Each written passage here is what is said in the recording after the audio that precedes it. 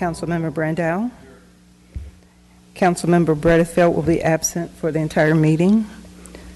Councilmember Capriolio. Chavez. Here. Soria. And Olivia. Here. At this time, we will have our invocation by Pastor Kerry Baker of King Solomon Baptist Church, after which we will have the Pledge of Allegiance. We ask that you please stand.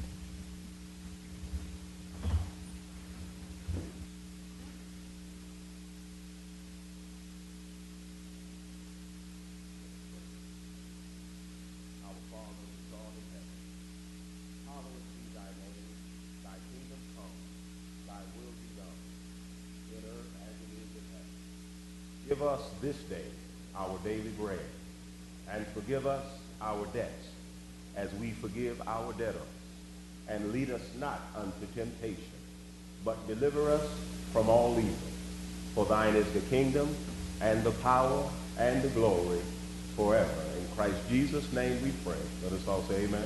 Amen. Amen. I pledge allegiance to the flag of the United States.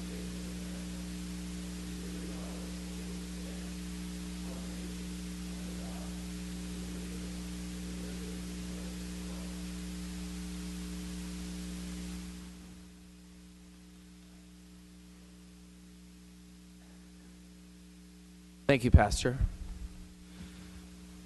going to make a very brief announcement. I have a couple of cards of people who wished to be here for the discussion of the concealed carry item. That item has been continued with the date and time to be determined, so it will not be held today. Of course, since you are here and you have these cards, there will be a time during the course of this meeting where we'll call for unscheduled public comment. You're welcome to stay and speak. Otherwise, you can come back when the item is agendized. All right, and with that, we will move on to our first item of business, which is to approve the agenda. Madam Clerk, are there any changes to today's agenda? No changes to the agenda. Thank you. The screen is clear. The chair will entertain a motion to approve the agenda. We have a motion and a second. Is there any opposition? Item carries 5-0. With that, we move to ceremonial presentations, and we have two of them. The first one is presented by me. This is proclamation of La Estrella Bakery as the Business Recycler of the Year. And I will meet you down there.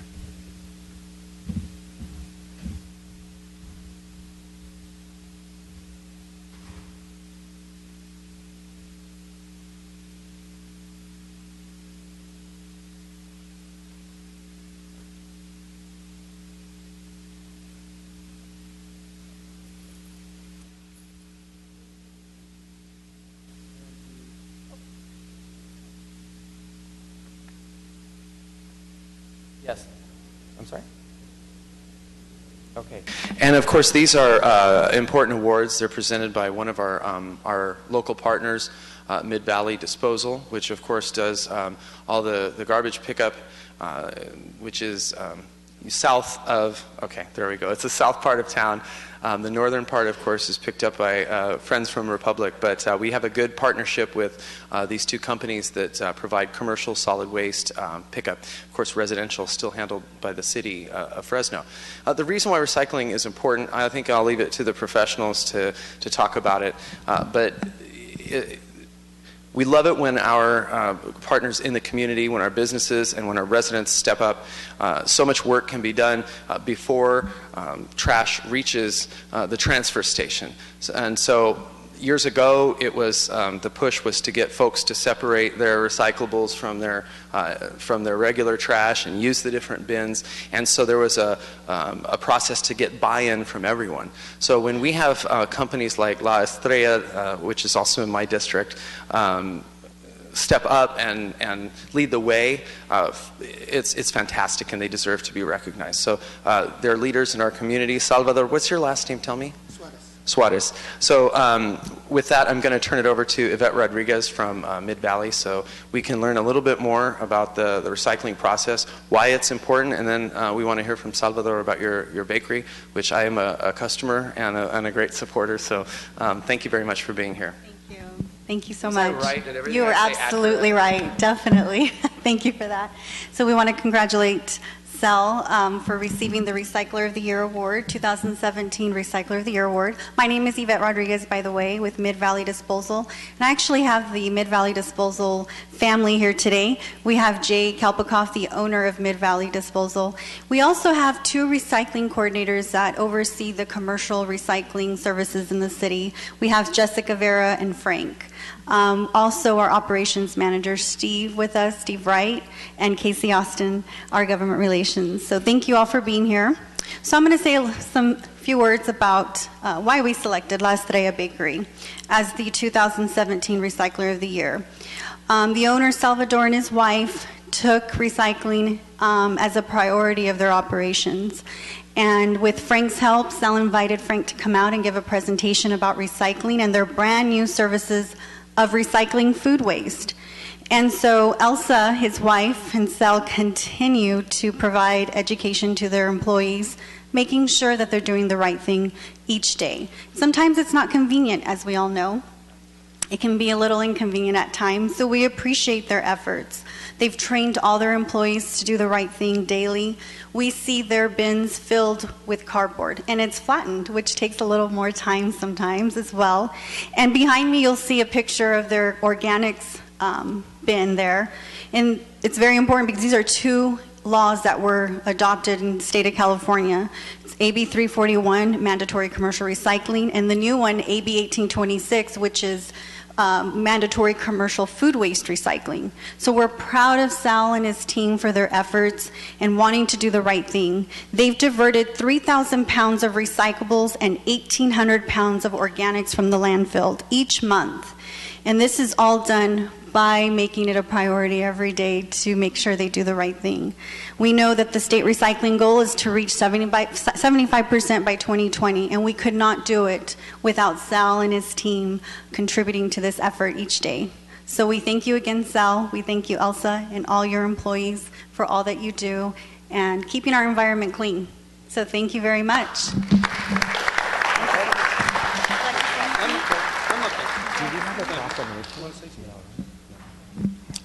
Ladies and gentlemen, I'm very honored that businesses and apartment complexes are taking a very serious interest in this. And we're going to continue to honor other merchants and apartment complexes and just make them be aware of what we do. Thank you very much. Thank you, Sal. I have one more award to give out today, and this one is for Maple Grove Apartments. They're managed by Sanmar Properties, and they're located at 2255 South Maple Avenue. The managing team at Maple Grove, Kim Oakley and Dominique Howell, have worked really closely with Mid-Valley and their recycling coordinator, Jessica. They've invited Jessica for presentations various times to reach out to the tenants that live there at Maple Grove. And that's exactly what is needed for in order to have a successful multifamily recycling program. That education needs to be ongoing, and we need to have the support of the managing team. So we thank all the employees, the managers at Maple Grove for showing their support and taking recycling as something very important in their community, and it definitely shows. I wanted to display the next slide there that shows the presentations that have been held at the property there. It's a beautiful property, I might say, and they just really help and support recycling efforts and making sure they've recycled 37,200 pounds of recycles each month. So again, great job conserving our natural resources and keeping our environment green. We really appreciate it, and we will continue to work together to keep the goal of recycling. So thank you so much for all being here. Hold on. So nobody really gets excited about recycling, and I got a little bit of disclosure to make. One of my first jobs as a teenager, I think I was 13, was a job instituting, how many of you guys remember the Reduce, Reuse, Recycle program they had back in the 90s, right? And I remember my first job was to go around and pick up the recycling containers and take them around. Not that I'm looking for a job, I have one right now, But this is something that, as a young man, it was instilled in me, and to this day we have 4 separate containers. We have the trash, we have the green one, then we have the one that I made up, which is a lot of wine bottles and other good stuff that we do. But I think it's so important, right, for our community, and I have the very distinct honor of having the apartment complex in my district, so we wanted to honor you guys with a proclamation, as well as the super cool green bus statue that you're getting today. And so with that, Yvonne, you don't have a copy of it, right? I do. You do? Can you read that for us, please? It's a little long. Okay, so it is with great distinction and pride that we join in honoring and congratulating Fresno's Maple Grove Apartments for practicing and exemplifying a strong commitment to recycling. We appreciate and admire their hard work and passion in supporting the future of our community through their dedication to recycling. Maple Grove Apartment exemplifies the best of our community's efforts to reduce waste and conserving resources in our city by diverting over 37,000 pounds of recyclables every month. The committed team at Maple Grove continually strives to provide a safe and clean and healthy environment for its residents and our community. Their efforts are invaluable and inspiring to us all. We wish you the best of luck and continued success. Please accept a heartfelt thank you on behalf of the City of Fresno for your dedication and commitment. On behalf of the City of Fresno, we, the City Council of Fresno, do hereby proclaim August 17, 2017 to be Maple Grove Apartments Day in the City of Fresno. Thank you. So thank you, your wonderful team. Thank you to Mid-Valley, the work you guys do in our community. We really appreciate it. Now you have 2 super cool awards that you got today. Where's Yvette? I want to turn it back to her. There's. Thank you very much. So yes, those are our recycling truck awards here, and we've got one for Maple Grove, and we have also one for Cell and La Estrella. And I think that we have one last item. You get a certificate too. This is a proclamation from the City of Fresno. Whereas La Estrella Bakery has consistently made reducing waste, recycling, and the conservation of resources a priority for their business, and whereas La Estrella Bakery's owner, Salvador Suarez, is a true pioneer of organic recycling, implementing an organics recycling program long before most businesses in the state of California. And whereas La Estrella Bakery has made countless contributions to the City of Fresno, extending far beyond excellent cuisine, and now, therefore, let it be resolved that we, Mayor Lee Brand, and the Fresno City Council do hereby proclaim the La Estrella Bakery Mid-Valley's Business Recycler of the Year. And it's signed by the Mayor and the City Council. Thank you. That concludes our presentation. Just want to thank again our recipients and for all their hard work. So thank you, everyone. Thank you so much. Thank you. Council President, I just wanted to add congratulations to the recipients. And Joe, I know, Joe. Jay. You've always told me your name was Joe. How did you always give me that an alias? No. I just wanted to, on behalf of Steve and I, we just wanted to say that you know a thing or two about a thing or two when it comes to recycling. And we appreciate all you do for our community, and awarding people like this that earn this respect is very, very honorable by you and your company. So, again, you know a thing or two about a thing or two, right? Thank you, sir. Very honored to. I really am. All right, Joe, Jay. Jay, Joe. Okay, thank you. Thanks. Thank you for being great stewards of our environment, because we want to keep our planet continuing to grow and thrive. So thank you for being a great partner in our community. Okay, the screen is clear. We move now to approval of the minutes, approving the amended minutes for June 26th. Apparently there's an error during the June 26th meeting regarding item 1B and item 3B. The error has been corrected. And we also have to approve the minutes for August 3rd. And City Attorney, am I correct? We can take both of those in their entirety. The screen is now clear, and the chair will entertain a motion to approve both. We have a motion, and we have a second. The screen is clear. Is there any opposition? Okay, seeing none, that carries unanimously. We move now to council member reports and comments. Member Capriolio. Thank you, Council President. First, it's great to be back. I've been gone about 5 or 6 weeks. Steve reminded me, so it's really good to be back and in person rather than at the Conoco gas station at Big Sky, Montana. I wanted to start off with a few comments. First, because I wasn't here when consent item 1Q was initiated, I wanted to put on the record the following. In January of this year, I prepared an ordinance with the help of the City Attorney Parvanian. She's fantastic. That ordinance passed 7-0, and it basically outlawed the parking of oversized vehicles on neighborhood streets, which was included but not limited to RVs, truck and trailer rigs. It's amazing that people would park these on our neighborhood streets, but they do. Boats, construction equipment. And it also applied to wrecked and abandoned vehicles or inoperable vehicles that are on public property. So Member Brandau co-sponsored that with me, and we thought it was pretty specific and comprehensive. And it would stop the game of moving the vehicle just a few feet to then avoid the ordinance. So sure enough, someone figured out that if they connect the vehicle to the trailer, they could take it out of the purview of this ordinance. So 1Q today, they found the loophole. So with this amendment, we'll close that loophole and make the ordinance more effective. So I urge my colleagues to support us on 1Q. Next, on Tuesday, this past Tuesday, we had the fantastic, exciting event in District 4. We opened up the police satellite station that had been absent for 7-8 years. So once again, I want to thank Mayor Brand, the administration, my council colleagues for all their work and support, the FPOA, Chief Dyer, Deputy Chief Carrasco, Lieutenant Brogdon, Sergeant Landon, especially Officer Musser. He originated and put together all the electronics that go in our satellite station to make it effective so the police can stay in contact with each other and downtown and headquarters. So he did a great job.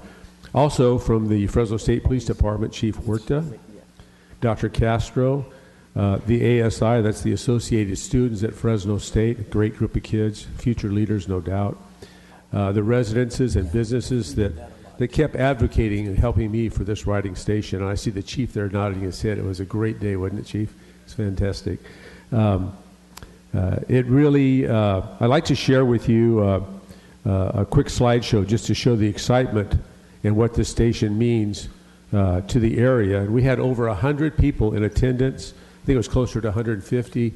And thank you all for not giving up, for working as a team to restore this much needed service. And a special thanks to John and Steve Shahadi. They provided all kinds of producer products to fill that icebox, or I said icebox, refrigerator. I was corrected. It's a refrigerator. So if you'll watch the screen, please. Yeah, that's just a sampling, so we can see that, just a sampling of the people that were there. And it just got bigger and bigger, and it was a dream come true for the area. So now, what used to be known as Sin City will forever be known as the Safe City in the city of Fresno. And this completes our transition to the Golden Park, which is a new name for that area. It's called El Dorado Park. So again, I can't show enough appreciation for all those team members that helped us get this through the system and operational. So, and finally, I wanted to, since the chief is here, I had the privilege and honor to attend the swearing-in ceremony at the exhibit hall. It was so big it had to be at the exhibit hall. And at that time, we honored emergency service dispatchers, crime scene technicians, 2 people there, a senior administrative clerk, and we now have 19 new police cadets. We also have 22 police officer recruits, and we had 1 lateral move. And we elevated 3 police officers to the status of sergeant.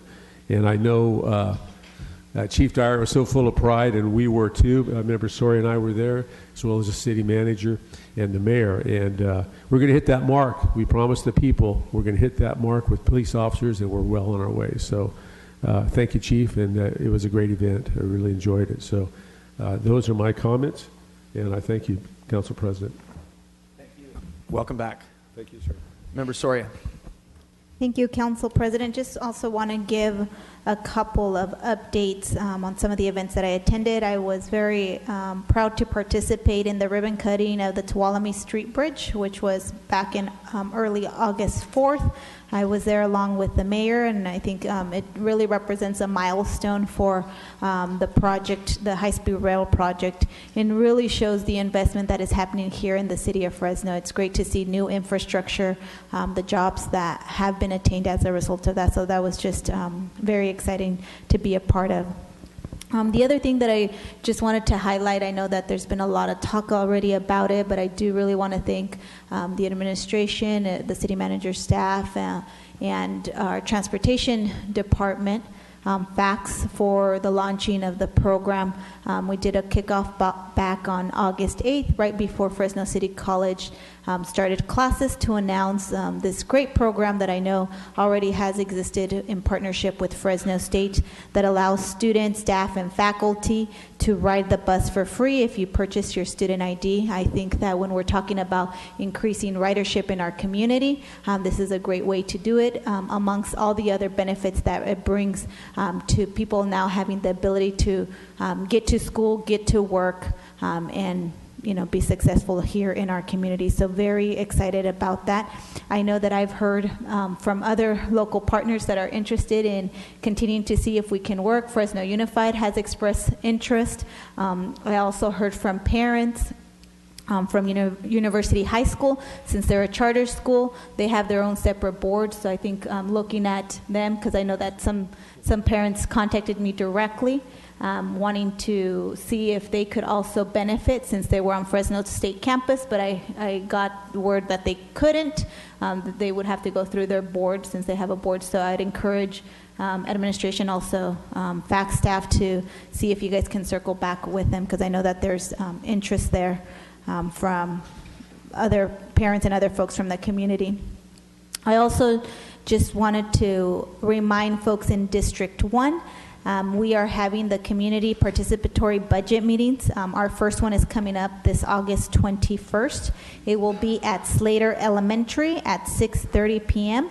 Again, I am doing this budget participatory process where residents, business owners in District 1 will get to provide ideas about neighborhood projects that we could fund with the $50,000 infrastructure dollars that are allocated to my district in this last budget cycle. So just encourage everyone to be part of it.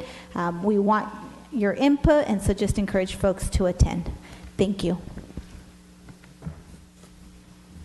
Member Brando. Thanks, Council President. I really just wanted to reiterate what Councilman Capriolio had mentioned with item 1Q on the consent calendar, and the fix that we found out was necessary on the trailer situation, people moving their trailers. They found a little loophole. And Councilman Capriolio, you were on your vacation and still able to have some input and lead us in the right direction there. Only with your help. Right on. So thanks a lot, Councilman. Thank you, Council President.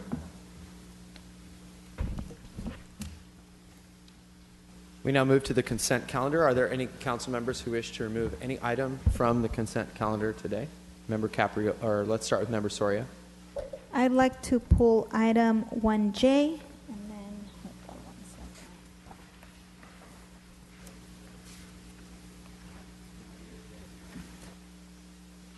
1 second. 1J. Yeah, and also 1M. 1M, as in Mary? Yes. Okay. 1D. Okay. That's it? Okay, the screen is clear. Then those items will be removed, but first we'll go out to the public. Are there any members of the public who wish to address any item that's contained on our consent calendar today? If so, please come forward. Okay, seeing no one, we'll go ahead and close public comment and return to council. Motion to approve. Oh, no, you're scheduled, you're scheduled at 2:10. We're going to try and get through as quick as we can so that we can hear from you. Okay, so the screen is clear. Is there a motion to approve? Okay, we have a motion and a second. The screen is clear. Is there any opposition? Thank you, Council. The item passes unanimously. And now we'll move on to items that have been removed. Let's just go in order. Item 1D, as in dog, was removed by Member Brandow. This is Department of Transportation. All right. City Manager, do we have a presentation on that?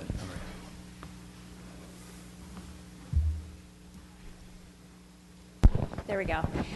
We do have fact staff here. Greg or Ara? Okay, thanks. Councilmember, I don't know if you have any technical questions, but I have staff here available to answer any technical questions you have about this particular item. So, Greg, so why don't you go over with me exactly what it is? So I'll let staff talk to you about that, and then I'll give you a practical example in just a second. All right. All right. Good afternoon. I'm Ara Nurkanyan with the City of Fresno BRT. This pertains to our consultant, Kimberly Horn, extension of their contract for additional service through the remainder of the project to extend to March of 2018. What it's pertaining to is additional scope of work, which entails unforeseen things that come up during the construction, for them to do any kind of redesign as far as utilities or scope, to responding to RFIs and submittals through the remaining of the project. Okay. And then I have a question about, so here's my question. I don't know which one of you guys would help me with this answer. So was this anticipated, or is this extension an additional cost to the project? This is an extension, but what it is, because of the delay of start of the construction, that's part of the reason extending the consultant's contract and adding additional scope of service. And where is the $167,000 coming from? Contingency. Contingency. Is that money in the contingency originate in the grant that the City of Fresno received, or? Yes. All right. City Manager, is there any chance that we could, here's what I'd be interested in, is an update on the bus rapid transit project on the streets of Fresno. So is there any chance we could delay this item until we found out what the heck's going on with BRT? I'm going to ask staff. So I know that every day counts right now with BRT because we have a service date that we're trying to hit of early 2018. I'm happy to bring staff back so we can have a workshop about BRT, but I want to make sure that staff, I'd like your input on this item and the timeliness of it. This one is a little bit on the time-sensitive side. Let me give you an example. Just the other day, a 16-inch transmission line was found along the Kings Canyon corridor. Kimberly Horn is the one responsible for telling us, okay, now that we found this line, what do we do? Do we move to the left, to the right?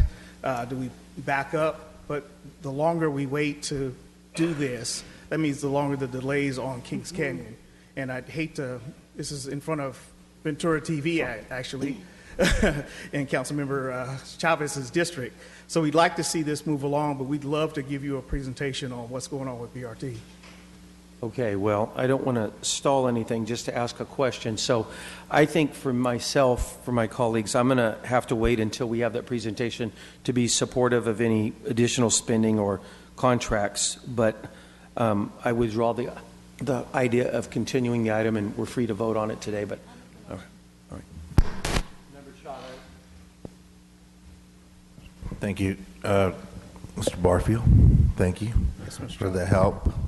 I don't have a lot of technical questions. I'm familiar with the project, what's going on, and I want to just chime in because I know that Councilmember Brandow has some questions, but I'd like to get this approved, and the reason for that is as you know, we have the Fresno Fairgrounds coming up. We're on a tight schedule, and we want to make sure that we have that open for folks. I think we get 1.2 million visitors each year to that corridor for the fair.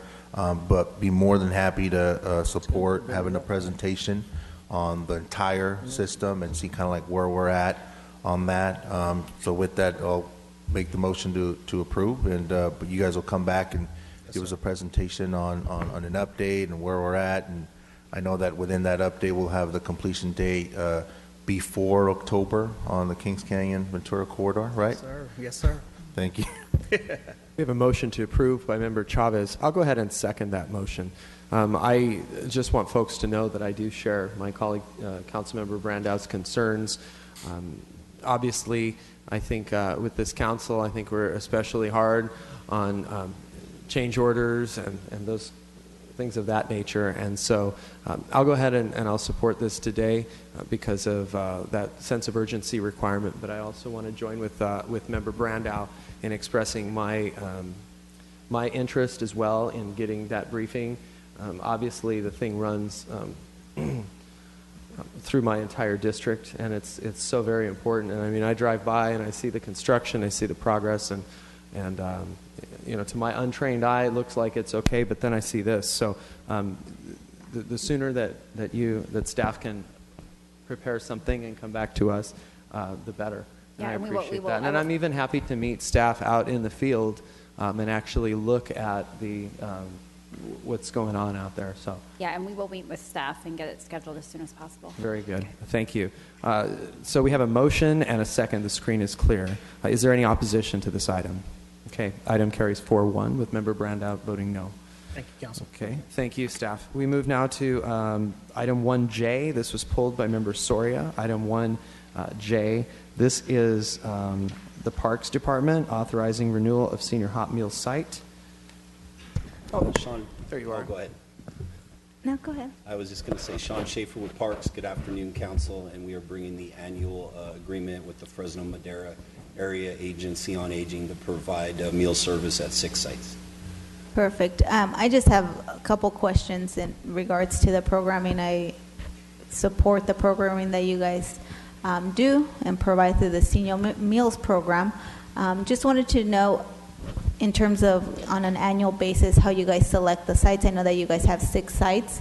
I've, kind of repeatedly have asked to see if we can include District 1. In particular, maybe looking at Inspiration Park. They do have a kitchen. There's a lot of seniors in that area.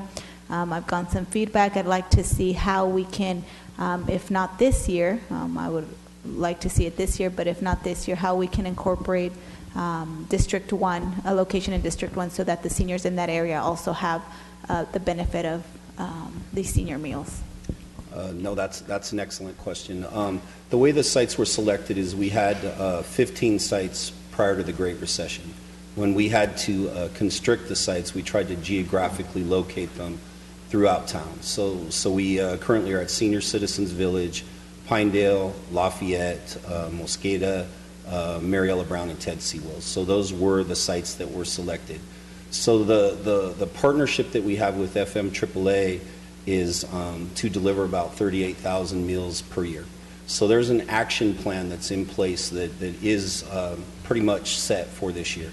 But as you said, maybe looking into the future, we could reopen up that action plan and look at a site that could be of need in the community and take a look at that. So absolutely, that could be part of the process.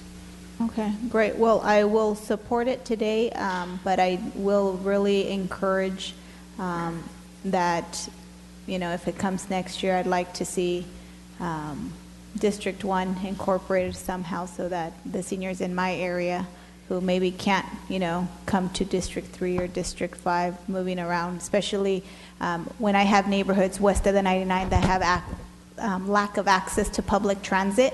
I'd like to see, Inspiration Park looked at in the action plan. Okay. John, before you done? Yeah, I'll just make a motion. Second. Sean, I would join in those comments, but at least she has a place to have the senior meals. As I've said over and over, D4 does not have a community center, and so if we can get that community center, I guess, first, and then in the interim, I know it's coming soon, right, City Manager? My community center is coming soon, right?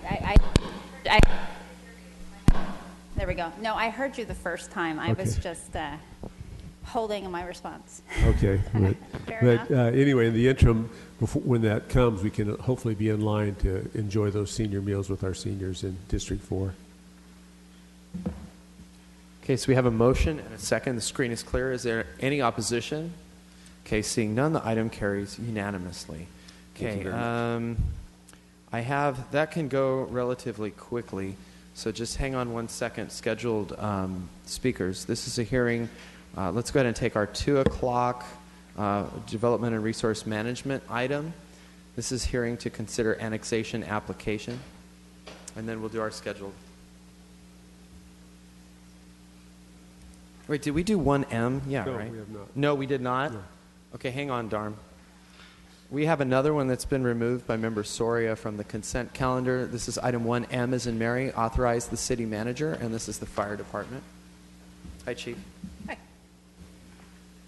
Thank you, Chief, for being here. I just wanted to see, and I've asked some of these questions already offline, but just for the purpose of folks understanding what we're doing today and then what we will see in the coming years, maybe if you can just give us a little bit of background of this agreement. There's a kind of some history to it that I think it's important for us to know. The history on dispatch, we've been with County Dispatch for a little over 12 years. Typically, these contracts are 3-year contracts.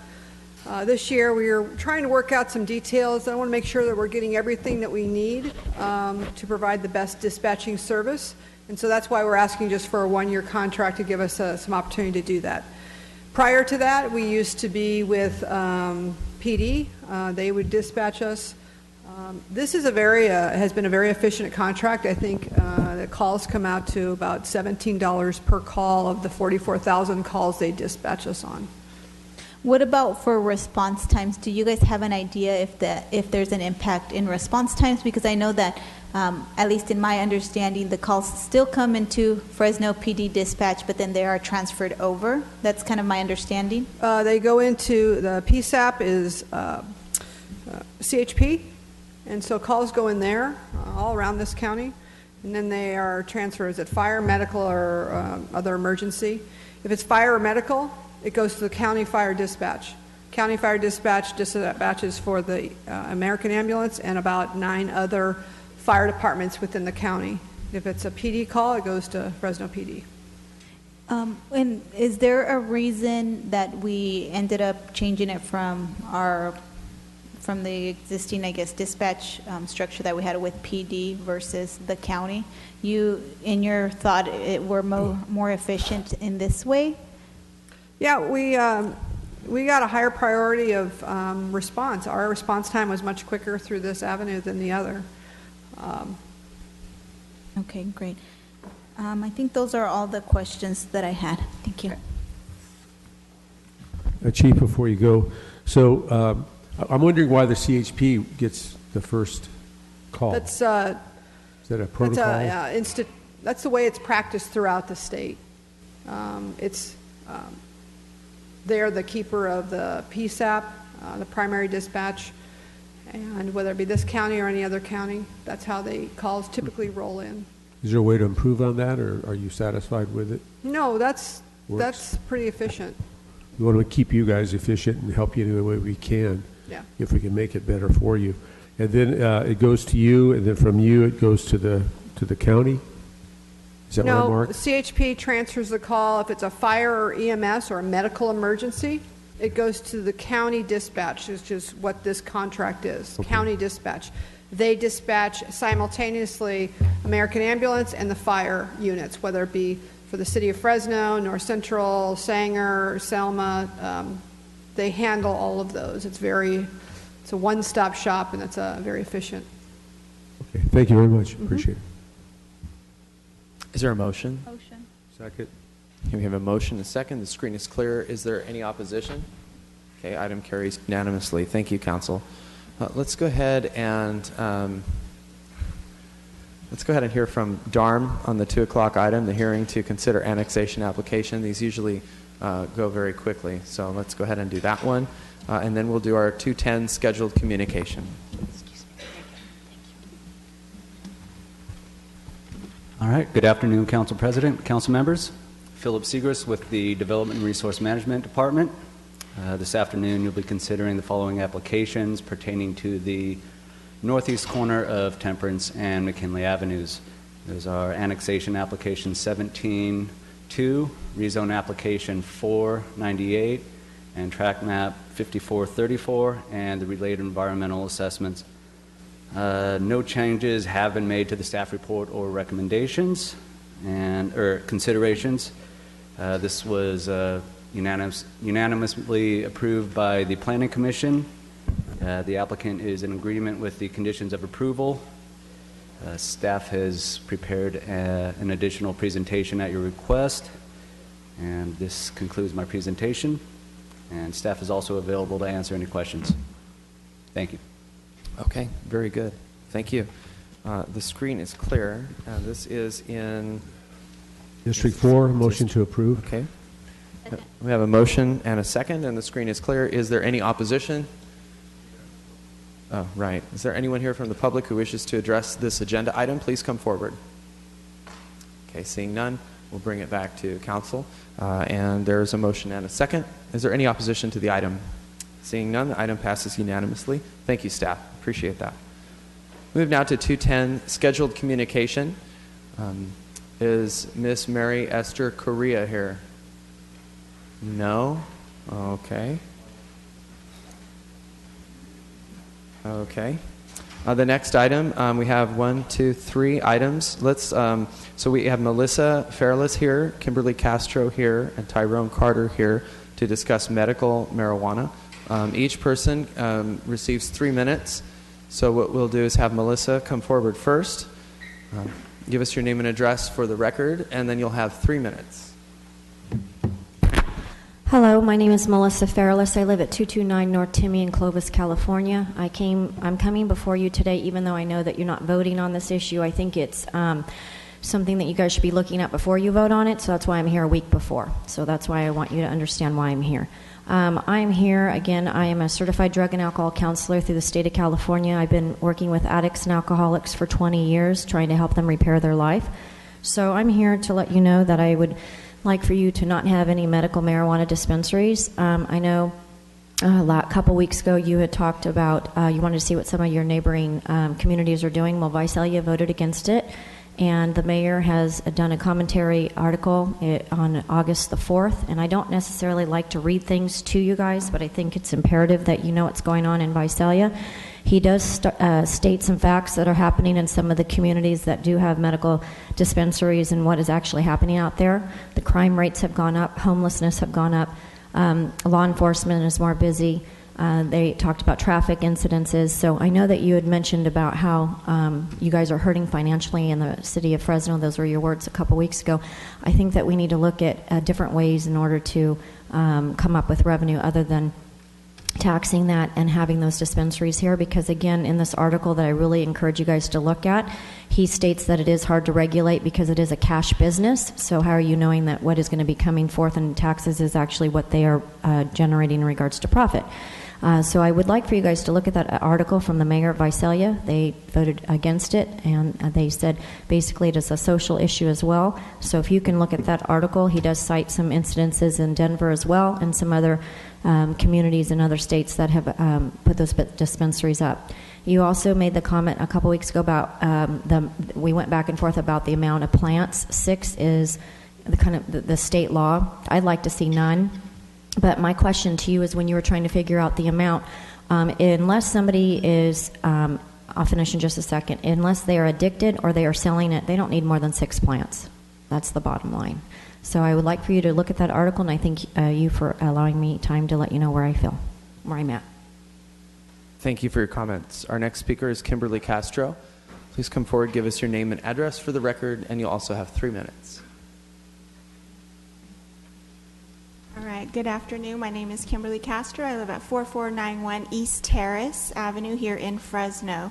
And I say good afternoon, Council President and Council members. I am the area representative for Citizens Against Legalizing Marijuana, and I know pretty much all of you have received a really handy educational packet on the facts, stats, and science behind medical marijuana. So I thank you for, hopefully everybody has read through that and checked through. I do want to, of course, address the medical marijuana issue today and the possibility that this council may be thinking about lifting the medical marijuana ban. Before I do that, I do want to urge you all not to be tempted to ignore the facts, the stats, and the science behind medical marijuana. A crucial fact is medical marijuana is not approved by the Federal Drug Administration, the FDA.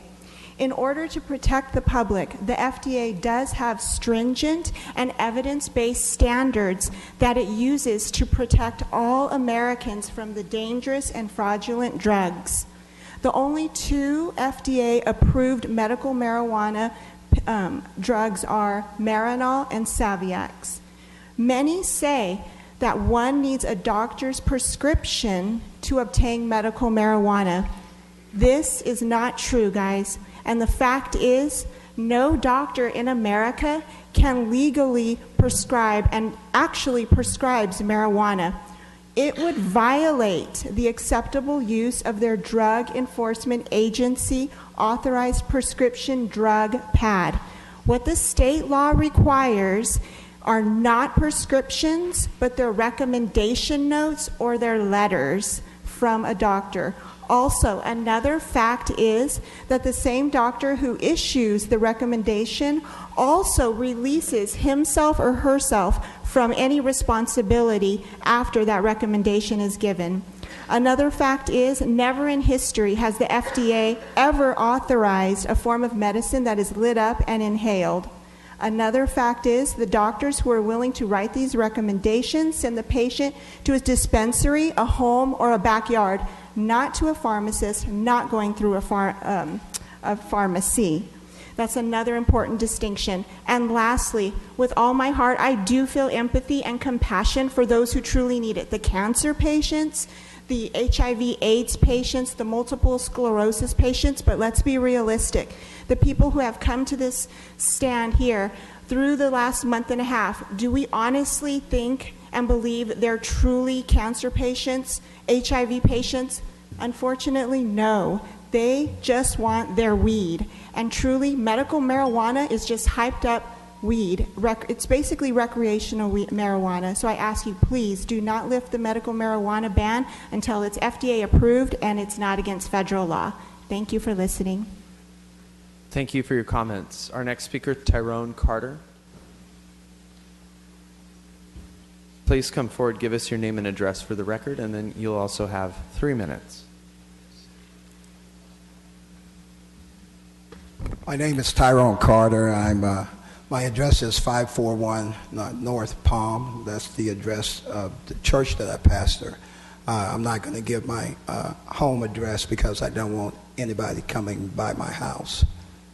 That's a joke, but I also wanted to thank you for this allowance. And I was getting worried because the meter where I'm parked is running out. So I was glad that you were able to get to us as quickly as you could. I wanted to make a general statement, and then I have a written statement.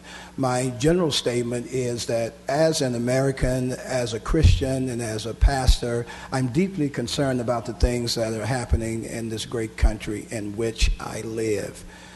They've taken prayer out of schools. They've legalized abortion for many, many years. Same-sex marriage has been made legal. We've legalized weed in this state, medical marijuana, and everything else is going on. So my written statement is I'm here to address the medical marijuana issue and ask that the ban on medical marijuana not be lifted.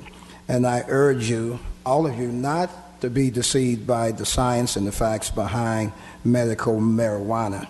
It has not been approved by the Federal Food and Drug Administration, and the FDA has confirmed that whole plant marijuana and THC oils are not medicine. However, please know this, that I am sensitive to people who have conditions that can be alleviated by medical marijuana. And that is a small segment of people. The American Medical Association classifies cannabis as a dangerous drug and as such is a public health concern. And counsel, I ask you, did you know that medical marijuana dispensaries sell this so-called medicine with names like Skywalker OG, Voodoo Star, and Green Crack, to name a few? You probably didn't know that. They describe the high produced by this marijuana as a heavy body high that will knock you off your feet and have you out for many, many hours. I ask you, does this sound like medicine?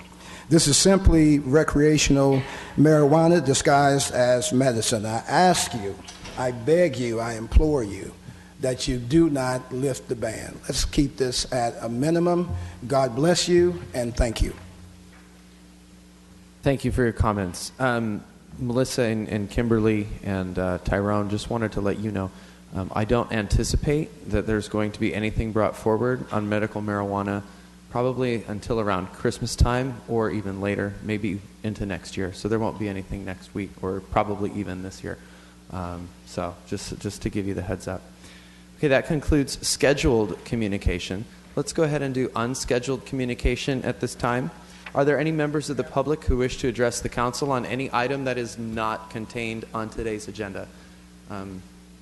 Mr. Miller, did you want to speak right now? I'd like to address the issue that was just discussed. Well, you can. It's unscheduled communication, so you'll have 3 minutes. All right, thank you.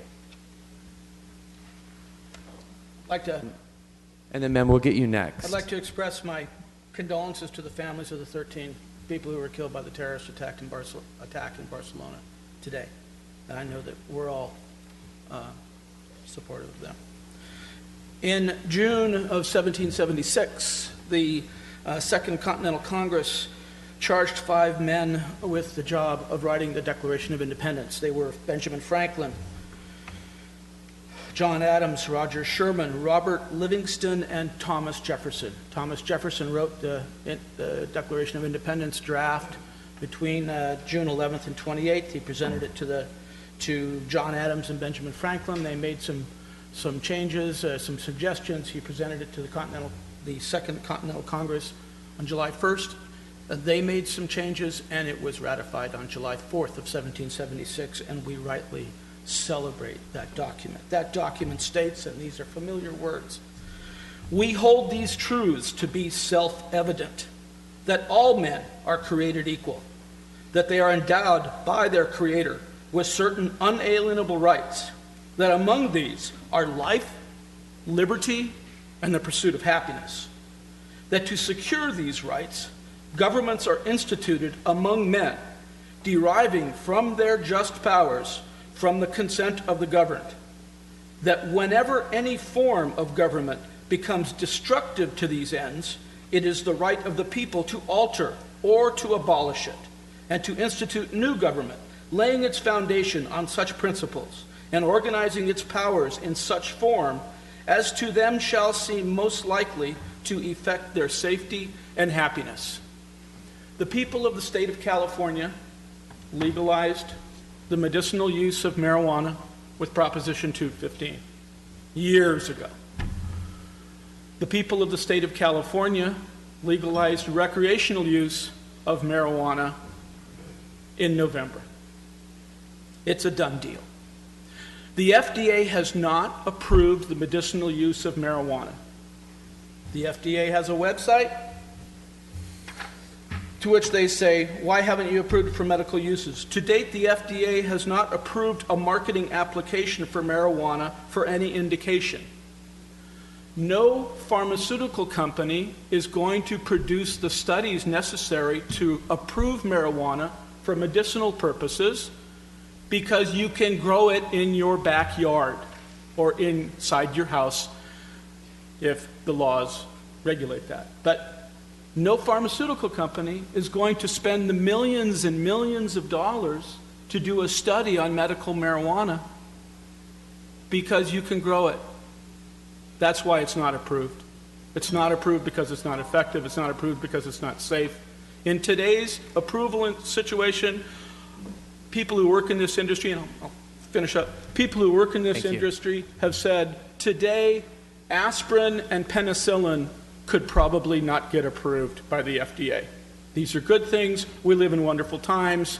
But the reason that medical marijuana is not approved by the FDA is not because it's not effective and not because it's not safe. It's because you can grow it at home. Thank you very much for your time. Thank you. Our next speaker, please come forward, give us your name and address for the record, and you'll have 3 minutes.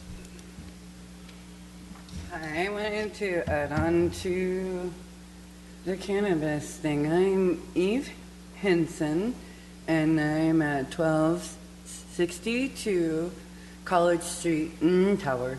So I have lived experience in this area. In 2010, I worked full-time at Valley Children's Hospital as a social media guru. Before that, I was one of the original members of the FresnoBee.com team.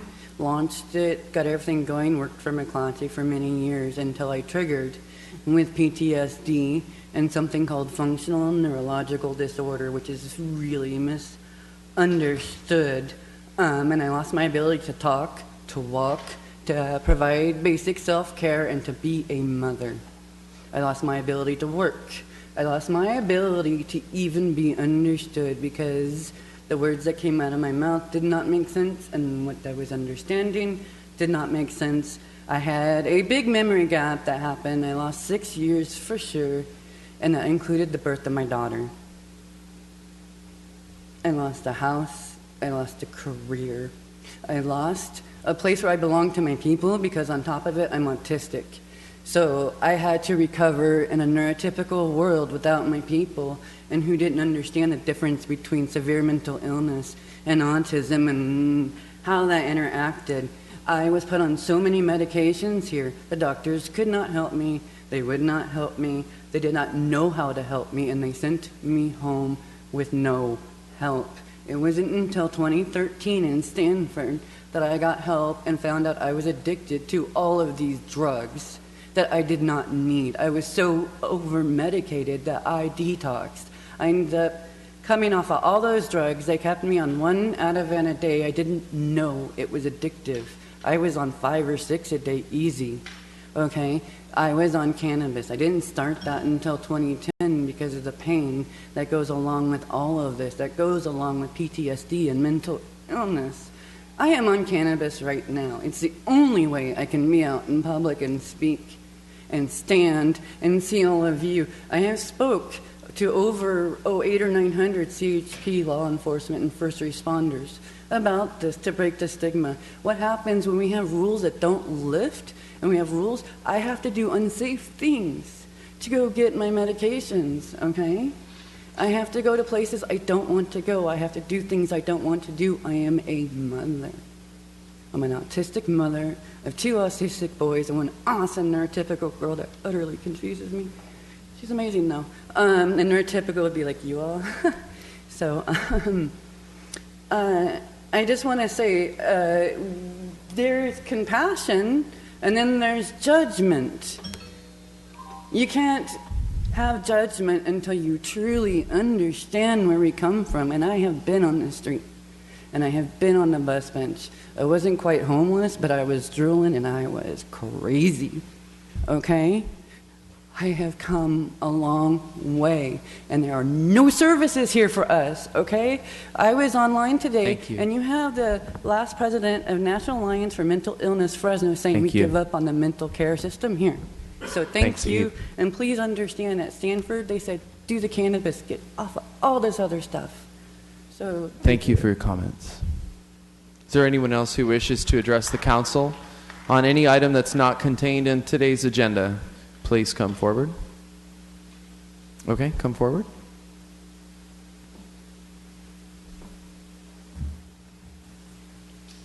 Give us your name and address for the record, please, and then you'll have 3 minutes. My name is Mark Sutton. 4605 North Polk Avenue, Fresno. And I'm here today many times. City councils, school district governing boards don't hear anything but negative, and I did want to pass along a positive to all of you. We started school. I'm the superintendent of Central Unified School District. We started school last Wednesday, August 9th, and I just really appreciate the city council and especially Chief Jerry Dyer for coming out and really providing a heavy police presence around all of our schools. The 16,000 students and parents of our school district appreciated that. I was at almost every school on Wednesday, and to see the presence of our officers was really appreciated. So thank you very much. Very good. Thank you. Okay. Is there anyone else who wishes to address the council on any item that's not contained in the agenda? Please come forward. All right. Well, at this time, seeing no one else, we will go ahead and close unscheduled communication. And scheduled, we thank you all for being here. And we will move on to our next item, which is at 2 o'clock. Let's go on to general administration. This is actions pertaining to the Blackstone Avenue pavement overlay from Shields to Dakota. I know it well. Public Works.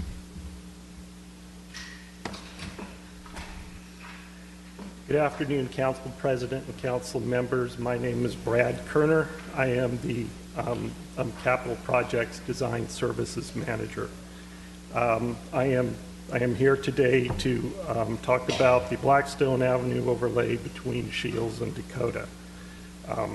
Staff recommends that the City Council adopt a finding of categorical exemption pursuant to Section 15301C of the CEQA guidelines.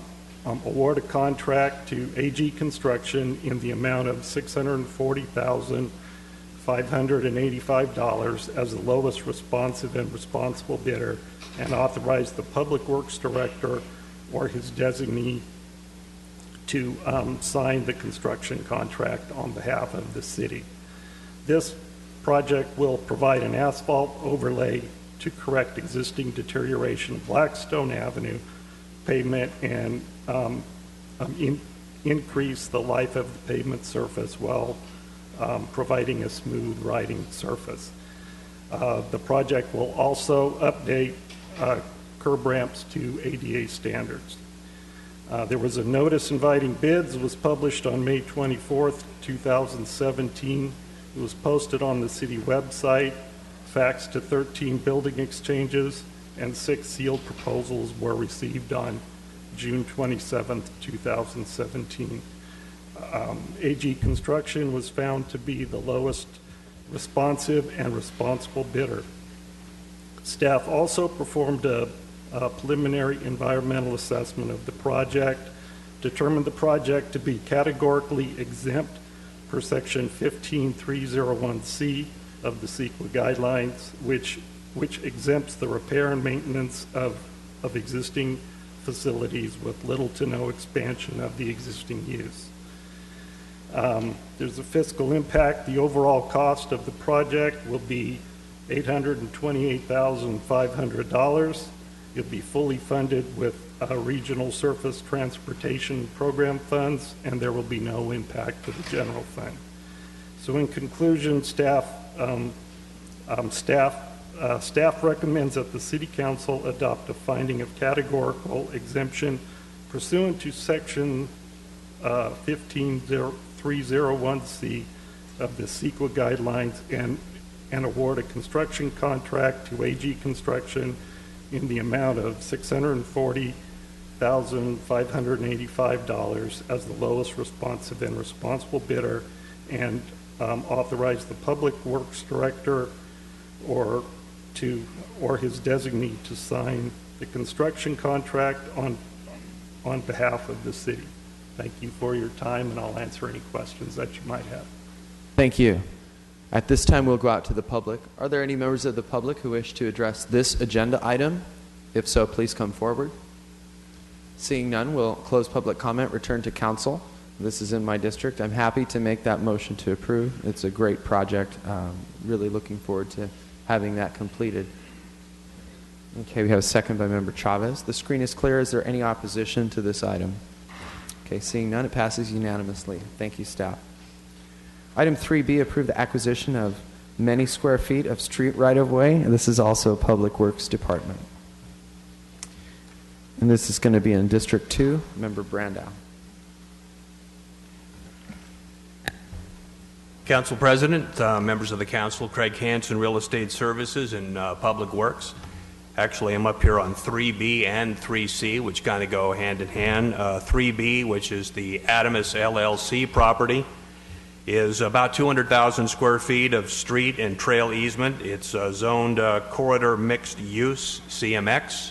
The appraised price was $3 a square foot, plus there was some severance damages to about 50,000 square feet of the remainder, hence the value of $673,000. On 3C, immediately south of this property, Virginia Forsner, that's about 203,000 square feet of street and trail easement. A combination of RMX and CMX zoning, regional mixed use as well as corridor mixed use. Again, $3 a square foot. The appraised price and accepted price, plus with some severance damages, $721,000. These two properties are a large chunk of Veterans Boulevard, basically from Barstow all the way down to Shaw, with the exception of two small pieces kind of stuck in between. So this is over 2,800 square feet of Veterans Boulevard. It's over a half a mile. And just as an update, we have a total of 38 parcels in Veterans Boulevard. These are numbers 36 and 37. Coming before you, only one parcel remains unsigned. We hope to get that by the end of the month. The Ehrlich Trust, which we sought a resolution of necessity before your council back in May, that's moving along. We should have an order of possession late this year or by January. The only other issue with respect to right-of-way certification is out front, the billboard company. They have 5 billboards that are being impacted. We're working with them to consolidate that into one digital billboard site. Fortunately, we have some excess land out there. So there's some movement going there. Hopefully we get that resolved, and if all this falls into place, which we believe it should, we should have all of the right-of-way and the entire project certified by early 2018. Thank you. We'll go out to the public now. Are there any members of the public who wish to address this agenda item? Please come forward. Okay, seeing none, we'll close public comment. Return to council. Member Brandow. All right. Thanks, Craig, for all the hard work and for the report today. So I'm going to make a motion to approve. City Attorney, can we vote on these together, 3B and 3C? Was 3C called? Well, no, but Craig. If you hear just that, wrote then you 3C. can vote on them together, yes. Okay. Do you want to address, there you are, do you want to address item 3C as well, approve the acquisition of, Oh, he basically did. yeah, you I was just trying to make things quick Yes. for you guys. okay, so I did You and I call were on item the same 3C, and wavelength. he did present on item 3C, so we can take it all in its entirety. Thank Yes. you. All right. Then I'd like to make a motion to approve item 3B and 3C, please. A motion and a second. The screen is clear. Is there any opposition to this item? All right. Item carries unanimously. Thank you, council. Let's go ahead and do the successor agency item now. Looking for Marlene. There are 3 closed session items, one of which is the successor agency in closed session. Okay.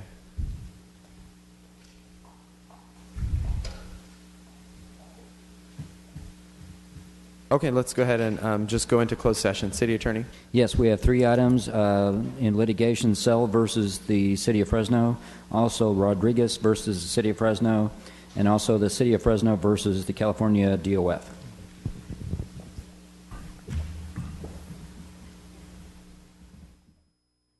And for folks who are here, we won't be back until 4 o'clock for the 4 o'clock agenda item. So thank you all.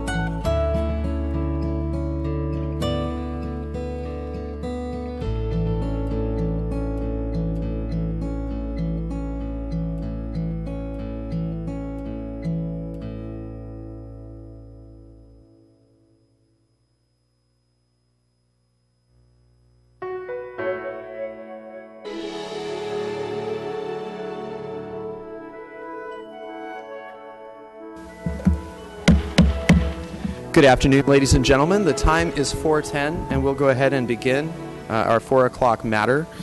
This is a bill for introduction, adding Article 17 to Chapter 10 of the Fresno Municipal Code relating to unlawful camping citywide, sponsored by City Council Member Brandow. Just a couple of items of housekeeping before we begin this afternoon. Some of you have been here before. Others are making your first appearance here at City Hall. Obviously, everyone is welcome here. From time to time, the council can take the usually 3 minutes are allotted for public comment, but today they'll be reduced to 2 minutes for each speaker. I have about 40 plus of these yellow cards. Obviously, everyone welcome to speak and fill out a yellow card, but at 2 minutes times 40, we're approaching almost an hour and a half of public comment. Obviously, we want to move through this quickly so everyone can continue with their day, but thank you for dedicating time and coming to be here with us this evening as we hear this item. So when you're called up, you'll be asked to give your name and address for the record. You'll be given 2 minutes. After you've been speaking for 1 minute, you'll hear a tone, a bell chime. That doesn't mean your time is up. It just means that you have another minute before you have to wrap up your comments. After we're done with the stack of yellow cards, undoubtedly there will be some people who don't at this point know if they want to speak or not, and then they want to come up after. That's perfectly okay. So after we're through with the yellow cards, then I will go ahead and call anyone who hasn't filled out a yellow card to come up and speak. Also, what we do when we have a number of public comments is I'll call 3 or 4, sometimes 5 cards at a time, so people can line up in the center aisle, and then that way it will also save us time. People aren't walking up. We're not waiting for extended period between the comments. People are lined up and ready to go. So what I'll do now is turn it over to Councilmember Brandow, who will make the initial presentation. Following his presentation, we'll go out and begin public comment. Following public comment, we return we close public comment, return to the City Council dais, and then we'll have a debate among council members. This evening, Member Bredefeld and Member Baines are not going to be a part of this discussion, and then we'll go ahead and vote.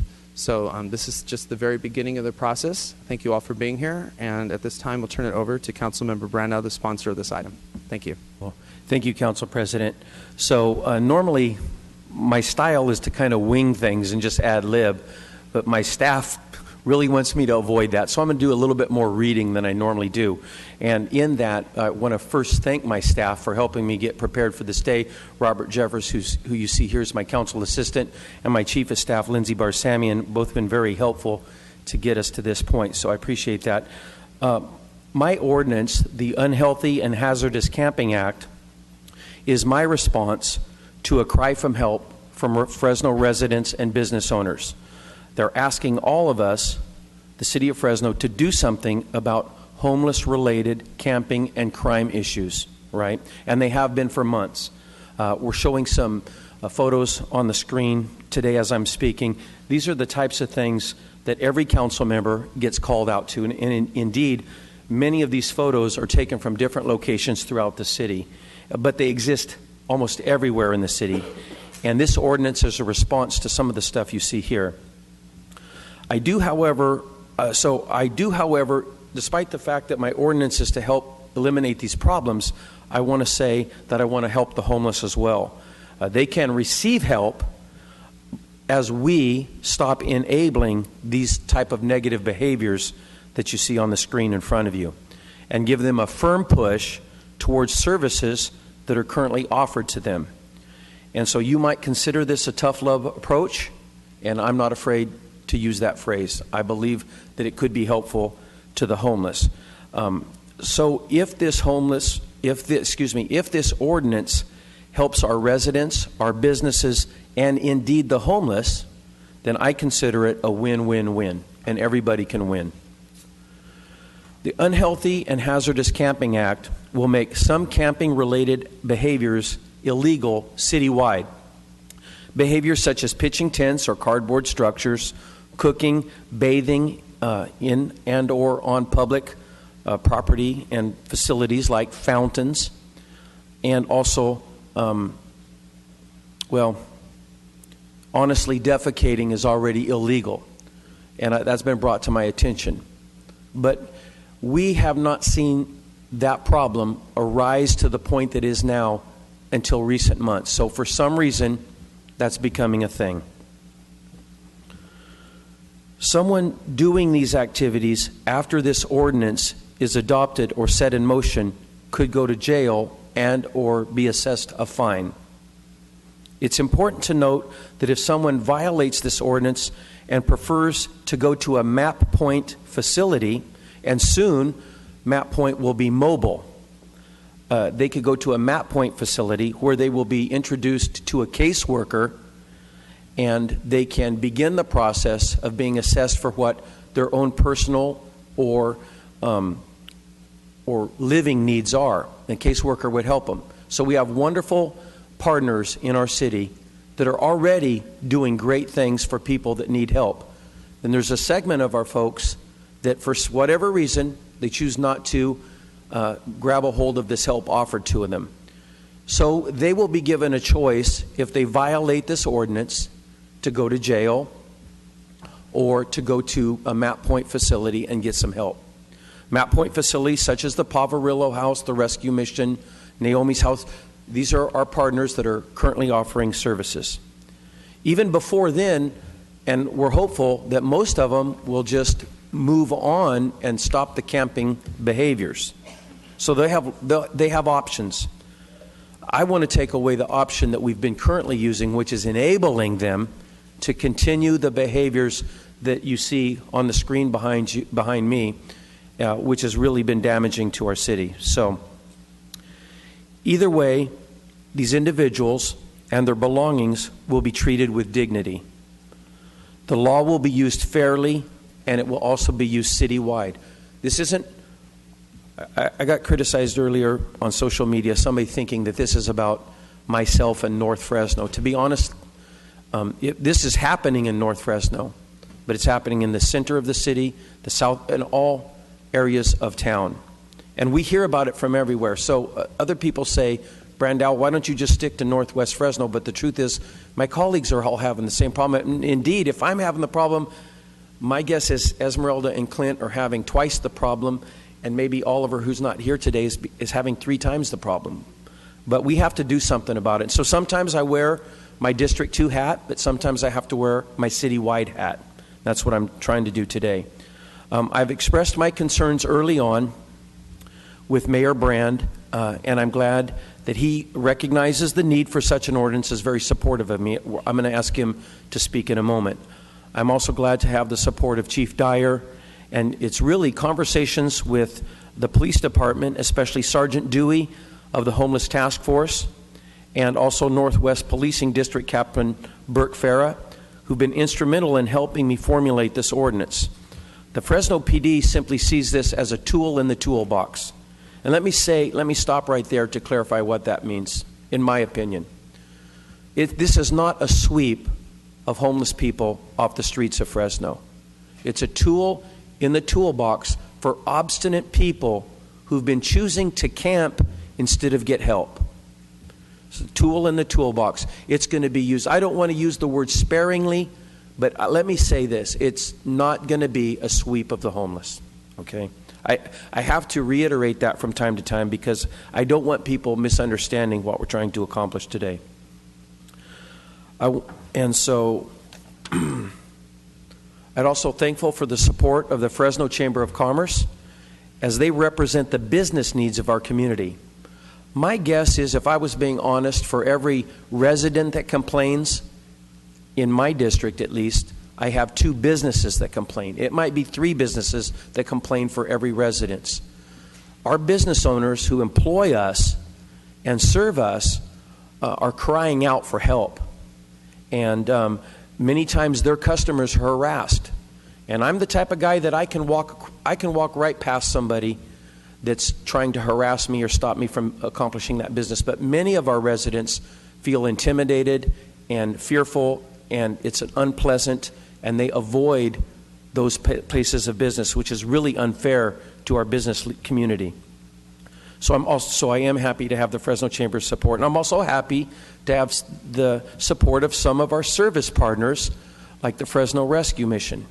And I understand our service partners, and I see them in the crowd today, who are a little sketchy about what we're proposing today.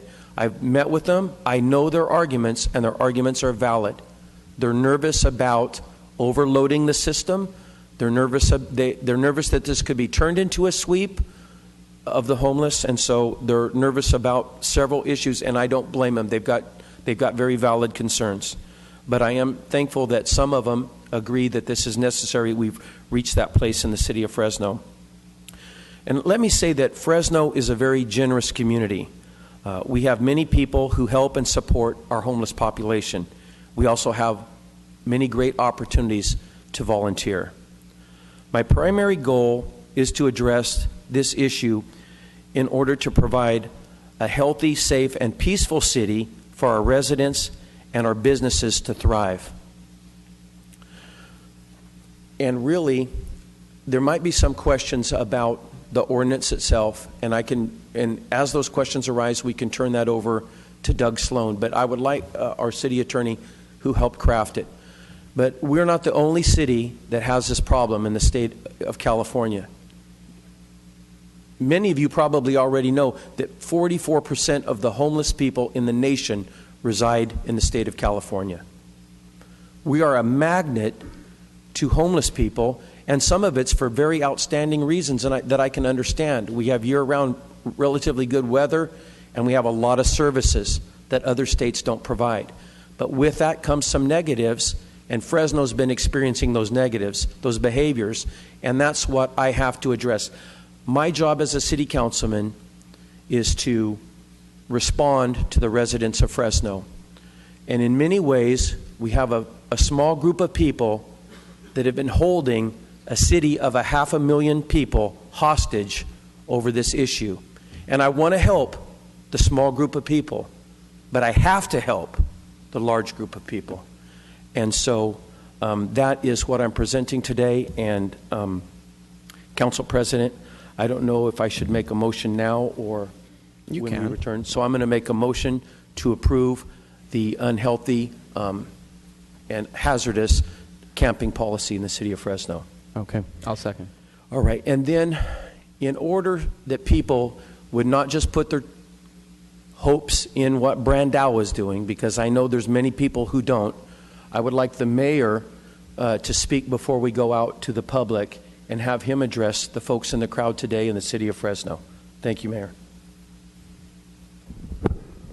Thank you, Councilman Brandau. I want to thank you for coming to my office a few weeks ago with your proposed ordinance. We had some good conversations, and one of the things we wanted to do was to narrow the scope, which Mr. Brandau has done. I think it's better to serve the needs of Fresno. But every member, every council member in my office have been inundated with complaints and calls about the homeless issue. So, number one, we have an obligation to our constituents to acknowledge there is a major problem. And number two, we have an obligation to try to find a resolution for the problem, or at least address the problem. Yesterday, there was a press conference with the Fresno Madera Continuum of Care point-in-time count, where it counts the number of homeless people every year. And in 2016, the count was 1,319. And in 2017, that number went up to 1,572. So that's a trend clearly going in the wrong direction. And as Councilmember Brandau said, this is a statewide problem. Almost half of the homeless people in the United States reside in the state of California. And I can tell you, I've talked to other mayors in bigger cities and smaller cities. In every city in California, big and small, they're being overwhelmed by the homeless problem. So it's a major issue everywhere. And if anything, the city of Fresno, in many ways, is ahead of other cities, particularly in how much money they're spending. And I want to reiterate that we are concerned about this growing homeless problem, and any long-term solution to our homeless problem has to include a full spectrum of strategies combining policies, services, and enforcement, and include best practices of other cities. And I'm committed to the current course, which is a housing-first approach that has assisted thousands of clients find housing and employment in the city of Fresno. And I'm also committed to continuing the strong support for what my predecessor, Ashley Swearingen, is a Fresno First Steps home. Housing first is still the primary strategy for the city of Fresno. Yesterday, I held a summit of faith-based leadership in Fresno. We had the entire council chamber full, and it represented the entire city. And my hope there, this was my vision along with HB's about a year ago, was to engage the faith community into problems like homelessness. There are literally thousands of people out there with good hearts, willing to volunteer and help this problem out. So we're going to try to organize that in a faith-based leadership council to engage this problem. And I believe in many cases the private sector can do a lot more than government can do to solve this problem. And I have confidence that we can move mountains in this city. And our goal is to try to make a dent and get as many people as we can in houses, get as many people as we can integrated back into society with jobs and families. This proposed ordinance does not solve homelessness. It's a tool to deal with the disruptive behavior. If Councilman Brando has mentioned, it does not criminalize behavior. In the coming months, we're going to be introducing other strategies and policies to deal with this problem. We're looking at the best practices of other cities. For example, Bakersfield, I was there earlier this week, is a great program using homeless people where they pay the minimum wage and they start working on keeping freeways clean, parks clean. There's a lot of things out there we're going to try to make a difference. So I do support Councilman Brandau's attempt to make one more tool in the toolbox. And before I conclude, I'd like to call up Chief Dyer to comment on the changing strategy that the police department is going to have.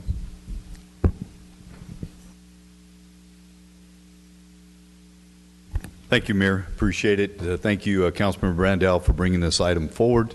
As you have already mentioned, we fully support this item in the police department, not as the panacea to end homelessness or to do anything of that nature, but as a tool. And I first want to, before I talk about what we're going to do in terms of transitioning our efforts through a decentralization efforts to deal with some of the calls we get, I wanted to briefly talk about the impact, because it is truly one of the most challenging things that we're dealing with in the police department today. And that's those individuals that are vagrants or people that choose to live on the streets, and unfortunately some of those people that find themselves on the streets. But calls for service continue to rise. In fact, this last year we handled 26,000 calls for service involving people that are out there on the streets. That's about 90, just over 90 calls per day that we receive in the police department. So the impact on our department is significant. And the frustration that we're sensing from many of the merchants. I met with a group of merchants today. Councilmember Chavez and I met with merchants along the Kings Canyon corridor, as well as representatives on Belmont. It was the number one issue that they had for us, and it wasn't crime. It was this issue of people that are intimidating their customers, the aggressive panhandling, of people that are refusing to leave. So it's very real. And we have daily calls of individuals that are involved in disturbances, fights, stabbings, people hitting each other with clubs, especially sometimes when there's a number of them that are gathered. We've had 6 murders occur this year in the city of Fresno, where the individual, the victim and or the suspect were considered to be homeless. So it's very real. And what we're sensing here is a frustration on the part of the city as to how we deal with it. And we also share that frustration. We are not trying to criminalize homelessness by any means. We are not able to arrest our way out of this situation, nor do we want to. But we do need another tool, an alternative, to demonstrate the consequences to individuals should they choose to be defiant. And that's what we're facing. Our homeless task force, who's been very effective in stopping encampments in the city of Fresno, have found themselves coming across individuals more and more who are defiant, who are chronic abusers, who are refusing to leave when asked to leave, and placing our officers in a position to where they're having to tell residents, people in neighborhoods, having to tell business owners, sorry, there's nothing we can do. They're not leaving. And that is not a position we want to be in. So this ordinance is, again, as you said, going to give us another tool, another opportunity to gain voluntary compliance.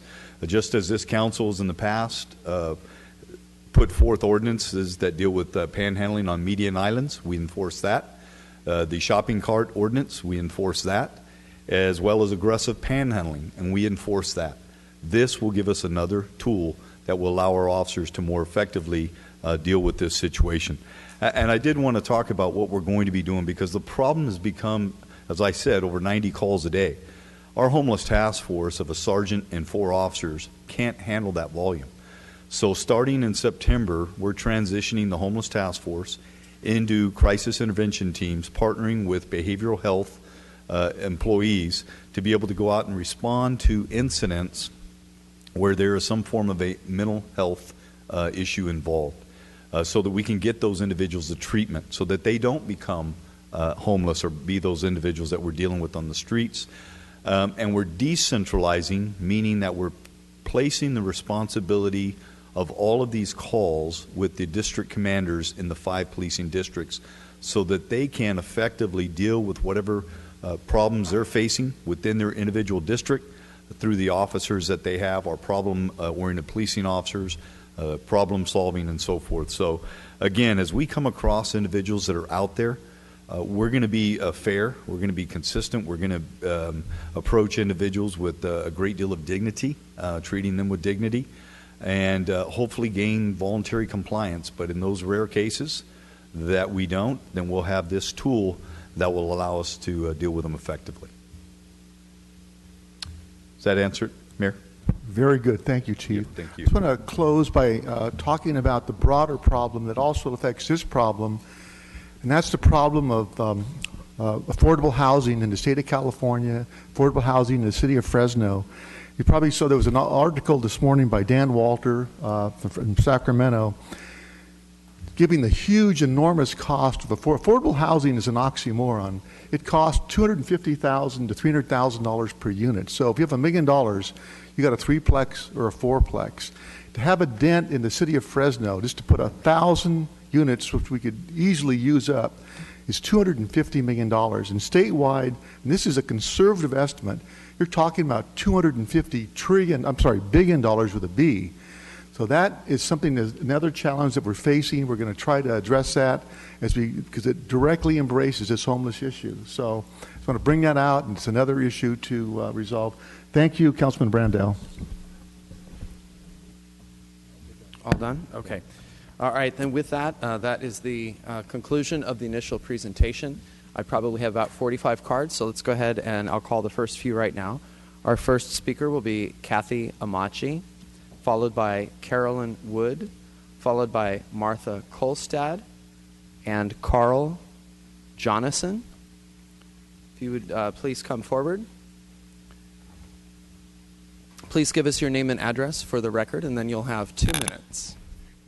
Thank you. Kathy Almachi, 759 F Street, Reedley. Thank you so much for this opportunity. The Chinatown Revitalization Organization, that's been established for about 22 years, had the meeting on Tuesday. And the organization does endorse the ordinance. We feel that, again, could be used as a tool. But part of what we're going to say, or what I'm going to say, is that it's going to take the coordinated effort of all of you, the police and community organizations and advocates and the homeless themselves, to make this work. I don't think people want to stay on the streets in the condition that they are. But we're in Sacramento, and sorry, forgot where I was for a second here. But for Chinatown, over the 22 years that we've been an establishment, we have acted as advocates for the individuals that are homeless in our community. We have gotten people into homes, services, and also in drug treatment. But it's small, and we can only work with a few at a time. But what we do need to have is that the city, once again, does not establish a homeless czar, which you had a few years ago, or think that this is going to be the be-all and end-all. We know it's not in Chinatown, and we're willing to stand with you and to continue working together in a meaningful and compassionate way. Thank you. Council question? President, I want to say just one word, and I'm not going to comment over everybody that comments today, but I want the audience to know that really Kathy and a group of folks from Chinatown on the extreme opposite end of the town that I represent came to council about 2 months ago, Kathy, maybe 6 weeks to 2 months ago, and there were about 15 members of the Chinatown Business Committee, and they expressed to us, to all of us, that are you guys unaware of the amount of problem that our businesses are facing? So I want to thank you, Kathy, for staying on top of this, and I thank you for your support today. Thank you. Thank you. The next speaker is Carolyn Wood, followed by Martha Kolstad, Carl Johnson, and Nathan Alonso. 2655 North Millbrook, Fresno. I have lived at that address since December 5th, 1967. I have walked my dogs. Yeah. I have walked my dogs from my home down to First Street for all those years. With or without dogs, I've been walking the canal bank. The last 2 years, it has been horrendous. I have been approached by many asking for money, asking for food. I have been approached by people screaming and yelling at me to get away from their area. I pray that these people find homes somewhere and that this may be part of the answer, this tool that you're presenting, sir. And I have called Clinton Olivier many times and texted him, bless his heart, he's right on the job. I work with ACT, which is a homeless dog, so I know what homeless people must be going through. Homeless dogs and cats are pitiful. The people are even more pitiful. So I pray that somehow God will give us the strength, the money, and the opportunity to help these people, find homes for them, and get them cleaned up and keep them out of our neighborhoods from scaring us as we walk our dogs. Thank you. Thank you for your comments. We have Martha Kolstad, Carl Johnson, Nathan Alonso. Good afternoon. I first want to thank all of you for considering this. Thank you, Steve Brandow, for bringing this to everybody's attention. And I want to thank my councilmen and my various councilmen for all the help and the work that they've done for us in the past, too. I'm speaking today in favor of this ordinance. We've experienced in our business a lot of the problems that you've outlined today. We are experiencing lots of problems with things that I think a lot of people don't consider that might happen as a result of the problems associated with homelessness, and that would be people coming in and plugging into our electrical, people coming in and turning on the water faucets and letting them run when we have a drought and water and electricity is extremely expensive. We've had to put video cameras, increase fences, get additional security, hire. It's very, very expensive. Break-ins where, you're called at 2 in the morning because your windows are broken and people are, have broken in and stolen things. It's very dangerous. People come in during the day and they're plugging in and relieving themselves behind your building, okay? You approach them and say, would you please get out, don't come back. They take their waste material and throw it at you and try to hit you. This is the guy. I know that we need to be compassionate, and there are a lot of people who have mental issues and so on. But face it, we also have a lot of alcohol and drug issues, and by telling somebody, go get, service, that's just not going to do it because they're not really going to listen until they're ready. So I think this is a good first step in the right direction, and I hope that all of you will be in favor of it and go that direction because it is really a problem for everybody all around Fresno, not up here and just down here. It's everywhere, and it encompasses everything. And there's a cost, human problem, emotional problems, fiscal problems, everything, and we need to do something. And this is a good first step. Thank you. Carl Johnson, followed by Nathan Alonso, Tim McLean, and Jeff Roberts. Hello. Welcome. My name's Carl Johnson. I live at 2115 Inyo. Formerly homeless individual who's a product of Fresno's First Step Home and Housing First. And speaking in opposition of this bill, I just want to say that would you give yourself a little bit more time, because I think as a former homeless individual that there's a lot of people out there with mental health issues. There's a lot of people out there that that they just have issues, and that right now I think this is a tool for criminalizing homelessness. And it's just my individual belief, and being out there before, I've been criminalized, you know what I'm saying? And so my neighbor who was also homeless and went through the same program that I went through asked me to come say something, and he mentioned this to me and asked me to come say something, so I thought I would. Just consider this a little more before you cast your vote, because you can't go from homelessness to doing the right thing, which I'm doing, and it doesn't have to be criminalized. Thank you. Thank you for your comments. Nathan Alonso, Tim McLean, Jeff Roberts, and Abel Parra. Please give us your name and address for the record. You'll have 2 minutes. Nathan Alonso with the Fresno Chamber of Commerce, 2331 Fresno Street, one sunny block away from Fresno City Hall. Mayor Lee Brand, Council President, and members. On behalf of the Fresno Chamber of Commerce, I'm happy to join with our friends, the council member from District 2, and members from this community in supporting this item.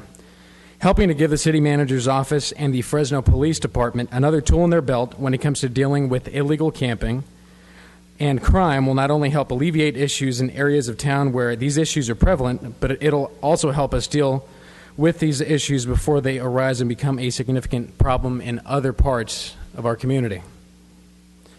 The opponents of this measure say that this will do nothing to solve the issue, but this is a first step, and it's a step in the right direction. Doing nothing isn't an option. The issues, such as this one before us here today, are complex, and they will continue getting more complex as Fresno continues to become a larger city in the coming years. Today, the business community of Fresno supports this because of the issues of hazardous camping and the other issues that affect our members and their ability to run their businesses. We commend our friend Councilmember Steve Brandow in bringing this forward, and we ask for your thoughtful consideration on this item, and more than anything, we ask for your support here this afternoon. Thank you. Thank you for your comments. Our next speaker is Abel Parra, followed by Tim McLean, followed by Jeff Roberts. Okay, my name is Abel Parra Gutierrez, and I am here on behalf of my neighbor. His home is just, his backyard is just on the canal. And 1 month and a half, she was afraid. She is a widower, and she felt threatened because of that camp, homeless camp. And I also have a friend also who opened a home for the homeless. And this is a social problem and needs to be socially solved. And I think in God we trust. And have a good evening. Thank you for your comments. Tim McLean, please give us your name and address for the record, and then you'll have 2 minutes, followed by Jeff Roberts. My name's Tim McLean. I live at 8028 East Belmont Avenue here in Fresno. I thank the council for, proposing these things for the homeless. I've only lived here since 2011, and I've seen many initiatives since I've been here. And it just seems like, extra laws don't work. Never worked for the Hebrews either. When you say tools, what are the tools we're going to give them? You take someone off the street now that's got a mental health problem, it's about a month and a half for them to get seen and categorized and certified. I have a friend that was almost killed, beat up, spent 4 days in the hospital, maybe 5. They knew who did it. It was a homeless person, and nothing happened to him. So, we wonder about why there's no respect out there for the police officers in the system when things like that happen. And I believe it happened because the guy that got beat up was homeless. So why worry about him, right? And so now we're taking this aspect of let's tackle this homeless problem. And this is like the 4th time. I was on a homeless zip code task force working with churches. I've fed the homeless. I give to the homeless. It's a huge problem. I just don't see more laws happening. For Christmas, I got a toolbox with 300 tools in it. I think I've used 4 of them. And I don't think another tool is what we need. I think we need some funding. I think we need some focus, not just on little problems, but the thing as a whole with a structure that can be funded and done. And it's not going to happen this way. It's just not. And it's going to take a lot more. Thank you.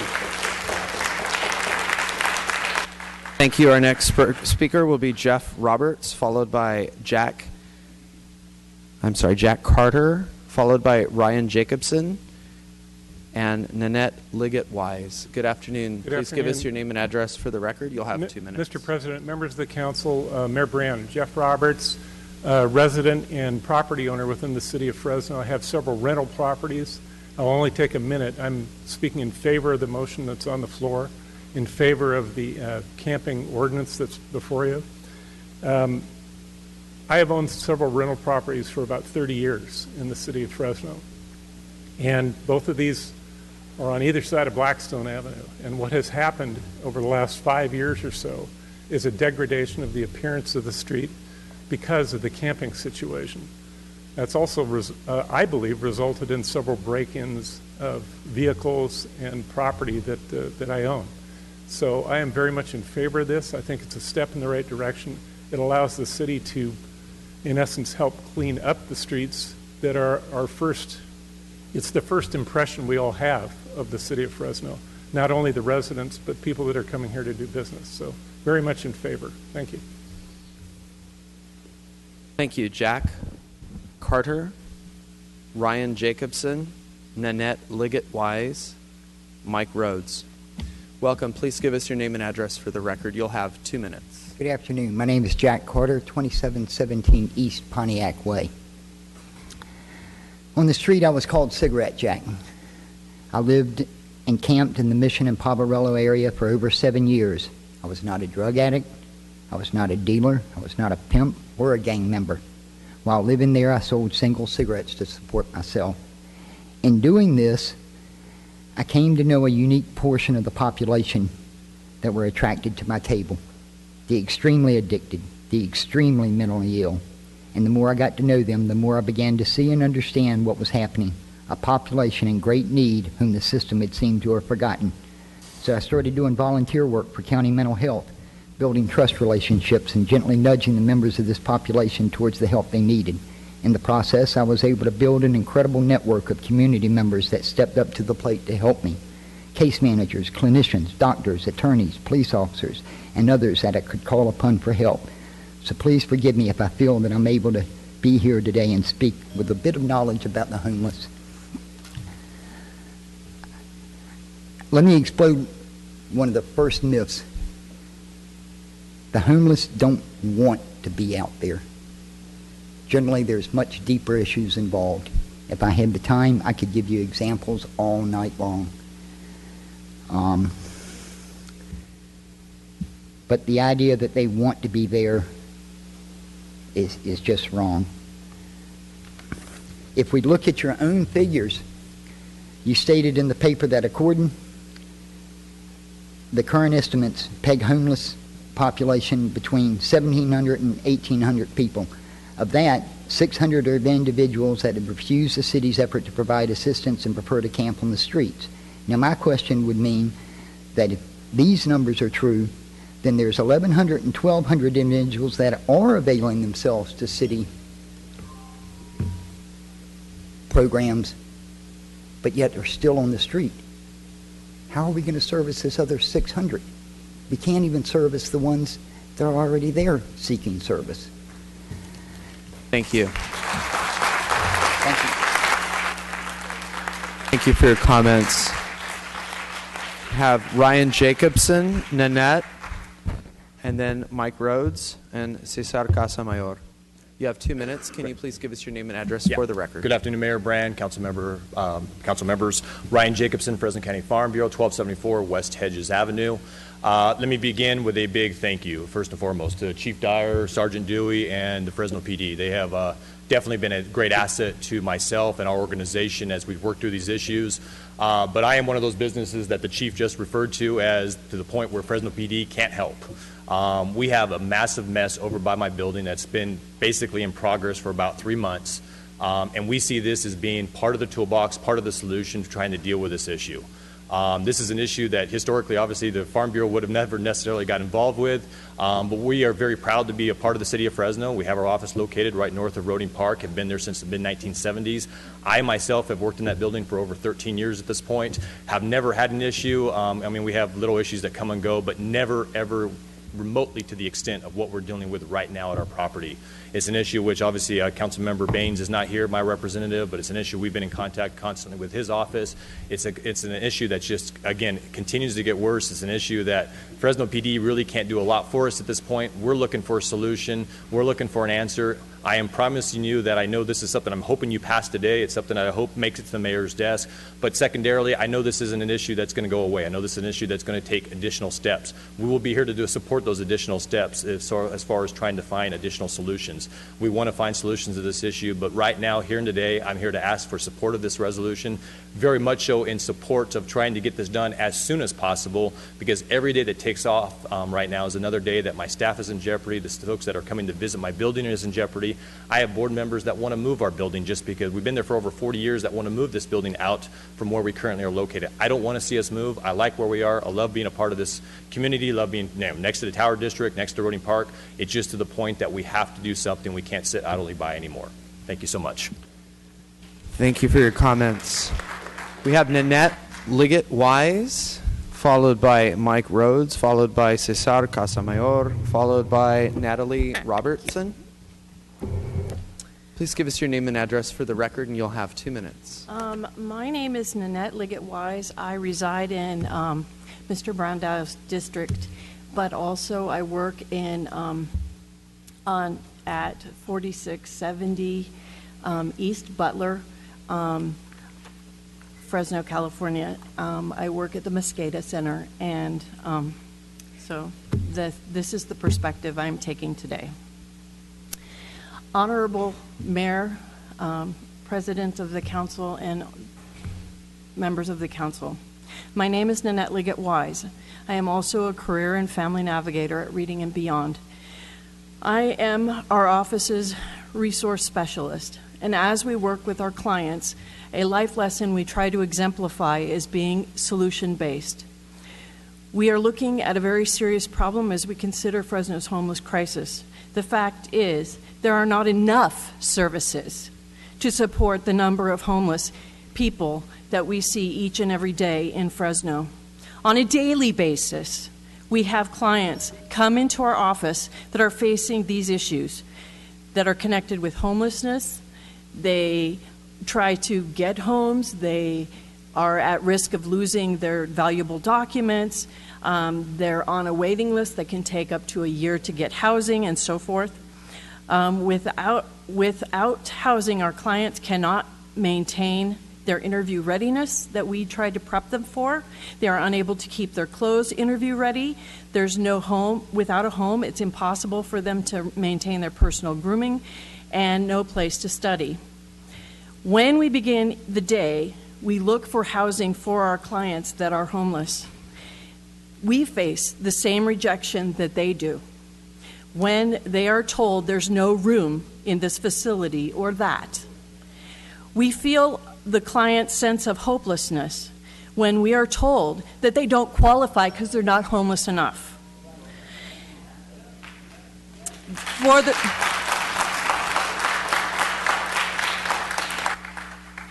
For the services that they are asking for, we would invite any of you to come into our office and spend the day with us. Thank you.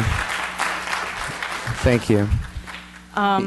Ma'am, your time is up. Can you wrap up your comments, please? I'm at the last bit. Thank you. I would invite any of you to come spend the day with us so that you can feel our frustration with us. As a career and family navigator, I often am the voice of our clients in various situations, and here I stand on the behalf of our homeless clients asking you to seek a better option than this current one before you. Thank you very much. Thank you for your comments. We have Mike Rhodes, Cesar Casamayor, Natalie Robertson, Abby Connor, and then Mehmet Noyan. Please give us your name and address for the record. You'll have 2 minutes. Hi, Mike Rhodes, 4773 North Arthur Avenue. I'm opposed to the proposed camping ordinance targeting homeless people in Fresno. Making homeless people's lives more difficult and miserable by passing this ordinance is not going to solve the problem. It will be another step down the failed path of true love, tough love, that has pushed the homeless into every part of this city, but has not helped them or ended homelessness. There is an alternative. Did you know that by providing the homeless with the social services they need and by having adequate, affordable housing, we could save tax dollars and dramatically reduce homelessness? Why is this housing first approach working in some places but has failed miserably in Fresno? For the homeless people who Councilmember Brandow claims are resistant to offers of help, there needs to be a safe and legal place where they can live, a place that includes portable toilets, trash bins, and drinking water.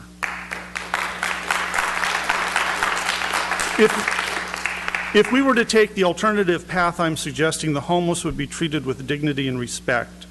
Neighborhoods would be cleaner, more homeless would get off the streets, and taxpayers would save money.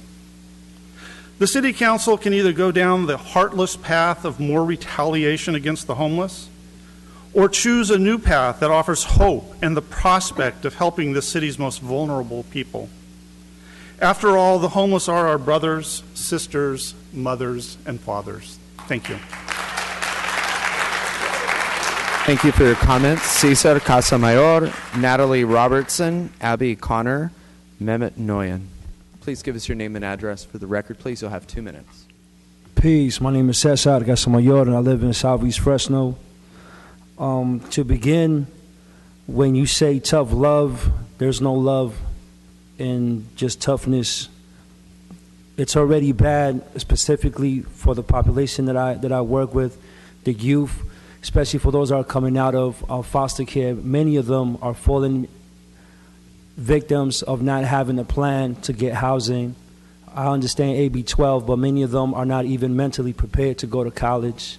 So they're falling, and I'm getting to see the reality, and that creates another atmosphere of more homelessness. When you talk about the agencies, the service agencies that you're talking about, many times in Fresno, the city council and the mayor, you guys go to just a few individuals that are supposed to be the gatekeepers, but they don't know the entire community. So relying information on them is not enough. It should be open to the community to have these conversations and dialogue to strengthen your understanding. Because as you said, when you came in, you were winging it. You had to get your staff to help you out through the presentation. With all respect, you're a city council member. You can't be winging. You can't do that. Other thing I just want to mention is that this is an attack. This is criminalizing homeless people, because at Naomi House, if you go after 4 o'clock, you're done. You're back in the street. You got to figure it out. Rescue mission gets filled out, you got to go out on the street, you figure it out. So for the majority of those people that's out there that already went to Matt Point, and like somebody said earlier, it takes about a month, sometimes a year to get housing, they're being criminalized and they're trying to get the help that they need, but the reality is that there's not enough. I understand the concerns of the commerce people, but I would say let's work together to figure out how we can get some of that general budget and put it into services that we need for mental health, for those social services from the budget. Peace. Thank you for your comments. Natalie Robertson, Abby Connor, Mehmet Noyan, Dean Pruitt. Please give us your name and address for the record. You'll have 2 minutes. Good afternoon. My name is Natalie Robertson. My address is 827 East Pine Avenue. I also am a career and family navigator. That's a caseworker at Reading and Beyond. Our job is to help Fresno County recipients of CalFresh receive training and find employment, and work to resolve any barriers in their lives that prevent them from achieving stable employment. We have 51 people working full-time on this My colleague and I are here to voice our strong concerns about Article 17. We at Reading and Beyond foresee that this ordinance would adversely impact our homeless clients based on our experiences with the strapped resources that exist in Fresno.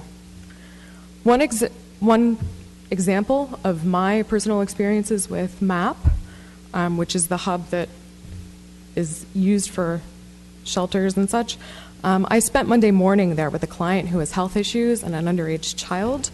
After the client explained their situation and the caseworkers at MAP, we all hit a point of anguish because she didn't qualify.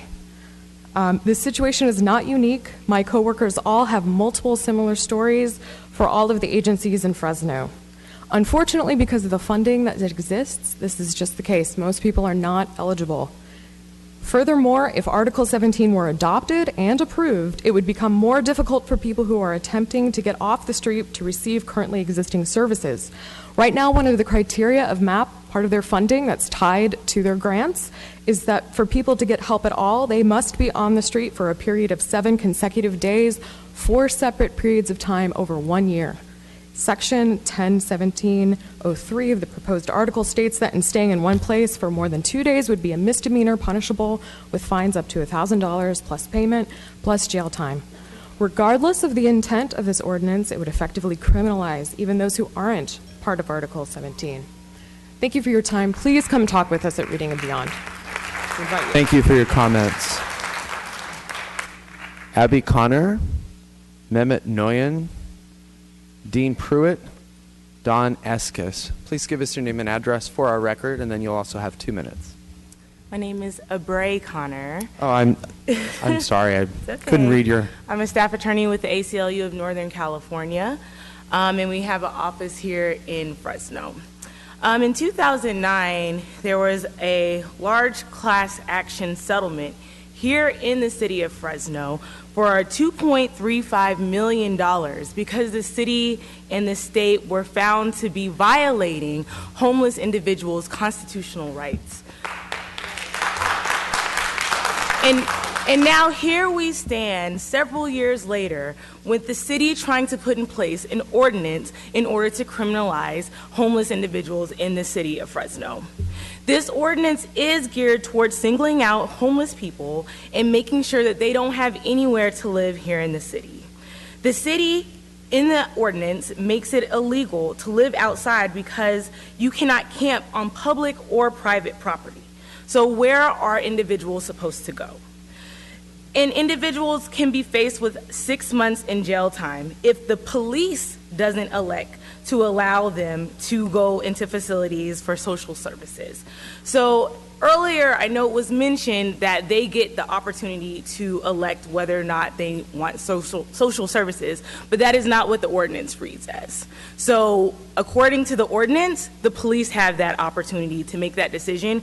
And why do we feel that the police are in the best place to make that decision for individuals?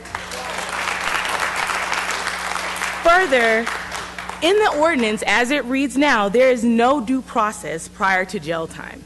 So individuals could, it seems as though under the ordinance that individuals could go straight to jail for 6 months. And under the ordinance, homeless individuals would have to pay for their storage.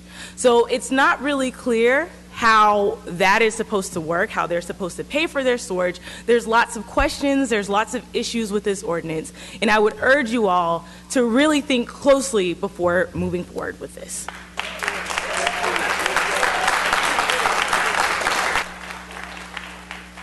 Thank you, Abray. Our next speaker is Mehmet Noyan. Please give us your name and address for our record, and then you'll also have 2 minutes. Yes, good evening. My name is Mehmet Noyan. My office address is 685 West Alluvial in North Fresno. One of my jobs is that I'm the president of the Palm Bluffs Owners Association, which consists of approximately 100 businesses, about 10,000 employees. We have an owners association that meets once a year, and in the last 5 years, we've implemented a program of private security to deal with the vagrant issue. I can't say that we've completely dealt with it. We still have an issue with some of the vagrants in the evenings, but we've done a better job than by not doing nothing. So, and I think that's the message. We have to do something.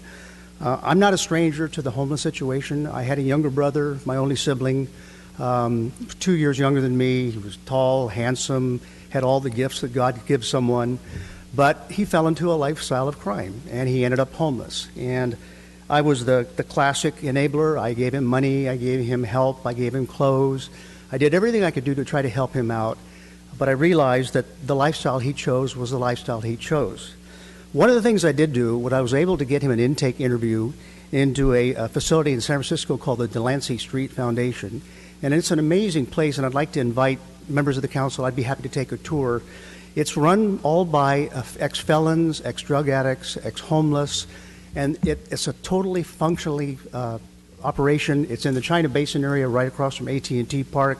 If you drove across it, you wouldn't realize this looks like an upscale condo project, but it's all operated and funded internally, and it's an amazing facility, and I wish we could do that here for those homeless who really did want the treatment and need the help. We need something like that. But we can't sit on our hands. We can't allow the vagrants to camp. We have to have some enforcement rules.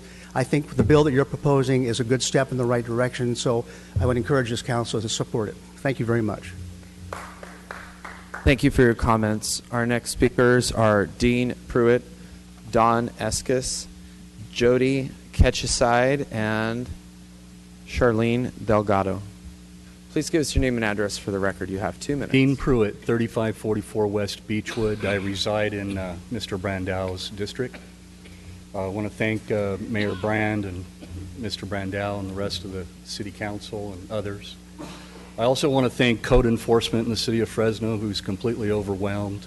I also want to thank Don McAlpine, the fire marshal in the City of Fresno, and Detective Curtis Bunch and his program. I support this. It's something that's needed here. I am a California certified residential manager. I represent family-owned property in Fresno. We also provide Section 8 housing in Fresno. Recently, my story is that we had a warehouse and 2 Section 8 apartments burned down by a homeless person. It's cost the family quite a bit of money. It also cost us potential growth and capital, and it's costing you tax base. So I hope that all of you can see that side of it. If we were able to develop that property like we fully intended to, we were working with P&D and code enforcement, then that would have been more capital for us to give more to the Poverello House and to the rescue mission and others, as we do every year. Yes, there's a problem in this city, and we probably more than most understand that, not from a pocketbook standpoint, but from a moral and ethical standpoint too. When police officers would go into our property, they would always mention to me, man, we had to wade through the uncapped needles, the leftover sex business products, and feces, and it's just a mess. And I want to thank Mr. Brandau for introducing this. At least it is something. Yes, there's some other serious problems, and we're very empathetic to. Thank you. Very empathetic to the homeless situation and the mental illness that is self-medicated, and we want that to be resolved also. Thank you for your comments. Thank you very much. Don Eskis, Jody Ketcheside, Charlene Delgado, and Andrea Freeman Richardson. Don, please give us your name and address for the record, and then you'll have 2 minutes. Don Eskis, CEO of the Fresno Rescue Mission, 310 G Street. Over the last 5 years, the Fresno Rescue Mission has served 10,130 individuals, unique individuals, in our emergency services and long-term programs. These are both recovery programs. This is our sobering center, our medical respite, our overnight emergency services with case management.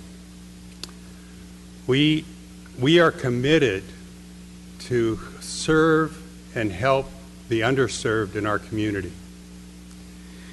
And we are in support of this ordinance. We believe that, and our hope and prayer would be that it would help encourage those that we serve to seek the services that many of them need. We find that many that come to us have mental health issues, addiction issues, and our commitment is to serve them. And so I would applaud Councilman Brandow and encourage the council to pass this. Thank you. Thank you for your comments. Jody Ketcheside, I hope I'm saying it correctly, Charlene Delgado, Andrea Freeman Richardson, Sean Matthew Segura. Please give us your name and address for the record. You'll have 2 minutes. Jody Ketcheside, 1638 L Street in Fresno. So while I appreciate what and understand what the city is trying to accomplish here, there are a few things that I would like you to consider before you move forward with this ordinance. The first thing is that there's some misconceptions about available shelter in our community. We do have one large shelter that people can stay in for up to 30 days. Once they've timed out at 30 days, they cannot return for another year. So our MAP Point clients that are currently on the list for housing, once they've stayed in shelter for 30 days, they have to go back to the streets, or they go into a shed at POV if there's room.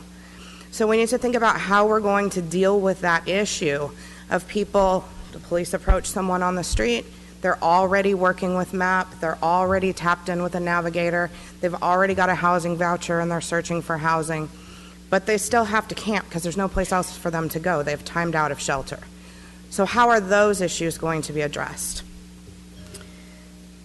In addition to that, some of the rules in our largest shelter are difficult for people with mental health issues to follow, particularly not being able to take psychotropic medication while they're there and maintain sobriety.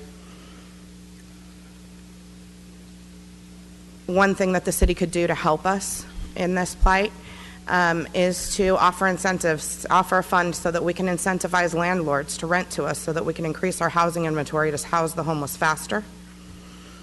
And secondly, this is our opportunity to handle this current situation with dignity and respect and avoid things like, I saw the naked man on the screen up there, and while some people see a naked drunk man asleep behind a dumpster, I see a man who appeared to have been assaulted.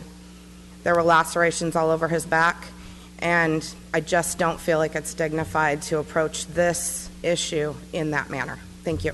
Thank you for your comments. Charlene Delgado, and then Andrea Freeman Richardson, Sean Matthew Segura, and then I have David Segura. And you have 2 minutes. Please give us your name and address for the record. Good afternoon. My name is Charlene Delgado. I live at 377 Locust, 93650, north side of town. I am in opposition of this ordinance.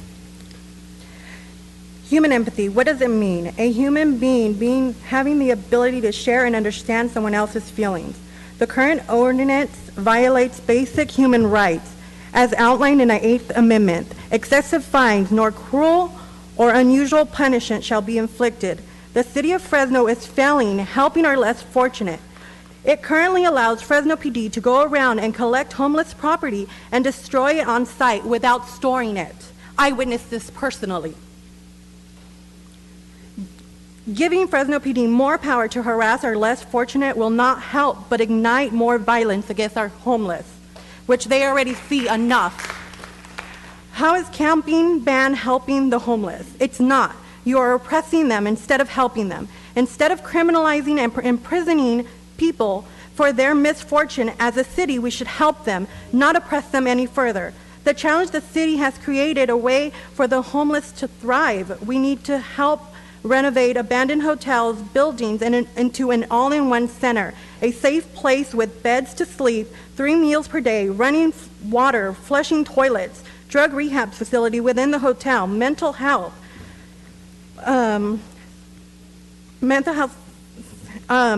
facility advocates that will help them not only have the home voucher, but help them find the place to actually live. workforce training so they can re-enter the workforce and help us thrive as a community. As a Christian, we must speak up against those who will not speak for themselves. For it is our right to destitute, speak up, and judge fairly. Proverbs 31, 8 through 9. Whoever oppresses the poor shows contempt to their maker, but whoever is kind and needy honors God. That's also Proverbs 14:31. In God we trust. Thank you for your comments. Andrea Freeman Richardson, and then Sean Matthew Segura and David Segura. Hi, you'll have 2 minutes. Please give us your name and address for our record. My name is Sean Matthew Segura. Oh, I'm sorry, hang on one sec.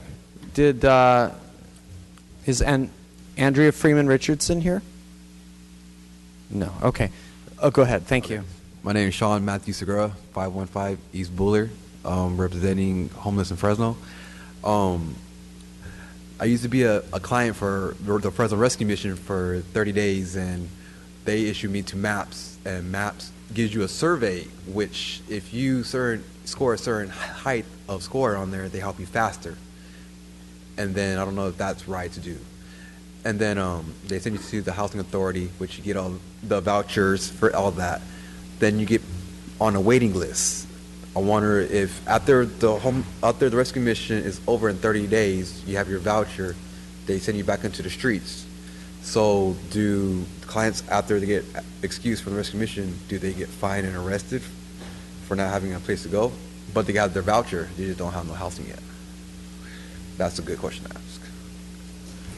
Thank you. I'm writing that down. I'll get you an answer to that question. Okay. Thank you for your comments.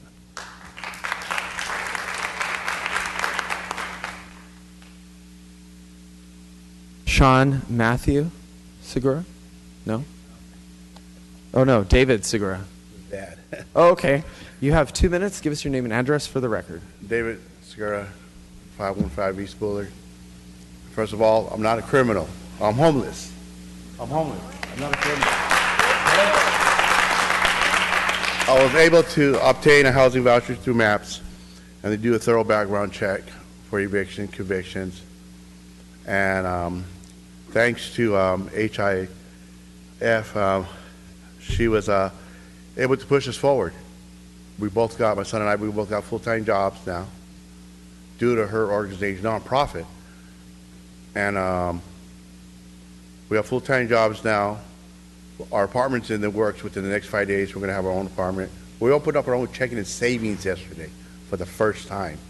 So there's success. So just give the homeless a chance, and it'll be okay. It'll be okay. That's all we ask. Thank you. Thank you for your comments. Okay, we have Alicia Ortega, we have Desiree Martinez, we have Cliff Stoveling. Alicia? Alicia, Desiree, and then Cliff. And then Julie Jobinger. Okay. Please come forward, give us your name and address for the record, and then you'll also have 2 minutes. My name's Alicia Ortega, and I'm a resident of Clovis, 695 West Santa Ana. And I'm a student, and I came to know Desiree Miss Martinez through school, Fresno City College. I want to just say I have a small 2-bedroom apartment. I live alone. Last night, I took in a 21-year-old boy that's out there in the streets, dirty, hungry. Miss Martinez and I were out in the Tower District. I just couldn't see it no more. I've gone downtown and for the first time witnessed Poverello. I was never down there before. And I couldn't believe it. That day it's 110. And I helped Miss Martinez give water to these people. I was not comfortable. I don't know if that kind of stuff bothers you guys, but just simple water. The faces on these people just getting water. And it's true that there's the county is busted through the seams. There's no place for people to go. Okay, there's a lot of people out there. We can't jail people. We can't punish people. We have to help them. From what I've heard, we need incentives. We need incentives. Put these people in, refurbish a place, one place, so that they're not all over the place. I would think that's a wonderful solution than spending more money on policing people and the costs of jail and everything. But you got to feel bad. I just can't. I'm not comfortable. I'm so bothered that I've joined Ms. Martinez to do something. But as a private resident, honestly, there's a lot of people out there that don't know what to do. They really don't. I didn't. I just met Ms. Martinez through college, through City College.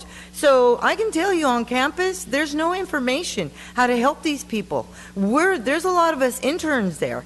So information, I would like to see the county put information out there. Let people know, what can I do? And for the people complaining, what have they done? Because you know what? As soon as I found out, I'm handing water. I don't have nothing, but I've got a boy right now. I took him to AMVETS, got him clothes. He feels so great having a shower. He stunk so bad.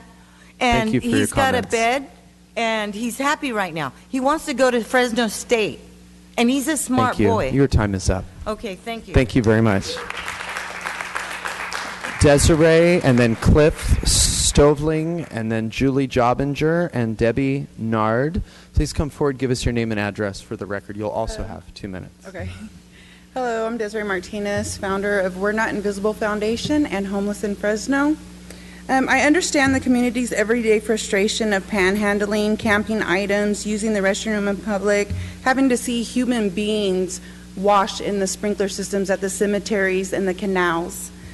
It is very dangerous to live on the streets of Fresno. As Dyer said, we had 6 murders this year on the homeless. It was not due to other homeless people. It was due to young children out here in the streets. So JD lived by himself. He didn't even mess with anybody. He didn't talk to nobody, and he was brutally murdered while sleeping behind a dumpster. Roy was brutally murdered underneath the bridge downtown. He did not speak to anybody. He did not talk to anybody, but he was brutally murdered. And you have Teresa that slept in front of a church in the doorway, and she was brutally murdered also. These are not murders from other homeless people, so I don't understand why it was brought up in the first place. If you pass this ordinance, then you will have to give a 3-day notice to the individuals that are out there on the property. You will have to return to the camp. You will have to pick up their stuff. You'll have to wait for another city employee to come out. You're just paying your officers $40 an hour just to stand there and watch property for the other city employees to come out and pick it up, put it on a truck, take it over to a vacant lot that you pay rent for to house all these items. All that money added up, and you pay for the service and the hours that you've used just to pick up one individual, not to mention they have the right to go to the hospital. So once they're at the hospital, you have that officer stand by at the hospital with them. Sometimes they're there for so long, the shift changes and another officer comes on. It costs hundreds of dollars a day at the county jail to house inmates. If they have any medical, mental, or physical disabilities, these have to be addressed, and that is more money for the city and the taxpayers to pay, when it only costs $60 a night for a motel. I spoke to Sacramento City Council on their camping ban, and as a result, they have spent just last year $14 million on just moving the homeless around. That's shelters, that's everything else. $7 million extra just for enforcement to go out and handle it. Does Fresno have this money? And if we do, why are we not building housing? Thank you, Thank you. for your comment. Cliff Stovling, please come forward, give us your name and address for the record, and then you'll also have 2 minutes. Good evening. I'm Julie Jobinger. I live at 6118 North Torrey Pines. I'm sorry, is Cliff? Oh, I'm Are you sorry. Cliff? Are you Cliff? I'm sorry. Cliff, please come forward, give us your name and address for the record, and you'll have 2 minutes. My name is Cliff Stobling, and I don't know what the address is. I live on McKinley with... We can help you with adjust the lectern so that people can hear you better. Can you hear me now? Okay. My name is Cliff Stobling. I live on McKinley, and if I was homeless, my family member threw me out, nowhere to go, and The family almost dead. Aunt covered me. Then Desiree came to help me, take care of me, feed me, put food in my mouth, put clothes on my back. And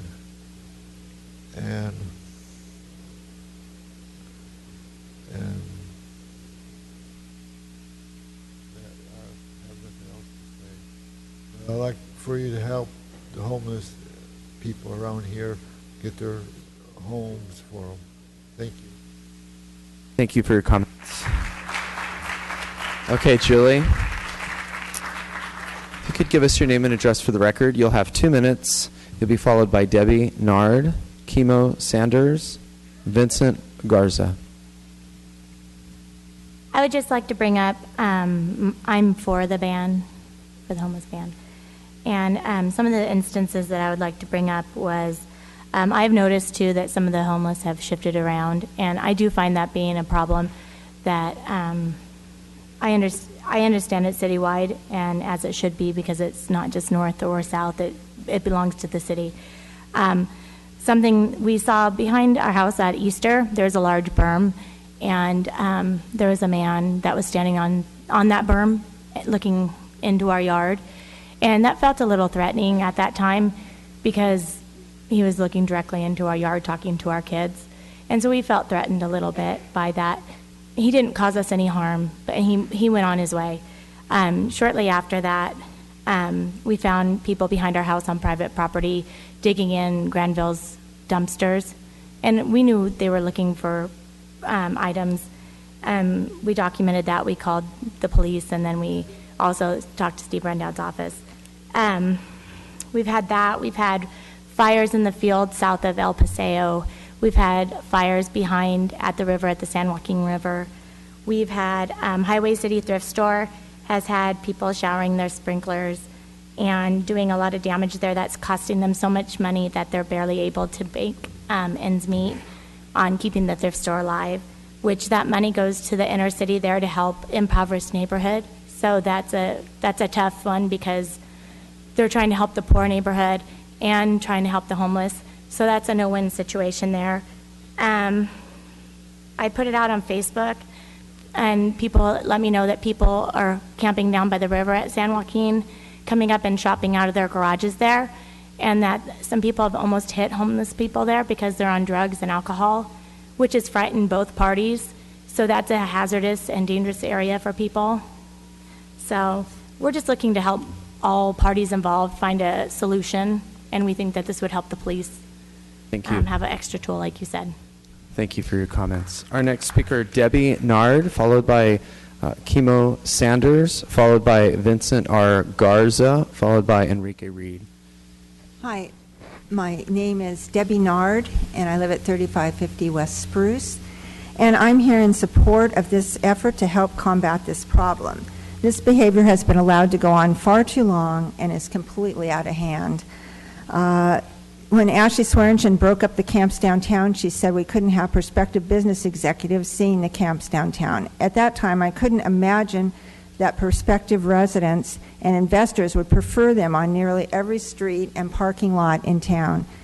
The city has been allowing these people to blight our city while committing a laundry list of violations of laws and statutes that are already on the books. They're being allowed to hurt the business and defile the property of law-abiding, tax-paying, job-providing citizens. In addition to the taxes that we pay, business owners pay a hefty business tax to the city. They are not getting what they're paying for, and the current situation is not business-friendly. If these business owners committed the same health and safety violations that the city is allowing these people to commit on the business owner's property, the city would be all over the business owner with code violations, citations, and fines. This is a dangerous and unhealthy for everyone involved.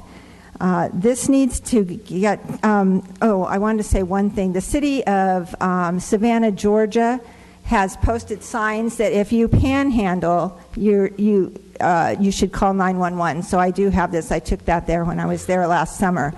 This needs to get cleaned up before Blackstone goes the way of downtown and the expensive bus becomes a homeless transit vehicle.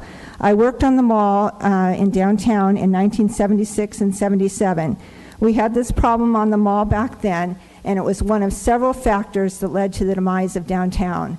Hopefully we have learned that it is much easier to not let something go than it is to try and take it back. Thank you very much. Thank you for your comments. I don't know if you'd like to give Kimo Sanders, Vincent R. Garza, Enrique Reed, and then Stacy Williams. Please come forward. Give us your name and address for the record, and you'll also have 2 minutes. Kimo Sanders, 1641 L Street. I'm one of the fortunate homeless, even though I am still homeless. But I had gone through the living in a tent, living in the sheds at Bob, eating at Barbarella for my meals. But that's what made me fortunate. I wasn't stuck anywhere where I couldn't live. There was always a place where, and I lived in a tent, but I found a sealed, gated area where a house had burned down and they don't have the owner. They don't know where the owner is. And so I had squatting rights and allowed 4 other campers to camp in that area. We did that for 6 months until I went to the hospital, and the officer took the opportunity to kick out the people that was there and shred my tent with a knife, totally shredded it. That was his idea how to remove me. So all I did was take a tarp and pull it over me through the rest of the winter and wake up with frost and almost like snow on top of the tarp. But that's how I slept the rest of the winter. Then I got to Bridgepoint.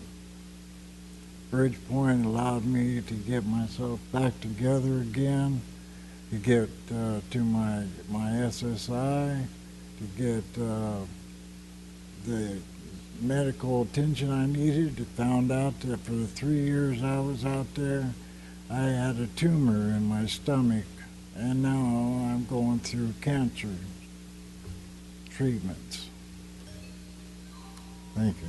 Thank you for your comments.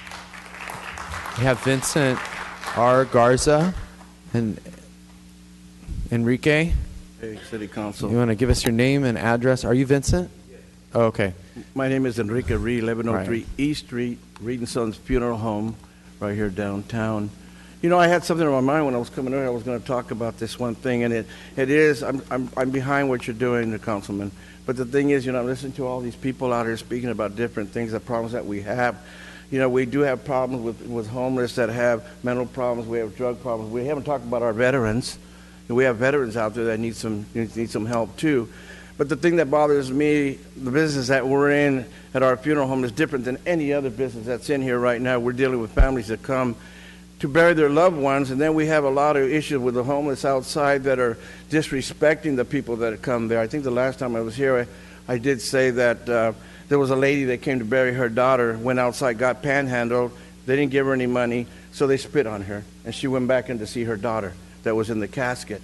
You know, the thing is, I wish there was something that you can do, you know, Steve, I really do, and I know you'll do something. You know what, I'm not against what you're doing. I'm not against anything that anybody here has anything to say.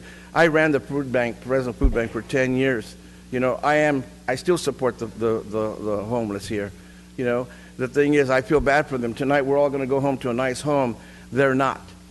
You know, so they do need help. And I want to support you, and I want to support them too.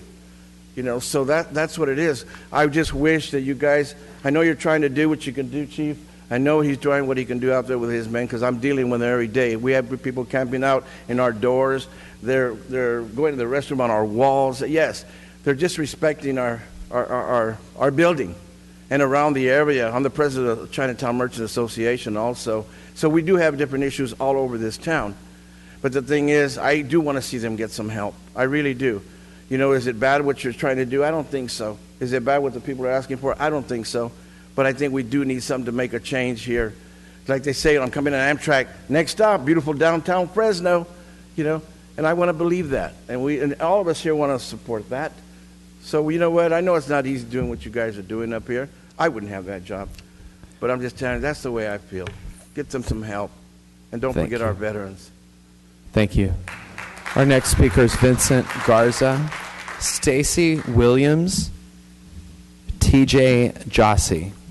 Please give Good us your name and afternoon, address Council. for the record. Thank you for having me here. Fresno homeless encampments targeted by city council. Don't you think that word targeted is a little bit harsh? I mean, we're not animals.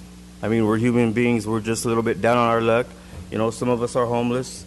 And like you say, you hear complaints from business owners and residents. What about the cries and complaints from the homeless people or the people who are down on their luck? I mean, what's going on there? And why is it, like you said, it's time to take it serious? I think we should have took this serious a long time ago, so that way the thing that's going on now wouldn't be way up here, and it wouldn't be so difficult. I mean, what's going on right here, you guys got the money to do this, and I don't know what you're doing with it, but the services and resources that we need, there's some there, and they're helping as best they can. But we don't see nothing from you guys. We just see a lot of talk, but no action. You know, I've been homeless, and I'll tell you, and like you say, campers. Maybe the reason why they're camping is because the city has put them on hold for so long, they have no choice. I mean, they're homeless. They have no money. They have no resources. And then you want to go out and try to punish them if they do this or that and take stuff that they don't even have nothing. They're looking for help. And I know there's some of them out there, they just want to camp and not do nothing. No, those guys, that's a different story. But I was living on the side of Freeway 41 for a long time, and like living on the freeway under some branches with, at nighttime, trying to go to sleep with bugs crawling on me. I want some of you guys to come out there with me and experience that for a weekend and see what it's like. And that's just a little taste of what's going on out there. You have to sit there and you have to worry about people stealing your stuff or people looking at you and targeting you. Well, your guys' word targeting, which is a word that's kind of harsh. I think you should have came up with something better than that. I mean, like I said, sleeping at night with bugs crawling on you, eating out of trash cans, you know, just so you won't be hungry. I want you guys to come out there and do that with me, and then you'll see and get a taste of what it's like instead of hearing it from the people. I mean, there's a lot of us out here who want help and need help, and we need the services, and we're hoping you guys can do that for us. Because if not, then what are we going to do? Thank you for your comments. What are we going to do?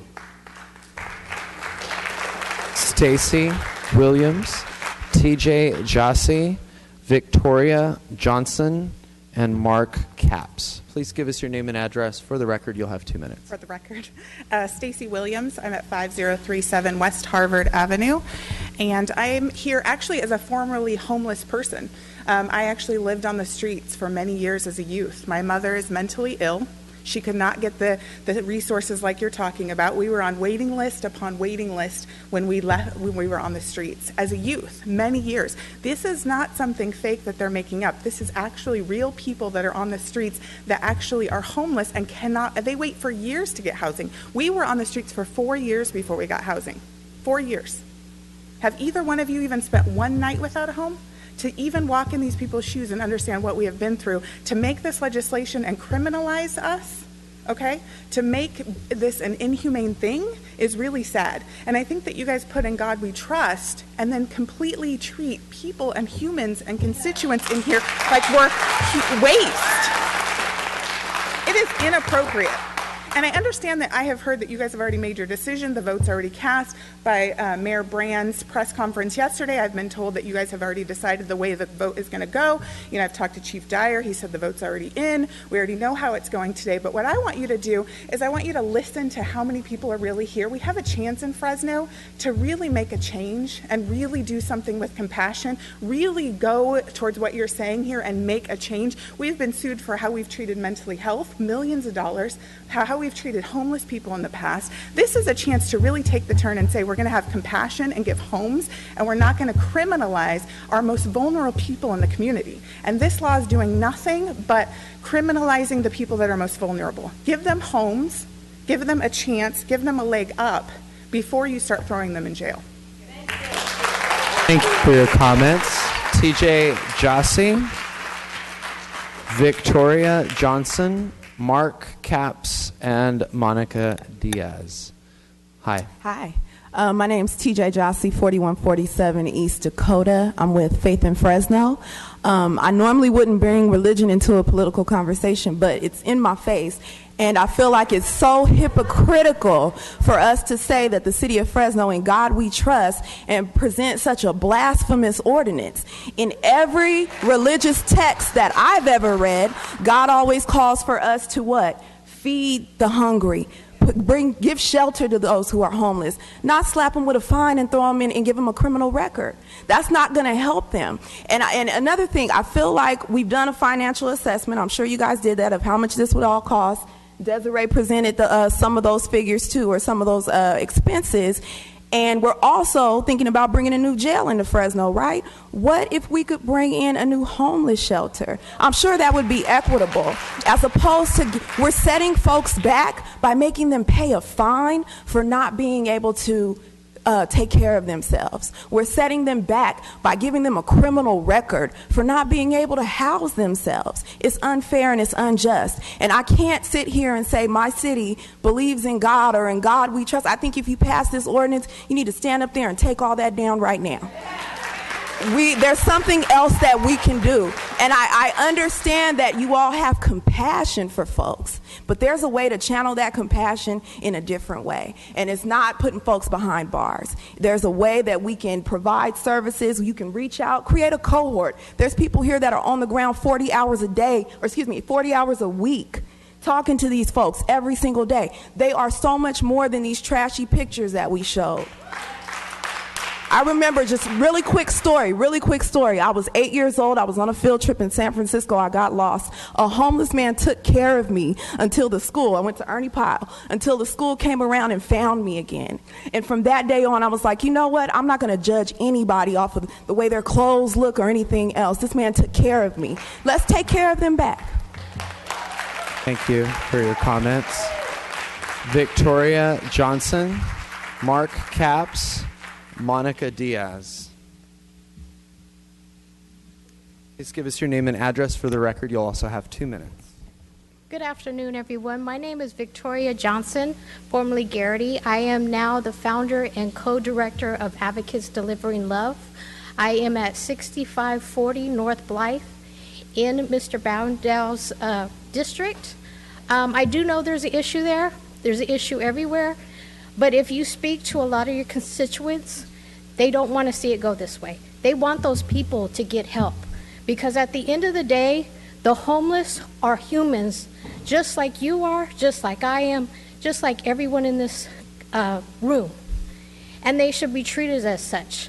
The comment that you made that they refuse help, if you take a deeper look and just even Google it, people that have mental illnesses, whether it's drug addiction, alcohol, trauma, any of those type of things, it changes your brain. And it makes you not be aware and make the rational decisions that you should make. You can't distinguish between what is right and what is wrong. And that's why they have the behaviors they have.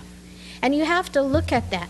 Not look at them at like, oh, they're causing all this going on. You have to look at why they are the way they are. On another note, I deal a lot with the jails and prisons. This would just be a waste of taxpayers' money.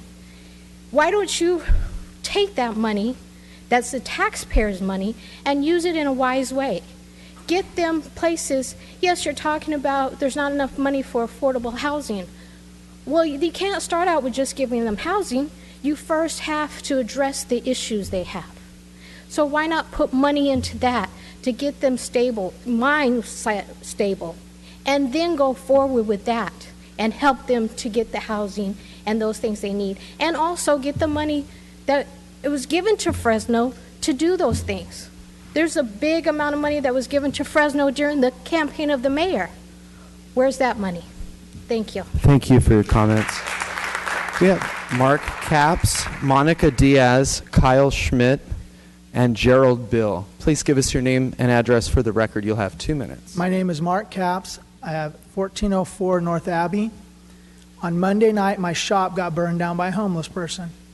I was told by other homeless guys they saw him do it. They saw him start. It's on the railroad tracks. I feel for the homeless people. There's a lot of nice ones, but there's a lot of dirty ones and scummy ones. Behind those railroad tracks, behind my shop, is feces, drug needles, trash, food containers that are disgusting. The smell comes over my fence. We aren't allowed to go on the railroad tracks to clean any of this. If the homeless kept their areas clean and didn't do disgusting stuff, there wouldn't be near as many complaints about them. Now, I know a lot of them are good. I met a few of them this week trying to find out who burned my building down, and they were really nice. They're looking for jobs. But a lot of them aren't, and that's the problem. I'm for your ordinance. I hope they get help. A good way to maybe collect some money is the railroad company, being they don't police their land. You need to tax them or do something to have them pay for us to take care of this. They have more money than everybody out there, and their tracks are a complete disaster, and when you call them, they tell you they don't care. They will do absolutely nothing to clean up their mess. If I have that mess in my front yard, you're going to find me to clean it up. Someone's going to stop and tell me I have to clean my mess. If they cleaned up their messes, we wouldn't have so many problems around this town, because they like to live in that area. Thank you. Thank you for your comments. Monica Diaz, Kyle Schmidt, Gerald Bill. Welcome. Please give us your name and address for the record. Thank You'll you. have 2 Monica minutes. Diaz. I'm a little nervous. Forgive me. Thank you, council members and Mayor Brand, for being here. Council member Steve Brandon, I belong to your district. Thank you for doing this. I stand here representing a lot of the merchants from Kings Canyon, Ventura. I'm sorry, my address, 6969 West Oswego, and I'm in your district. I have businesses and properties in Tower District, Chinatown. I represent 931, 929, 937, 928, and 918 as my properties, which I'm having a lot of difficult time. I also own property in the Tower District. Oliver is my city council member. He's not here. I also have businesses in Luis Chavez properties, which today Chief Dyer was very kind in giving us a tour, as well as Luis Chavez speaking to us about the enormous crimes that are happening in this area. Plus or minus, I employ about 20 people during tax season and 15 or minus during the off season. I am concerned. I have a lot of concern as a business owner. We do provide a lot of property tax, sales tax, payroll tax, excise tax, and personal tax, and I am taxed pretty hard. I feel like something needs to definitely be done. I am in support of your ordinance. That doesn't mean that I do not have a heart. I believe that at one point in time, we all had needs. At age 16, I came to Fresno, and I was a single mom with 3 kids. Thank God that no one gave me anything. They gave me the gumption to do something for my life and change my life. And thanks to that, I am a productive tax citizen. So I stand beside you, and I am saying, do not enable people that actually cannot go out there and do something. Do not rob them of the idea that they could become productive. Let's help them. If we need to help them, let's do it. Let's do it with the city. Let's do it with the county. Let's do it with private. I'm more than willing as a private business to assist and help, but I would not enable anyone. I want to see changes. I want people to have the love that they want to change, but I am not here promoting anything else, and I do not want to pay the millions of dollars that it has cost my properties to restore because of this problem. Thank you. Our next speaker will be Kyle Schmidt, followed by Gerald Bill, Nancy Waitlow, and Christine Springer. Please give us your name and address for the record, and you'll also have 2 minutes. Kyle Schmidt. I live at 3035 North Ferris Avenue. Also operate a business downtown here that employs 28 people. Kind of want to start with some personal notes and then go into some policy-related stuff. I've employed some formerly and currently homeless people. One woman in particular, if she's working after 4 o'clock, needs a note to get into housing in order to have somewhere to stay overnight. And if she doesn't have that note, she may be on the street. She's such a sweet, wonderful, quiet person that if this goes forward and I ever hear that she is in any way criminalized because of this, we're going to have words, because she is a incredible person and a contributor to our business. And this is real people's lives. We need to be aware of that, and we can try and twist this legislation to be good enough and to address enough problems that we feel like we've done our job. But this is not a good thing. This is going to hurt people. It's going to set people back. It's going to hurt more people than it'll put forward. On a policy note, 10 years ago, actually 9 years ago, I served on the 10-year plan to end homelessness in the city and county of Fresno. And I want to say in that process, we really focused on housing first as a way of data-driven, making an impact on ending homelessness that costs less in the long run because we're investing in housing and reducing the impact on our services. And I feel like we failed because here we are 9 years later talking about some of the same issues of enforcement and draining more of our city services and more of our general funds that are going to go toward enforcement to laws that make no effect. There's lots of data on homelessness and the different strategies that have been put in place. There's a lot of smart people both behind this lectern and in front that if we pulled together and thought through how can we put more housing in place, how can we make more affordable housing. It doesn't need to cost $250,000 to build a unit. We can make a change if we put our energy to that rather than these Band-Aids. Thank you. Thank you. Thank you for your comment.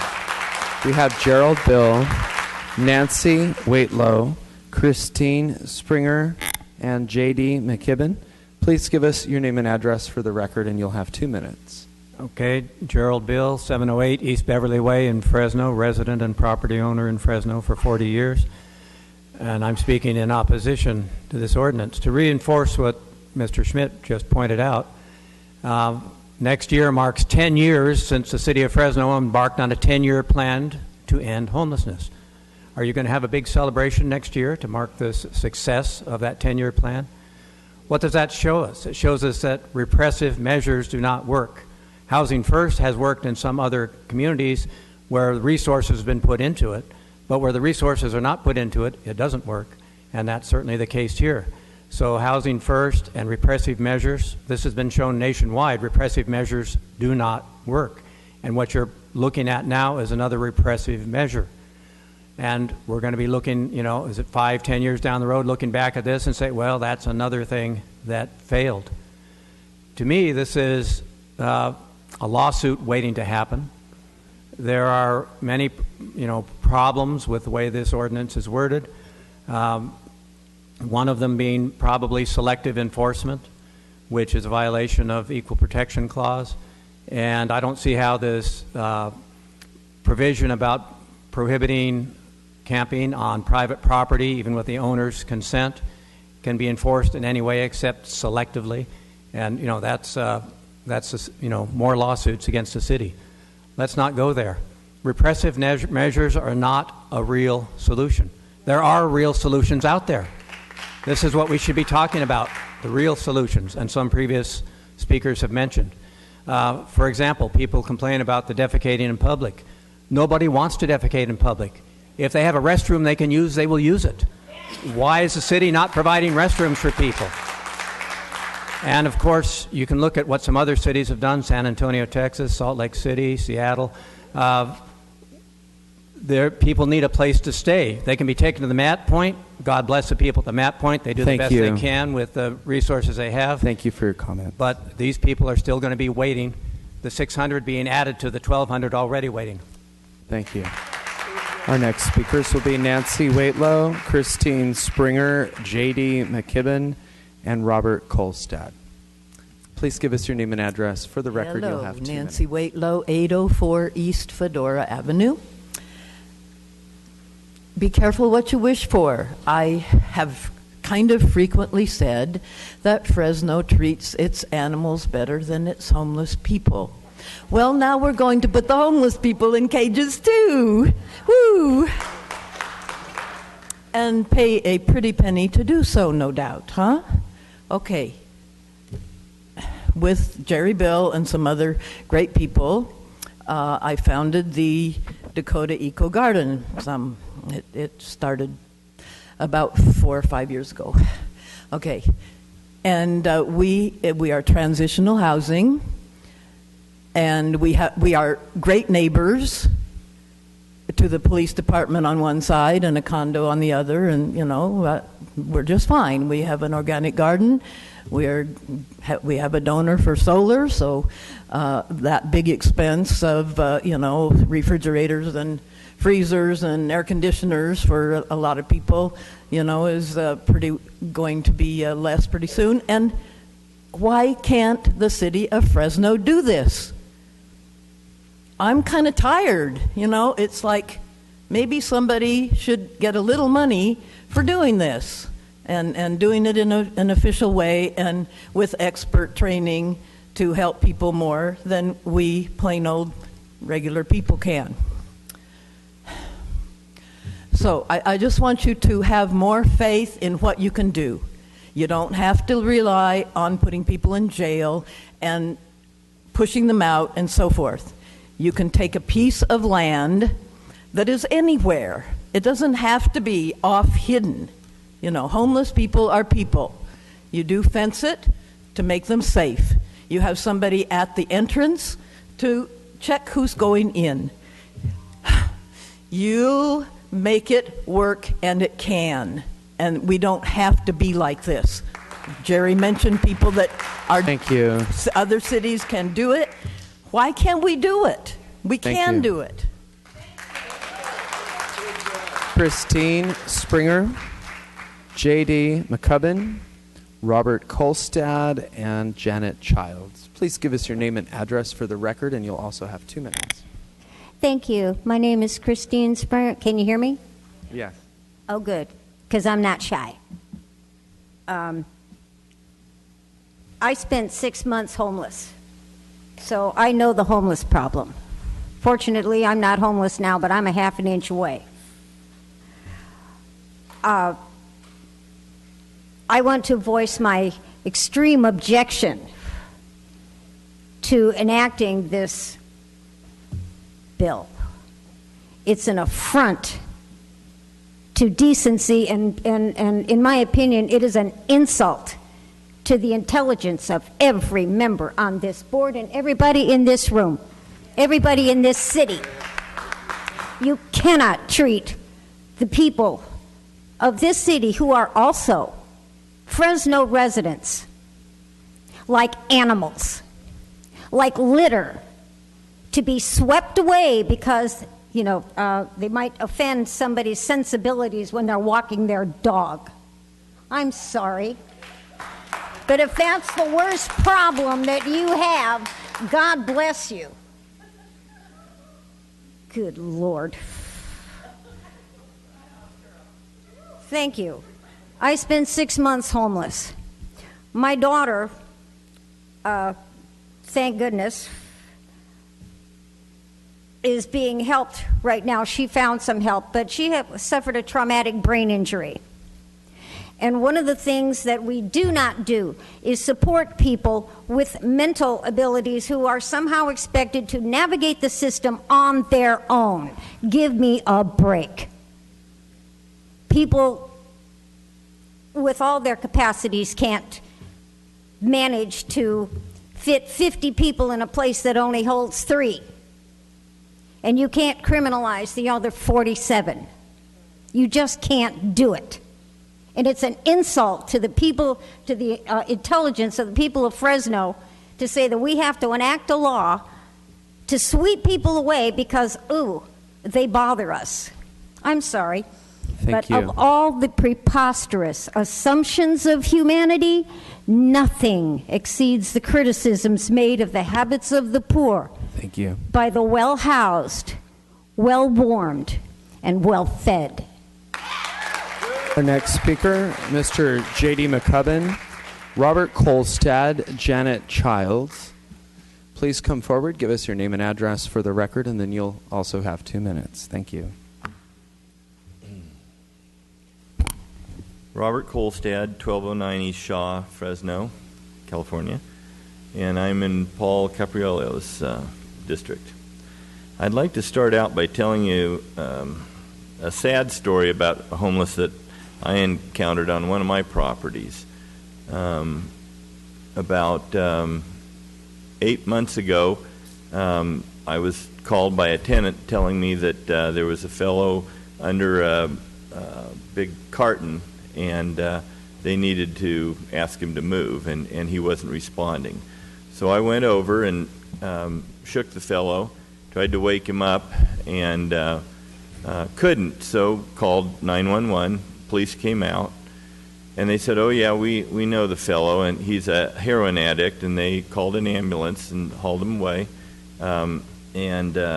He was gone for about 2 weeks, and he was back, like the same spot, came back, drug pieces of cardboard out of the dumpsters, and that's where he liked to stay. Same thing happened. He was there for a couple days, and tenant called me back. This time he looked considerably more haggard, but police came out, ambulance was called, he was taken to the hospital. About a month later, same thing, came out, same routine. I understand after talking to the officer that he has since passed away. There was no treatment, there was no help for him. This is where he liked to be, and so that's what he kept coming back to. I mean, that's kind of a sad story, but I think it's the help that we need to get these folks.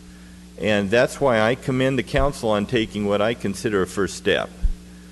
The folks that camp out at the main corners of Fresno aren't getting the help. The fact that they're living in shanties over the freeways, have bugs crawling on them, that's not getting them the help. I had the opportunity to talk to the CEO of Poverello, and he said that there isn't anyone that comes to their facility that they haven't made the offer of a place to live for a full year, Thank you. 3 meals a day. Thank you. Your time is up. Okay, let me just finish the statement. And at the end, a job. And he says he's told that the first question is, are there any rules to it? So the people that I think you're trying to help and deal with this are the 1% to 2% that have the issues, not the homeless. We're not trying to pick on the homeless. It's trying to get those that have that 1% issue. Thank you. Thank you. Our next speaker, J.D. McCubbin, and then Janet Childs. J.D. McCubbin, 617 East Cambridge, and I'm lucky to be in Ms. Soria's district. Like Kyle, I got into the We're Going to End Homelessness in a Decade project and got interested in this, and I'd just like to make a couple of comments here. HUD believes that the normal amount of homelessness is about 5% of a population. So your answer, whatever it has to be, has to address about 25,000 people. That's 5% of 500,000 residents. It's not 1,500. So if you think you have the right answer, it should apply to 25,000. You're talking about law enforcement. Where's the county? Where's the DA? Where's the judges? Where's the sheriff? Where's the staffing on this? That's all part of law enforcement. It doesn't end with FPD. How are they carrying this burden? So it seems like this is a maybe first step. I would say it's a very, very superficial attempt to address a very difficult, multi-causal, structurally emplaced, decades-long solution. But I would think your attention should be drawn to city efforts that prevent people from getting out of homelessness and putting people into homelessness. And this seems to be one of the last. To criminalize somebody that's down at the bottom, you're only fining them $1,000. Hey, if you make $100,000, that's pretty easy. But if you're begging for a quarter at a time to get a $1,000 fine, that takes a hell of a long time to get that money. I think this is a too superficial addressing of a very complex problem, and I would suggest that you put it off so you take a bigger, broader look and make a real contribution to it. Finally, the last comment, and I know my time is up, I see no logic in giving police more tools to get somebody a home. I just can't make the connection. Thank you for your comments. Janet Childs. Is Janet Childs here? Okay. Okay. This person is Brent Allen. Brent, okay. Please come forward. Give us your name and address for the record, and you'll also have 2 minutes. Yes, my name is Brent Allen Brigner, and I have been brutally attacked by Jerry Dyer and his terroristic regime, along with Sheriff Mims and her terroristic regime. I am homeless to this day. And I think it's a shame of what you people have done. I want my property back. And I have here a letter from the Pope. It's called the Motu Proprio. And you can rest assured it's going to hold all you city council, including Jerry Dyer. You will go down for your crimes against humanity. It stops here and it stops now. I propose this terroristic proposal. Thank you. I want my property back.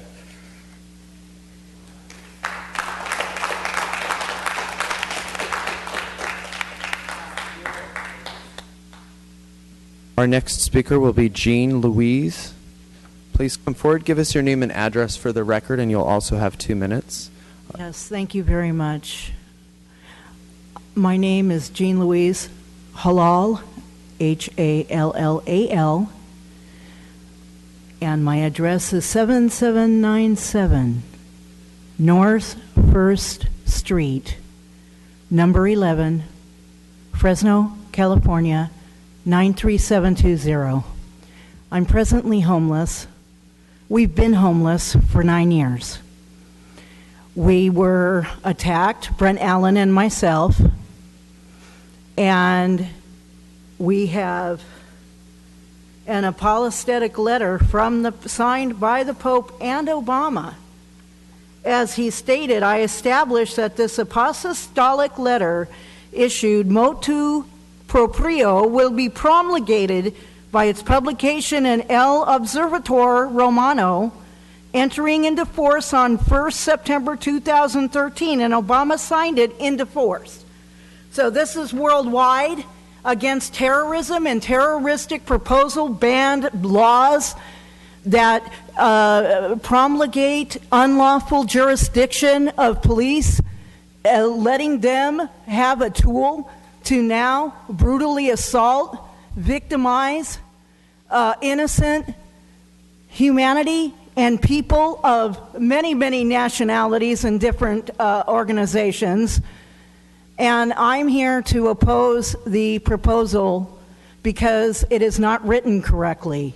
I would like you to send me another proposal. I will correct it for you, so that way you can properly have some type of secured facility to house some of these homeless people I'm not mentally ill. I had someone who stole my identity, and it happened to be a judge here in this town who was making forged checks. I have 2-minute orders here that were canceled, no convictions, and they still refuse to give me back my automobile. I'm opposed to this proposal. You need to send it to me, because I am an executor of my own state. Thank you. Thank you for your comments. Our next speakers will be Sean Jenkins, Nancy Greaser, Zoyer Zindel, and Jordan Fitzpatrick. Is Sean Jenkins here? No, okay. Okay, then we'll have Nancy come forward, please. Give us your name and address for the record, and you'll have 2 minutes. and then Zoyer, and then Jordan Fitzpatrick. Thank you. My name is Nancy Greaser, and I live at 1626 East Salem Avenue. Fresno is the 5th largest city in California. It's larger than Sacramento. We need large city solutions, not Band-Aids on situations that have been a problem for a long time. We need people to address the issue of homelessness and make it a priority. We need long-term vision, we need commitment, and we especially need collaboration. For instance, working with the County Board of Supervisors. Other cities have found solutions. These are 8 copies, one for the mayor too. That's Salt Lake City, alternatives and ways they're working with things. When you're looking, I called MAP today to find out what their hours are. They're open from 8 in the morning to 5 in the afternoon, for 5 days a week, not on the weekends. To put a police person in the middle of dealing with someone who has issues and needs help, at the very least, if you go forward with this, you need to come up with the funds to have the MAP open 24/7.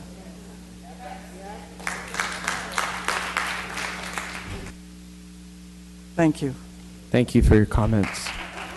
We have Zoyer Zindel, Jordan Fitzpatrick, Christina Roop, Mary McLean. Please come forward, give us your name and address for the record, and you'll have 2 minutes. Zoyer Zindel, 2812 Everglade Avenue, Clovis, California, 93619. And so, as mentioned, I'm Zoyer Zindel. I am chair of TransEmotion, which serves the transgender community. I also have my master's in social work. I've seen in the community I serve, the transgender community, homelessness is a reality for so many, sometimes the majority, I feel. And it's awful that there are, first of all, there's not enough services. And then the ones that exist don't always accept people from our community. And they're being turned away. And so that's an issue. And so I also feel like there wouldn't be so many homeless people on the street if there were enough services. I haven't met very many homeless people that want to be that way, okay? To be at risk of more violence and violent crime, hardship. When I interned at Westcare, there was a long wait for services just to get in there, and programs like CAP, sometimes people are waiting months. And they want help. These are people who truly want services and to get better.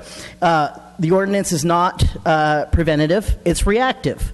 And rather than get to the root of homelessness, it dehumanizes them. When I interned at Department of Behavioral Health, I understand that people are reaching out and they're going to assist in some way in this. That agency is short already on services. And it's bad enough for them because the county does not take mental health issues very seriously, and they're always short on funding. And so I don't know what they're going to do in this situation. They're spread thin too. And so unless there's going to be more money given to them, I don't see how they're going to help. They need homes, not jail time. They need homes. It's cheaper for the city to have less people in the system. And the ordinance itself is criminalizing and driven by stigma. And so I encourage anybody who is with me on this, please meet out in the foyer after this and we could talk about how we can work together to create more services for homelessness, because that's the solution, not jail time. Thank you, Zoyer. Jordan Fitzpatrick, Christina Roop, Mary McLean, Michael Hatcher. Please give us your name and address for the record, and then you will have 2 minutes. My name's Jordan Fitzpatrick. I live at 541 North Fulton Street. I am the secretary of TransEmotion, and I identify as a transgender person. There are numerous people in our community. In fact, most of us have experienced homelessness in their lifetime. I have been homeless in my before, and there are simply not enough resources for us, and the resources that do exist, specifically homeless resources for transgender people, do not accept transgender people. There is no place for us in the city of Fresno. So you are making us criminals, and we are not criminals. Homeless people are not criminals. We need resources that don't exist, and I'm also an intern at WestCare. There is a 3-month wait list to get help at WestCare, and you simply cannot pull yourself up by your bootstraps if you don't have any goddamn boots. Thank you.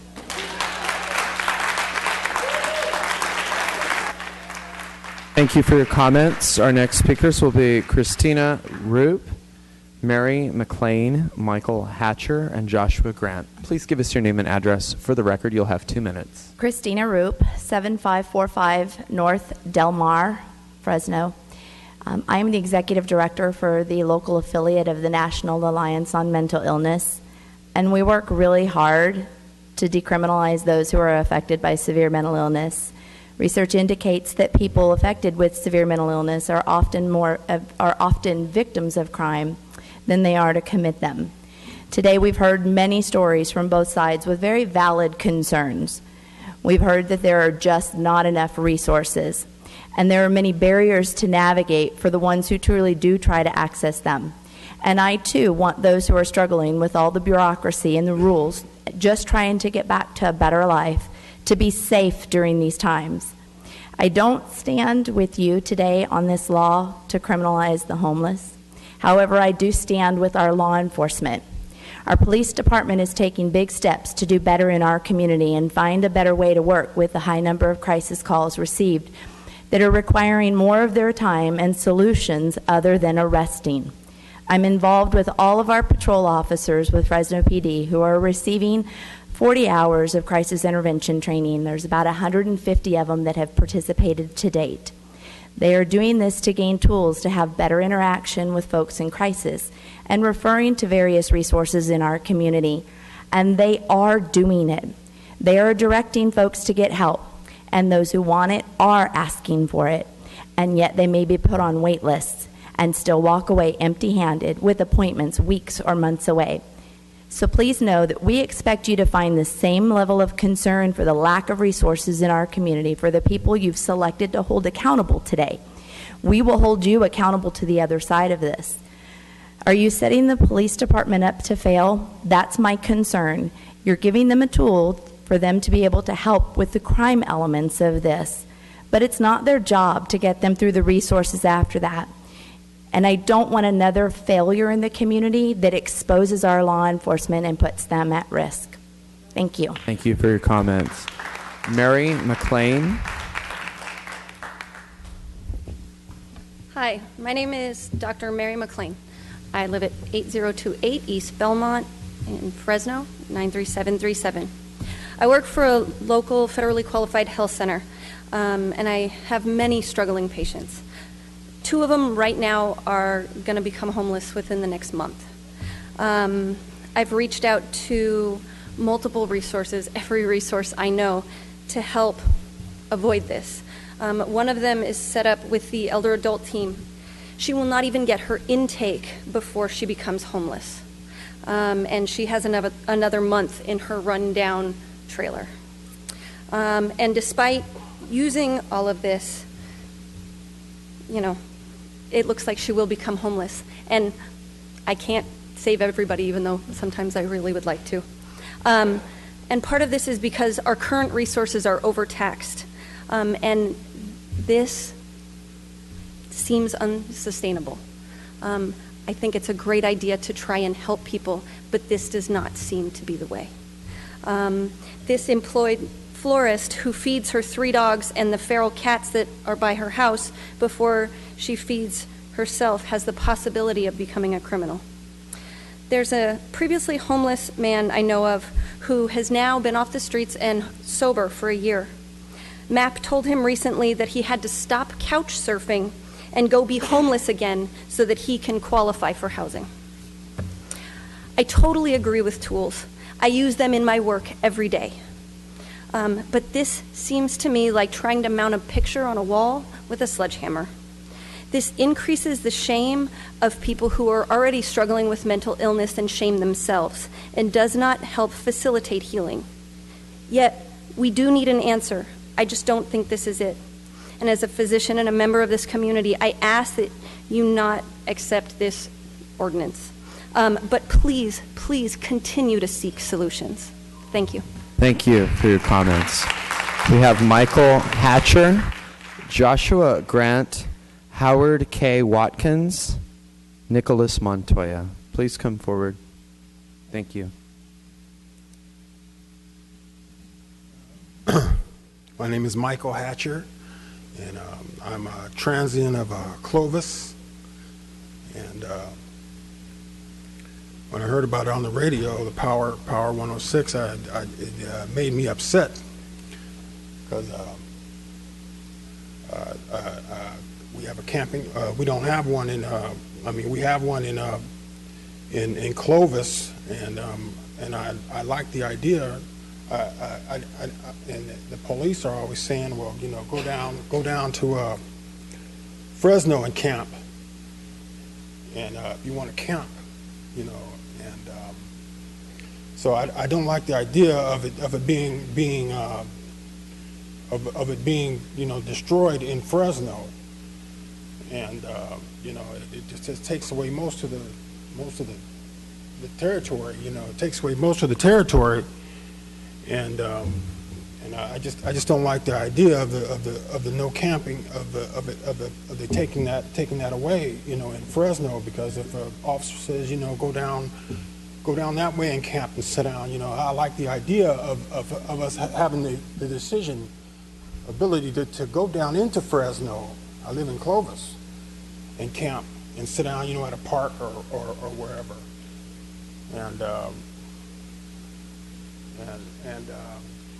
so I'm against you closing that down.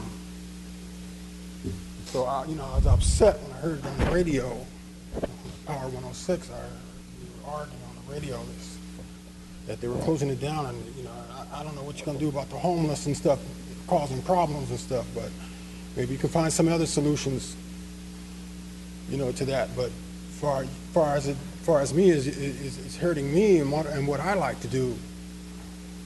And that's about all. My time is up. Thank you for your comments. Joshua Grant, Howard K. Watkins, Nicholas Montoya, Melody. I'm Joshua Grant. I live at 2515 North Ferris Avenue. I'm also on the organizing committee of the Fresno chapter of the Democratic Socialists of America. The issues that this city council has chosen to take up this year have been despicable, dispiriting, and depressing. Let's put "In God We Trust" on the wall of a government building while further marginalizing the most marginalized population in the city. Great job, everyone. This bill does absolutely nothing to help ease the problem of homelessness. Rather, it just moves it. It's not a problem for people unless they can see it, so let's make sure they can't see it. This is an act of cowardice and lacks any imagination or empathy. Tonight we are literally comparing people to homeless dogs and calling people a blight on this city. It makes me ashamed to be a Fresnan. The fact that this is a naked attempt to appease business owners and protect capital should make all of you ashamed, since it's coming at the cost of actual human life. All of you council members are the very definition of expendable, and any one of you voting for this or abstaining should expect to be replaced with someone who can govern this city in a responsible, moral, and just fashion. Thank you for your comments. Howard K. Watkins, Nicholas Montoya, Melody. Howard K. Watkins, 1785 West Dovewood Lane, Fresno, Councilman Brandau's district.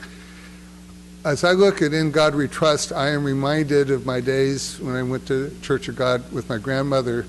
Matthew, I think it's chapter 25, verse 40, Jesus says, that which you do to the least among us, you do unto me. I hope you would take that to heart.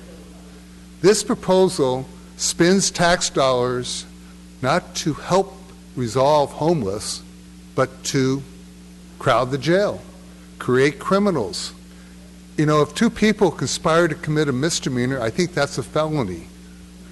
You want homeless to get jobs? Try getting that with the criminal record.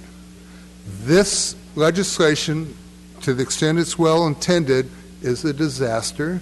The city should be ashamed if it adopts it. It is a terrible ordinance. You need to be spending money that helps homeless get off being homeless, getting into services that they need. A lot of them need some critical services. The county needs to step up. The state needs to step up. But just to spend money for more law enforcement doesn't solve the problem. When they get released from jail, where are they going to go? They'll go back and get arrested. Jail will become their new housing. And will they take the beds of carjackers or more serious criminals? There's better alternatives. There are a lot of vacant homes. Are there nonprofits willing to take supervision of it and you start providing housing in there? Use the money that this is going to cost, which will probably be in the millions of dollars for enforcement, to create shelters? You need to have a better solution. This is not the way to solve the problem of homeless. And for those outside the downtown area that now face homeless problems, thank the city for busting all the encampments without having sufficient alternatives for the homeless. Thank you. Thank you for your comments. Nicholas, Montoya, Melody, Dexter, Ditto, and then Rebecca Rangel. Hi. You have 2 minutes. Can you please give us your name and address? Yes, Nicholas Montoya, 943 Cornell, Shields and West, and I live in the hotbed of the homelessness because the city at one point decided that it was okay to put a recyclery in the middle of our community. So I deal with this every day. My wife came into me yesterday to say, we need to move. We need to sell our home that I worked hard for paying off because someone was taking a crap, in front of my kids. I don't want that in my community. I shouldn't have to deal with that in my community. That's not okay. It's not okay to allow people to be out there. Now, I worked as a social worker for many years, over 10 years, with mental health and substance abuse, and a lot of these individuals don't want the help. They don't want the help because there's a freedom involved with living on the streets. No one can tell you what to do. No one can, tell you where to go. You get to decide whatever you want because there's a freedom that's associated with that. And so when our clients would get locked up, that's when they would get cleaned up. That's when they would get the help that they needed. And so by enabling people, you're not helping them. By enabling people, you're hurting them. So yes, this is one step. Now, however, with that being said, the other half of that is in God we do trust. And part of it is we do need to take care of those that are less fortunate. And so I encourage someone to have the courage on the council to say, you know what, let's propose a 1/10 of a cent tax to address this directly. Let's bring money in. If we don't have the money now, then let's bring it in now. Because I will pay that. I will pay an extra penny so that our people could be moved out of my neighborhood and somewhere else where they could get the help that they need. So let's be Christians here. That's what we are. And or spiritual or whatever, Buddhists, we're America. But if we're going to say in God we trust, let's address the issue for what it is and let's put our money where our mouth is.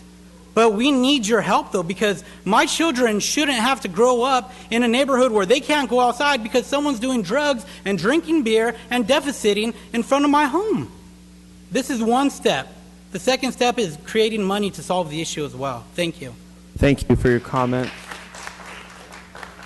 Melody R., and then Dexter, and then Rebecca Rangel. Please give us your name and address for the record. You'll have 2 minutes. My name is Melody Rigoza, and I am homeless, and I'm a mental health patient. I lost my job with the IRS a couple years ago, so I've been homeless for 2 years. My sons are serving in the Marines. My daughter likes to visit the Department of Corrections on occasions due to mental health and drug addiction. My income a month is $96. How do I live on that? that's probably not even as much as your suits. Why can't you guys step down for a minute, stay with the homeless for a week or a day, and live in our shoes and don't judge us? See what we go through by being demoralized, dehumanized, looked down on, frowned upon on a society. There's not enough programs for me. I'm not qualified for anything. Not MAPS, not Cal. I get CalFresh, but I don't have kids under the age of certain thing to get the homeless assistance. I'm not sleeping on the streets. I stay from here to there, but I have an education. I'm homeless. I shouldn't have been, but this is what happens. So I totally do not feel that this should be accepted, because if you take, how are you going to find somebody money when they don't have it? How are you going to put them in jail? They're going to feel like they're at the luxury hotel because at least they got a cot and 3 meals and a roof over their head and air conditioning. They're going to be happy. You guys are going to be, making them happy instead of trying to point out your view. And it's like, there's not enough systems. I used to work for mental health. I used to work for the IRS. So I'm educated and I've had jobs. I used to be a homeowner until the foreclosures. So I know what it's all about all the way around. But imposing this, it ain't nothing. Thank you. We have Dexter. Dexter, ditto. I apologize if I said your name incorrectly. You have 2 minutes. Please give us your name and address for the record. My name is Dexter Didolo. I live at 1352 North Poplar. I'm in Miss Soria's district. Thank you for, making an effort to help solve this issue. I was homeless at one point in time in my life. No, I did not receive any aid whatsoever. Yes, I have pulled myself away from it. Yes, you can pull yourself up by your bootstraps, even without boots. So with that said, I agree and disagree with some of the ordinances. I do agree that if this targets chronic homeless people, then I would agree that they can, get the help that they need if that were the case. Now, on the other side to this, it looks like we do need to reassess that 10-year plan for combating homelessness and reassess how those programs are actually met, and maybe dump more money into those, as well as the enforcement and combining more social work with police departments as they have interactions with the homeless folks. Thank you for your time. Thank you for your comments. Our next speaker is Rebecca Rangel. You have 2 minutes. Please give us your name and address for the record. President Olivier, council people. Ms. Soria is my council person, so I will be in particular paying attention to how she votes on this, but I'm hoping that people do the right thing. My address is 130 East Harvard Avenue, and yes, we have a lot of homeless people that go through our garbage cans and live among us, if you will, but it's not a bad thing because there's nowhere for them to go. A little bit earlier, I'm going to apologize before I start because I'm feeling extremely emotional for what I'm feeling from City Council right now. Fresno City is going to go down for another first if you vote for this ordinance. This is a prediction I'm making. We're the drunkest city. We're horrible with poor people. All the beautiful fancy parks are in North Herndon, and downtown Fresno has nothing basically. So this is a prediction that the new first for Fresno. Heartless, absolutely zero compassion whatsoever. I don't know, I've been reading the Bee. I don't know how long this ordinance has been in the mixer, but I got to tell you something, not a lot of thinking went into it. Obvious. Absolutely very little thinking. And then the divisiveness among the homeless. Really? Do you really think the majority of homeless people want to be out there? Honestly, because I don't think they're so different than you and I. A little confession here. I have day-old food when it looks like it's going a little bit bad. I bag it up every single week, and I have to drive down Shields, even though it's closed, because then I make a right onto Hughes to hop on the freeway at Ashland. But there's a whole encampment there, and I share up food that I'm clearly not going to eat. every single week. And I got to tell you something. I have never, ever, ever had anybody be disrespectful or rude or ugly. I like, Steve, you've got too much time on your hands going in the wrong direction. You know, first you wanted people, first you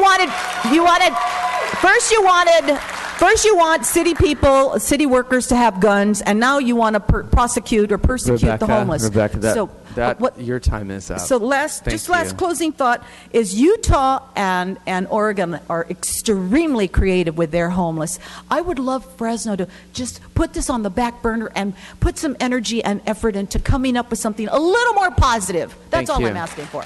Thank you for your comments. Is there anyone else? That is the end of the yellow cards. So here they are. Is there anyone else who wishes to address the City Council who hasn't?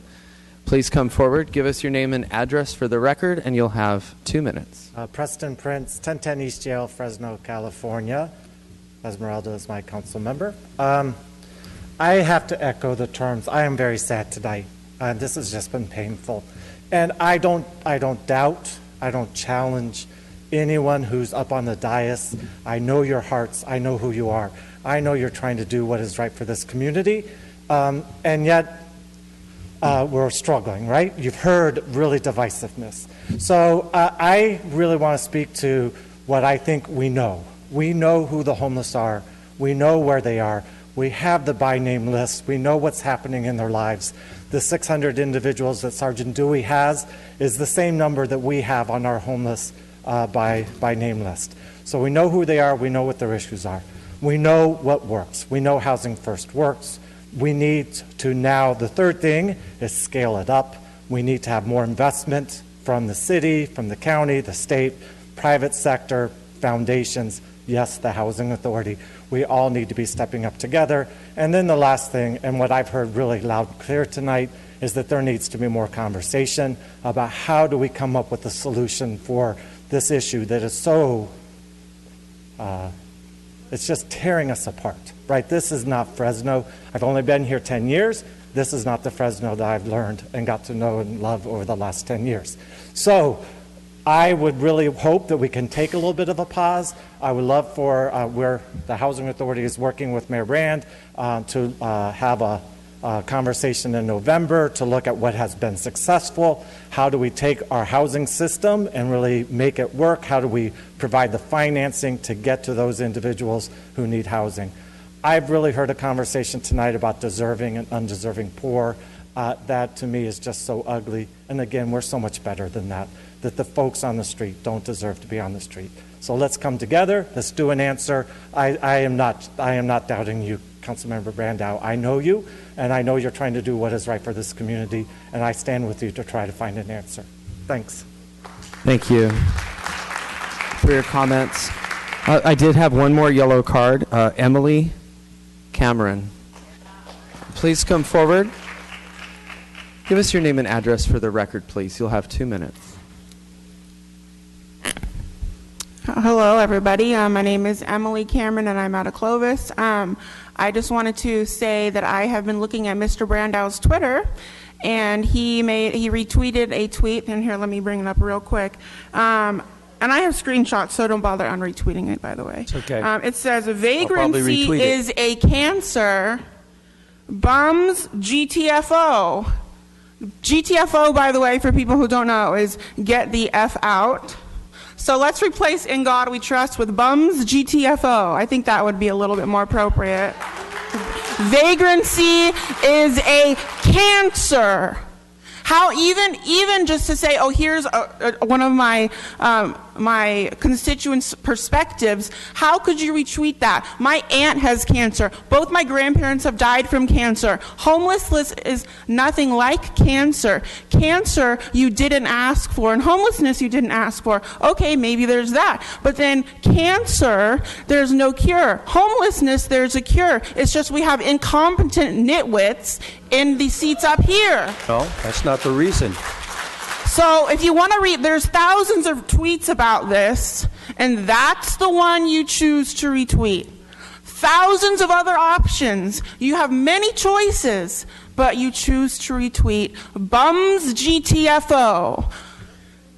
and I also have problems with, just FYI, any Democrats on this council who vote against this, 40%, according to the Williams Institute, 40% of homeless youth are LGBT. I am the executive member at large of the California Democratic Party's LGBT caucus, the first.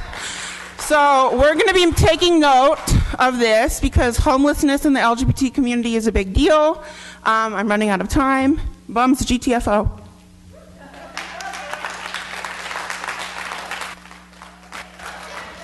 Thank you for your comments. Is there anyone else who didn't turn in a yellow card who wishes to address? Please come forward. Give us your name and address for the record. You'll also have 2 minutes. Thank you very much. My name is Jonas Palos, and actually I'm taking this personal. I suffer from a concussion due to playing sports at Fresno Pacific. In God we trust. Again, I went to private school, supposed to be Christian. I was neglected. Okay, I was homeless on the streets, incarcerated 20 times. It didn't work. So incarceration does not work. You guys collaborating with the police, that's not going to work. Thank God I'm still alive. They didn't shoot me because I had a concussion. I wasn't listening. I was out of my mind.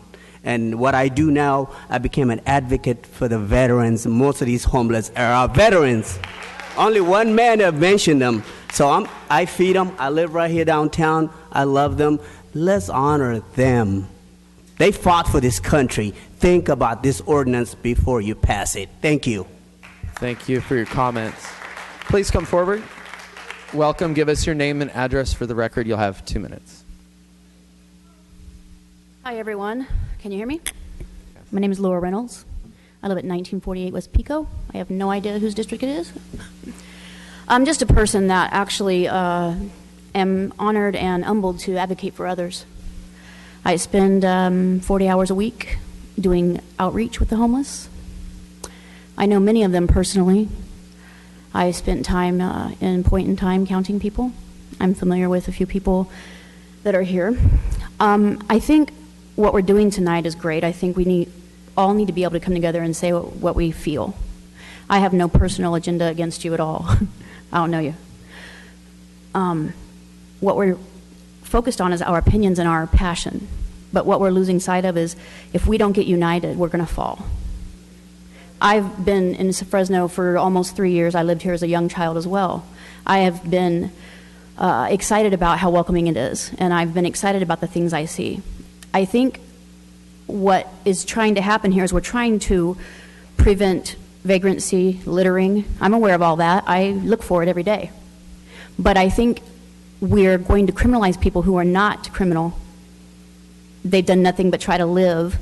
And I think there just needs to be a different way to go about this so that both sides can agree. There's not enough resources.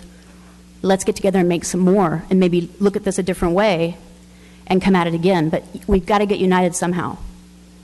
Right? So I'm not for this thing that's going on right now. But I'm saying, can we do it a different way? So that's all I got to say. I hope it makes a difference before you guys go vote. And we just think about this again. Okay, guys? Thank you. Thank you for your comments.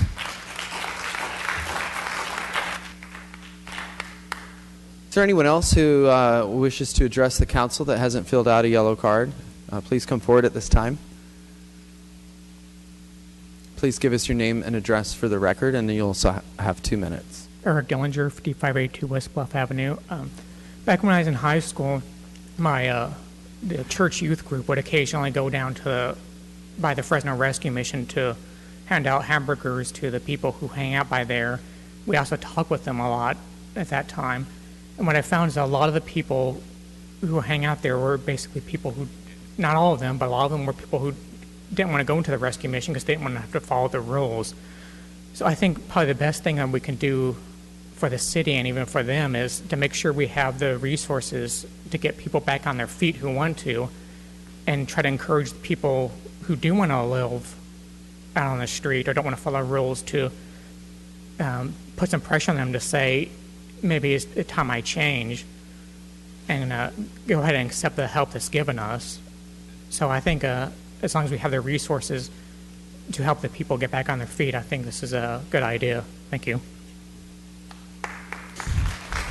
Thank you for your comments. Is there anyone else who wishes to address the City Council?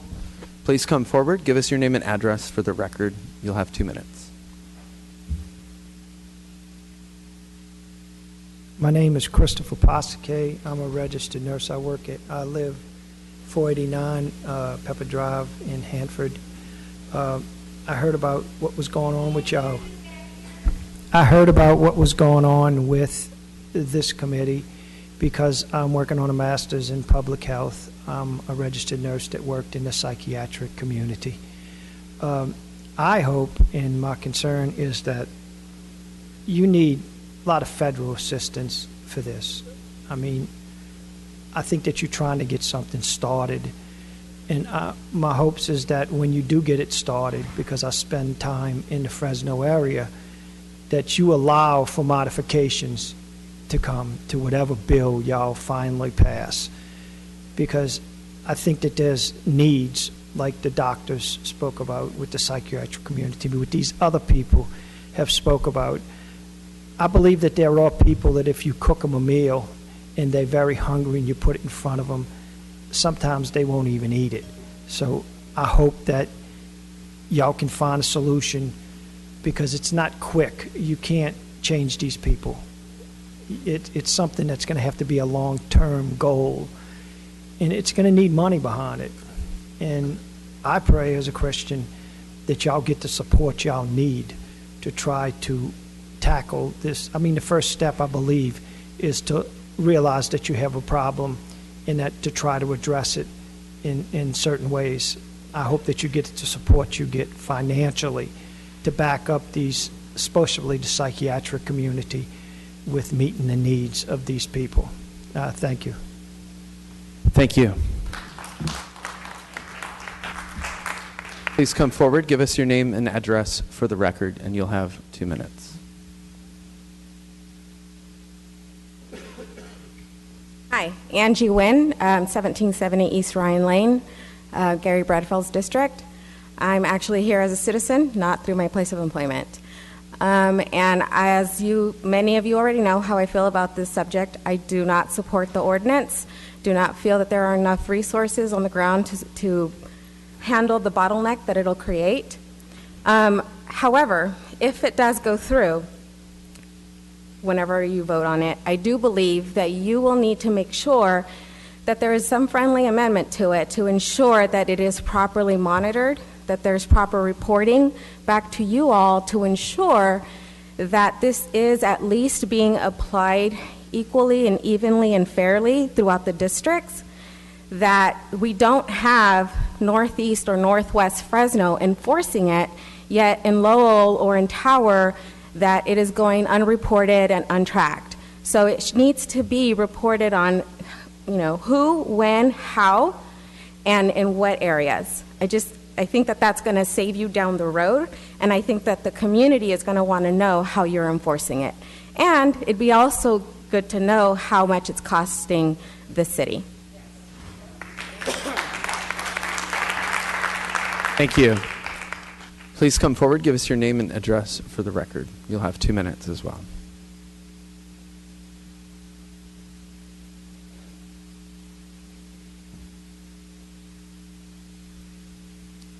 Hi, I'm Doreen Neely, 5158 West Athens. Mr. Brandow, I am in your district. And I have to say, as one of your constituents, I am not in favor of this. I really do think that there needs to be a whole lot more thought put to it. I think that this council has been told a number of times by a number of different people that there just simply are not enough services. As someone pointed out, if they're looking for housing and they have nowhere to go, they have the voucher, they have it, where do you want them to go? You know that there's not necessarily shelter here. You know that there's not necessarily enough services here. So what is the point of this ban? What is the point of this ordinance? What is the thing that you're trying to solve for? Because it sounds to me as though it's not really going to be solved. Are we really thinking that it's prudent to spend city money to send people to jail for sitting on the sidewalk? I think that that's going to cost us a whole lot, that very much better uses of our dollars can be utilized than doing that. I don't understand. I don't understand why it is that even this is even a thought. And I have to say, as a woman of faith, I do wonder why you have that "in God we trust" there. I will go ahead and just continue to quote another gentleman. Yeah, John says we're supposed to love each other and love one another as God loved us. This is not it, guys. This is not it. Thank you.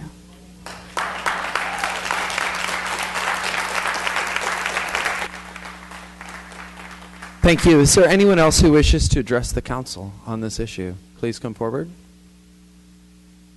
Okay, thank you. Seeing none, we'll go ahead and close public comment. Now, the time is 6:50, and we have been here for 2 hours and 50 minutes.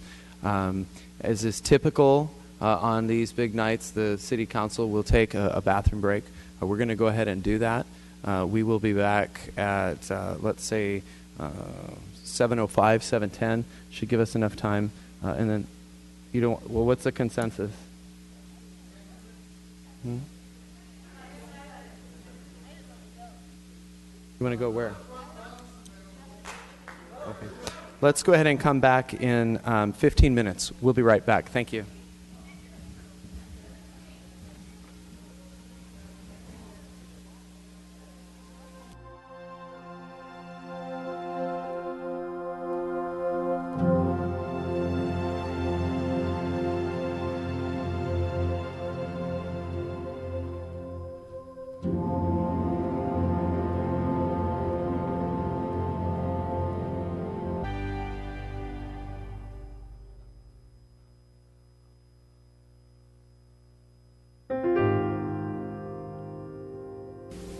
Thank you.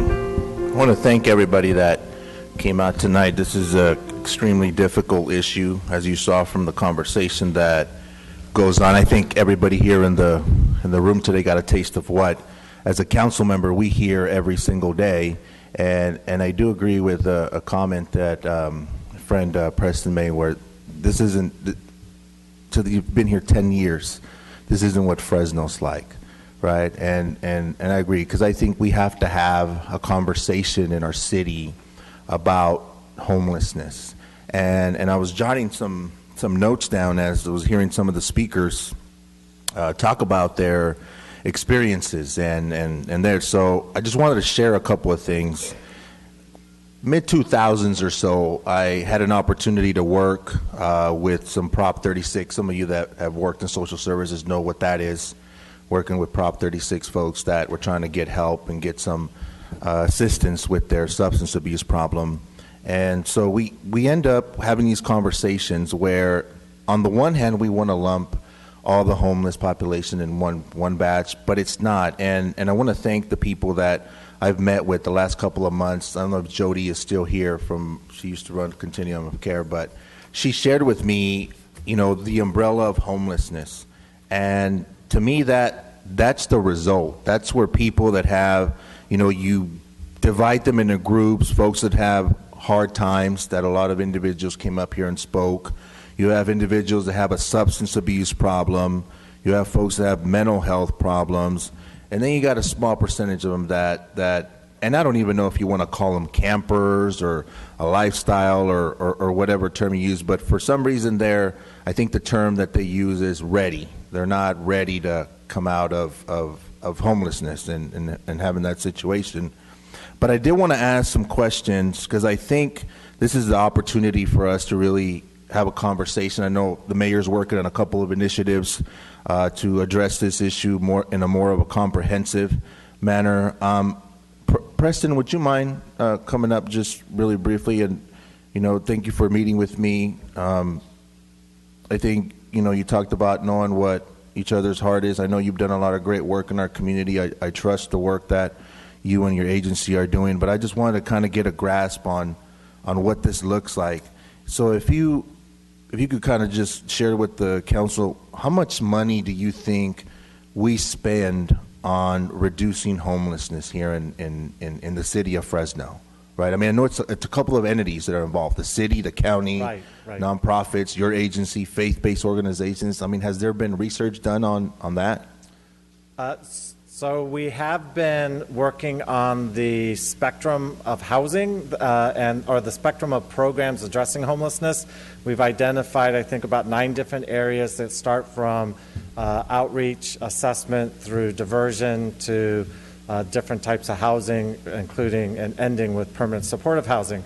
And we are looking at how much money is spent in each area, but I don't think we necessarily have all of the partners. So I think we can talk about what's happening with those that either are publicly funded or receive assistance through HUD or through the city or First Steps Home. And then there are great partners like Rescue Mission and POB that have private dollars that I don't think are incorporated. But the continuum of care receives about $9 million, $8 million a year. And then on top of that, with resources helping homeless veterans, the Housing Authority probably receives another $5 or $6 million. So I think the public funds is probably around $15 million a year.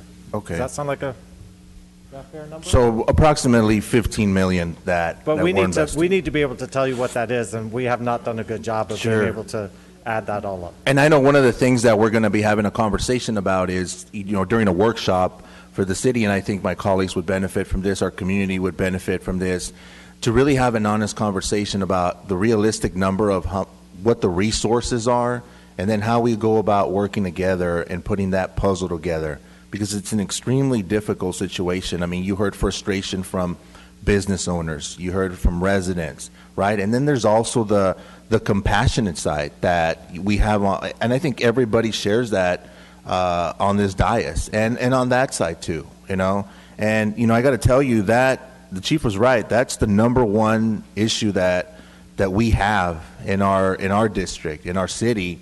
And I think we need to do something about it. I'm open to supporting parts of this, but I did want to make an amendment to my colleague, because I think we all want to get to a place where we're helping our constituents, right? The homeless population.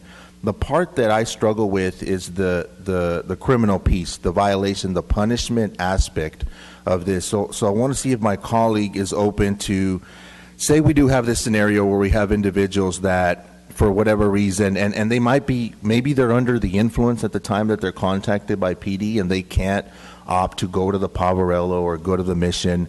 So I want to see if we could incorporate language into this ordinance that says that, yes, we'll have the process. However, we would amend it to say that if they are charged with this, because realistically, we're not going to collect $1,000. If they had $1,000, they'd have housing, right? And so in lieu of the $1,000, in lieu of the jail time, how about we offer them services, rehabilitation services, substance abuse counseling? I mean, is that something that you'd support? So, Councilman Chavez, so in lieu of the $1,000, or in lieu of the jail time, or in lieu of because the violation piece part is the $1,000 or the jail time, right? And what I'm saying is we get to that situation. Give that individual the option of receiving substance abuse or mental health services, and that would take away that violation. Because in my eyes, I think if we put them in those treatments, then we won't have them committing the same offenses over and over. So, all right.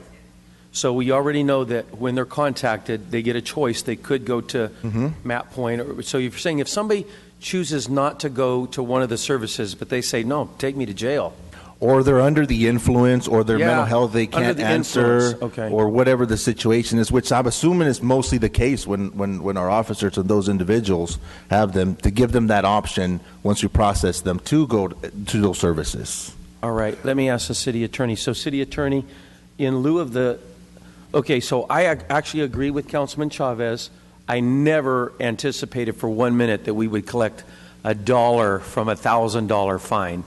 That's the maximum. I don't think you would even probably see that put on an individual. However, say they receive a fine for something and they're brought in under this ordinance. Can we, in lieu of the fine, give them services? Require that they go to a service. Would my ordinance say that? And would a judge, how would a judge look at that, or how would that work? Yes, I think the way the process would work is that upon conviction, rather than the court sentencing somebody to jail time or a fine, could offer probation, and a condition of the probation would be that they receive some kind of rehabilitation services. That's where I'm going with this. That's We what could I'd put like to that- see. And we can jam that in the ordinance at some point, some Yes. position in that paper. If Yep. you would make an amendment to add that today, then it could come back for adoption with that change. Yeah. I like to make that amendment. Councilman Chavez, I'll accept that. Okay. And we'll have the city attorney put that language in the ordinance itself. Okay. Thank you. I'd like to hear what my colleagues have to say. Under 1203.04, they can be Our expunged. next speaker is Member Capriolio. Before we do that, maybe Chief, could you come and clarify what that would look like, just from a law enforcement perspective? It is very similar to what you brought up with Proposition 36. Proposition 36 was designed to be a diversionary tool that would not create any type of a record for the individual. In fact, it is automatically expunged if, in fact, that individual chooses treatment. And that would be the same in this case, where it would almost be modeling after Proposition 36, where you would write into that ordinance that it is understood that it is diversionary at the beginning, and that there'd be no criminal history. And we do that also with the crime of prostitution. That's through our prostitution abatement rehabilitation. They're offered a diversion through what's called a PAR class. And if they choose to complete that class, then there's not even a record of the arrest. And I think that's really what you want, is you want to create a system whereas if this individual ultimately chooses treatment, there's not even a record of that person's arrest. It's cleared from the records management system and the courts.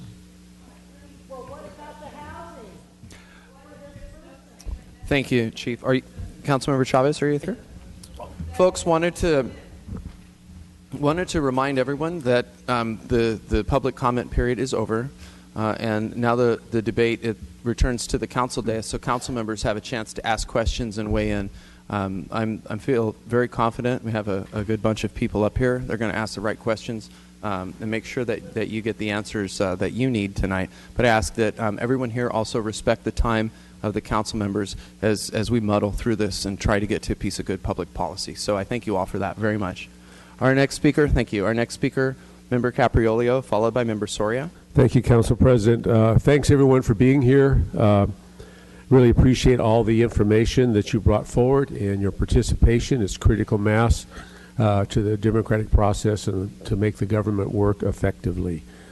I also want to indicate that I've worked with these people for years, and I can guarantee you that we all have compassion for people. If we didn't have compassion and care for people and care for our community, we would not. Good night. We would not be running for office. We would not be campaigning. We would not be doing all the things it takes to get up here. It's a very arduous process, and you wouldn't do it unless you had compassion and caring for your community and the people of it. So I want you all to understand that we do have that. And we're here to encourage everyone, and we want to give people a hand up, not necessarily a handout. I get that as well. But I want to address the thing that's critical to me. I'm a big advocate for children and parks and family events in parks, as per Vinland Water Park that we just opened about a month ago. I go by it often, and the families are there. They're having a great time. It warms me to feel that I was a part of that, to get that going. The other thing I have a great passion for are veterans. My grandfather was a World War I veteran. My father was a World War II veteran. My brother, United States Marine Corps Vietnam veteran, combat veteran. And both my father, I'm just gotten word this afternoon, my father and my brother will be on the Wall of Honor at the VA hospital. I'm so grateful for that. It's fantastic. So I really, so veterans, I know, I advocate for them. The 509 in my area, the Moose Lodge has a lot of veterans. I'm very involved with them. So with that in mind, I wanted to ask Chief Dyer if he could come up, because I know you have at least 3 veterans in your family as well. And so I want to make sure that our veterans are treated with the compassion that they so deserve. And I know you feel that way as well. So help me out there, Chief. Can you explain what we're trying to do there? Well, I appreciate you. Veterans are near and dear to me, too. My uncle, Bobby Dyer, was a prisoner of war for several years in the Korean War. And I saw the effect when he got out later on, when I grew up and had conversations with him, and the PTSD and some of the things that he experienced. And so it's near and dear to me. And, you know, what we see out there are, we do see veterans that happen to be out on the street that are homeless. That's not necessarily a lifestyle that they choose. They just find themselves out there. And it is so important that we get them the services that they need so that they can. And so, you know, in our conversation over the years, or over the last month or so, I envision us, when we come in contact with one of those individuals, having the opportunity not to take him to jail, but to take him to the Veterans Hospital, and to make arrangements with them so that they can get the treatment that they do need. And so that is something that we're committed to. And that's the primary, paramount concern, as it is for everyone in this audience. Some were a little critical that we didn't discuss that, but you and I have discussed that and others. So yes, it's at the forefront of what we're trying to do here and get them the services that they deserve and that they've earned through their service. That's the ultimate goal for us as well. So thank you. Thank you very much. And as you know, we sat in my office, and my brother's uniform is in my office, and his first letter from Vietnam in 1966 is in that pocket, and I read it. Yep. So veterans are fantastic. Thank you, sir, for that information. And as I indicated, we have tough decisions to make up here, and we have to weigh and balance things. That's what we always do. You help us with your information and input, and then ultimately it comes to us, and we have to weigh and judge what we think is best for our community, our city, and the greater good of our community. So I thank you all for being here and what you've said, and I'll support that amendment, and I'm prepared to vote. Thank you, Council President. I also want to thank all of you and all the folks that left this room for being here, for being part of this conversation. This conversation continues, and I know that there's still a lot of work ahead of us. I have a couple questions before I make just some other remarks, and maybe these will go to our chief because it relates to the enforcement of the ordinance. So one, I guess maybe can you walk me through the enforcement piece? I know that I've read through kind of, you know, some of the new vagrancy laws that a number of local jurisdictions have, and they talk about how they do enforcement as it relates to camping ordinance, but I'm just curious as to see how is your team going to be enforcing it, since you guys have somewhat of discretion according to how the ordinance is written. So I'll tell you what happens today when an officer, a member of the Homeless Task Force, comes across an individual, generally as a result of a complaint, where they are lying someplace, sleeping, lying on cardboard, whatever the case is. They ask that individual to leave, and sometimes they do. They pick up their belongings and they leave, and that complaint is satisfied. Oftentimes, unfortunately, more and more, what we are finding is that they say, no, I'm not leaving, and they continue to lay there. And that is the frustration of businesses. So what I envision is that at least in the future, should this ordinance pass, that the officers will have an alternative and explain that alternative to the individual. And that alternative is, you can't stay here. We have the authority to arrest you, should we choose. However, we want to give you an opportunity in lieu of that to be transported to the rescue mission, to the Poverello House, to Map Point, or in the case of a veteran, to the Veterans Hospital, something other than the jail. We do that today with public intoxicants. We have the right under the law, when we arrest somebody in public who is a public intoxicant and they're unable to care for themselves, we have the right and the authority under the law, under Penal Code Section 647F, to take them to jail. However, we seldom take them to jail because we offer them an alternative to go to the Fresno Rescue Mission, and we have a partnership with them. The vast majority of the people say, I'll go to the rescue mission. And so we don't have to enforce the law in that respect, and there's no record, and we transport them. That is what we're hoping to do with this law as well, again, providing them with those alternatives. Should they choose to not take those alternatives, then we would have to be put in a position to take them to jail. And I do believe the next step, if in fact Councilmember Chavez's amendment goes through, that even at that point, they would have an opportunity to, once they perhaps sober up or whatever the case is, to make that decision to go into treatment and then have no record of their arrest. Great, thank you. So we know that the city of Fresno has faced a rise in crime.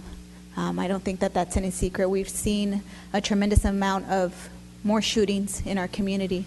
I'm just wondering in terms of priority, because I know that every time we have a conversation about the resources or the limited resources we do give our police department, which we always struggle every year to increase that. How do you see that this ordinance, in terms of trying to enforce it, will maybe impact enforcement of or addressing other crimes that are of much more priority? Well, I believe, what we see today, as I stated in my earlier comments, our officers handle around 26,000 of these calls a year, and so they're out there every day going to these calls anyway. It's not necessarily a life-threatening call, obviously, but our officers do get dispatched and they do respond. Those calls oftentimes are repeated, meaning that we're dealing with the same individual at the same location week after week with no solution at hand. So we continue to respond. The goal for us is that with an ordinance such as this, we're able to effectively deal with that individual the first time and not have to go back and respond every week. And that's really the essence of problem solving, getting to a portion of the root of the problem and eliminating it, getting them into treatment so we're not having to deal with them. So I don't see that it's going to take us away from anything we're currently doing because we're already responding. It just gives us a tool to handle that once versus going out repeatedly. Okay, thank you. Those are my questions for you. I'll just make a couple other just specific remarks as to the ordinance. I will say that coming this morning into the council meeting, I've been struggling to figure out, where I was going to be this evening because I think from both sides, and I understand, I hear the cries of business owners that I represent in the area in terms of, some of the homeless and the impacts that it creates to their customers. And on the other side, I also hear the homeless advocates and those individuals that are trying to do right to improve the situation that we have. And I do agree. I think that Fresno is better than what we're offering today. I think that we need to take a little bit more time and have a broader conversation because while I am very sympathetic, I applaud, my colleague for bringing something forward. I know that there's a number of people that want something to be done, but I just think that we can do a little bit better. The main issue is that we have a shortage and a crisis in housing. And I've been a big advocate for affordable housing. In the last budget cycles, I've proposed $1 million for additional housing. Since I've been on this council, I've been pushing to create that. And that's what we need to do here in our community. We need to really focus on building the number of resources that we can have here to be able to address the issues that come from homelessness and mental health issues. One of the things that I also like to see, actually, I applaud our administration and the police department, our chief, for sending out a memo. And now with the new 5 districts, the restructuring that is happening, that you guys are creating these crisis intervention teams, that you guys are trying to put a little bit more resources out to address the homelessness issue. I'd like to see how that plays out before we move forward with an ordinance to really see, do we need this? I think that you guys are beginning that process with already the restructuring and offering these crisis intervention teams and giving a little bit more resources to Sergeant Dewey. I will say, that I'm very grateful for the work that him and his team, which I think is 2 other officers, have done, because they've covered, over 100 miles of the city of Fresno in addressing homeless complaints. I get them all the time, and I know that they try to do their best to address them as quickly as possible. And I feel like they do miracles at times, just with the limited resources. But I think that with the new restructuring now, having the 5 police districts and what you guys are trying to do per the memo that you guys sent out, I believe a couple weeks ago, I think that we need to take a step back and let's see how it plays out. And I think that our community needs to continue to have a broader conversation. We see how there is a lot of division in terms of how people feel about the issue. I think that there's a lot of smart people on that side of the dais. There's a lot of smart people on this side of the dais. We have a mayor that understands housing. What about the middle of the dais? Right. and so I think that we need to really take this serious, and let's not forget the county. We need to hold the county accountable. I will say that I feel very confident that we can partner up. We've been having several meetings with them. In the last meeting that we had, the joint meeting that we had with them, the ad hoc committee, that was one of the issues that I brought up. I think that it's of utmost priority and that it should be a priority for our community, because it does impact quality of life for everyone. We have people that are being impacted, the homeless, that are struggling. And so I think that it deserves a broader conversation, not to take away from, I know that you're trying to bring a solution to the issue, but I think that it's much more complex, and I think with a little bit more time, I think that we could do a little bit better. And so for those reasons, I won't be able to support this. I'm sure that it'll probably pass. So I guess I will wait to see what we see over the next few months in terms of the enforcement piece. I will say that I thank my colleague Luis Chavez for adding the amendment. If I would be supporting this proposal, it would be for that reason, because I do think that people deserve an opportunity to get treatment and to better themselves so that they can become actually productive citizens in our community. We heard from a number of homeless individuals, both that are now still currently on the streets and those that have been able to get the proper services and resources so that they can become productive citizens. And so for those reasons, I won't be able to support the ordinance. Thank you. Mayor Brand. Thank you, Council President. I want to answer a few questions that were raised today or tonight in the meeting. And one was regarding the homeless count, the 10-year plan. Well, that started before I was ever here. But from our First Steps Home meeting yesterday, we reached our peak and this is Fresno County, which is about 80% the city and 20% the county. 2011, we had 4,201 homeless people. And as of 2017, it's 1,745. We've made a big dent in the homeless population in Fresno. So we've been, on a comparative basis, and I'll give you a couple examples, we've been very successful. By contrast, the city of Los Angeles, voters passed a $1.2 billion bond for homeless. So did that money help out? From 2011 to 2017, the homeless population increased by 16%. There's 58,000 homeless people in Los Angeles. San Francisco spends $241 million per year. Our entire general fund is about $320 million. And they've got 7,500, not made any dent at all. So this is, again, a statewide crisis, and at least on a comparative basis, Fresno is doing better than a lot of other cities. Addressing, again, the whole issue that Member Soria talked about, affordable housing is a huge problem, but in Fresno, a median-priced house is about $240,000. In Santa Clara, it's $1 million. In Los Angeles, it's probably $600,000 or $700,000. So, you know, when they started, the state's looking at addressing this problem, and I told you earlier, the Dan Walters column about $250 billion.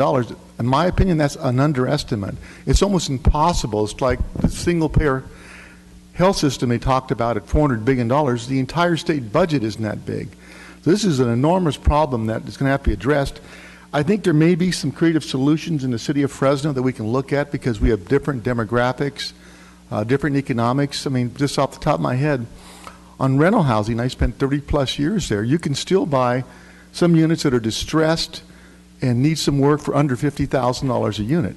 You could put in, I used to do this, we used to go and take tax credit properties and rehab the entire project, adding, say, 25,000 a unit. If I'm under $100,000 a unit, again, the cost to build because of CEQA and tax credit laws and prevailing wage is between $250,000 to $300,000 per unit in Fresno. So when Member Soria said she wanted to add $1 million, that sounds good.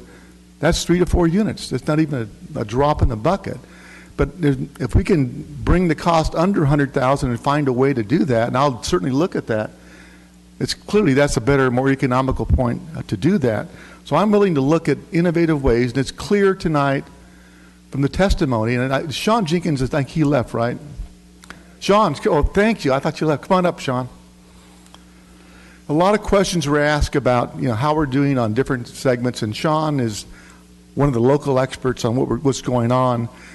And what we're trying to do is we're trying to get the beds, have the beds available for those people who want them. So could you kind of give us a capsule summary, Sean, of where we stand in terms of, you know, West Care, Poverello House, the Rescue Mission, all the different agencies that are working on this First Steps Home, where we're at now and where we need to go to accomplish our purpose?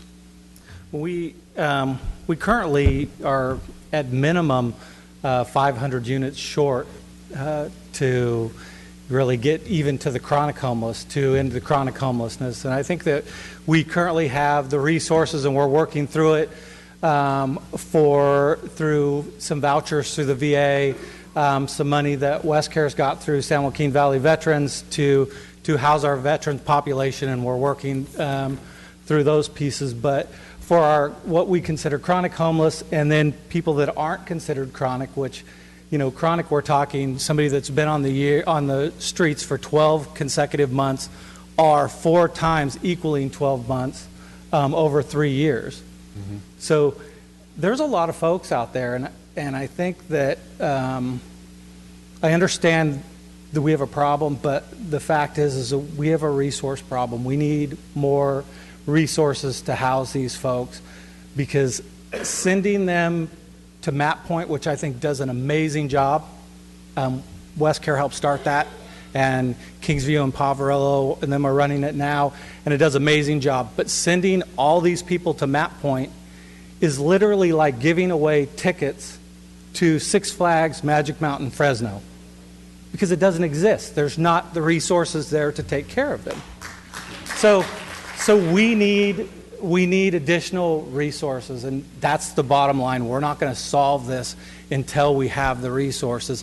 If everybody wanted to go to treatment that could go in town, we don't have the resources for those either. Who's going to pay for that? So you're right. We do need additional resources. We need to use our best practices that you talked about, which is housing first.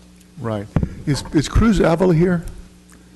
Sean, I know Poverello House is in the process of expanding their capability and the number of people there.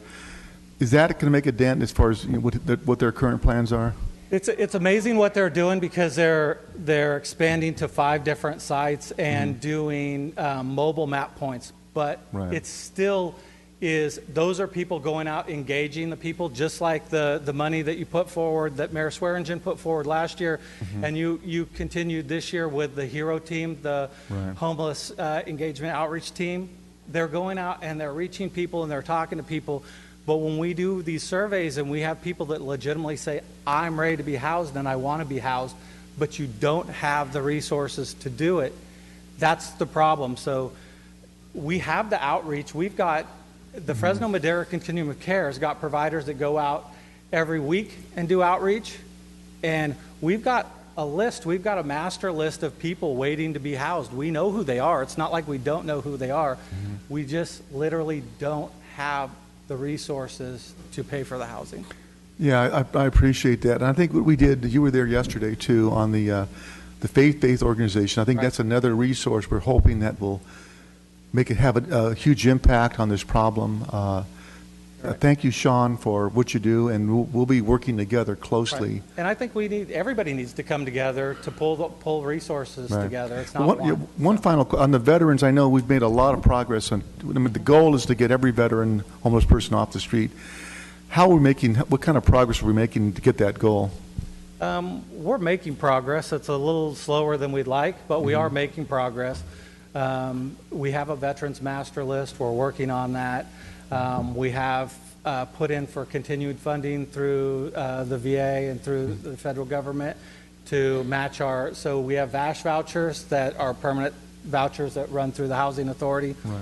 And then our San Joaquin Valley Veterans has rapid rehousing dollars, and so that's being extended for another year, which will give us additional dollars to do the veterans. And one of the other problems I saw reading about Los Angeles and other cities is that the federal government has cut back on their homeless funding since 2012. That's what it says. Yeah. So, Okay. I mean, there's been a reduction. So, I mean, even in our growth, we haven't seen really an increase in our federal dollars to keep up with the growth that we've seen in population and in homelessness. Right. Thank you, Sean. Sure. Hey, Preston, can I ask you?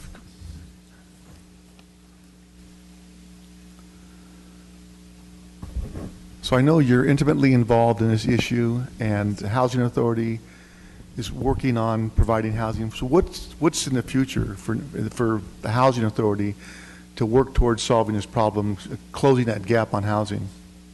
Right. So, there are a number of different tools that we should be approaching, right? So starting, and I have to also step back and thank when you are a council member, so those of you who are council members a year and a half ago, we've looked at the housing spectrum, and we talked with, at that time, Mayor Swearingen, so we talked with Ashley, and we said, our problem is we don't know who's out on the street and we're not able to respond.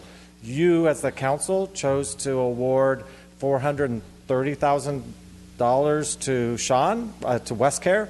So we have 7.5 FTE of HERO homeless outreach folks who are going into the community and gotten to know that's how we created our by name list, right? So you've helped us get that first step of knowing who's out there. Now what we need to be doing is the initial step of diversion, right? Is there something quick that can happen? Or is there ability to do rapid rehousing? And then we need to be identifying what are the issues within someone's life and matching them up with the appropriate housing. And then that comes from either rental assistance or a physical housing unit.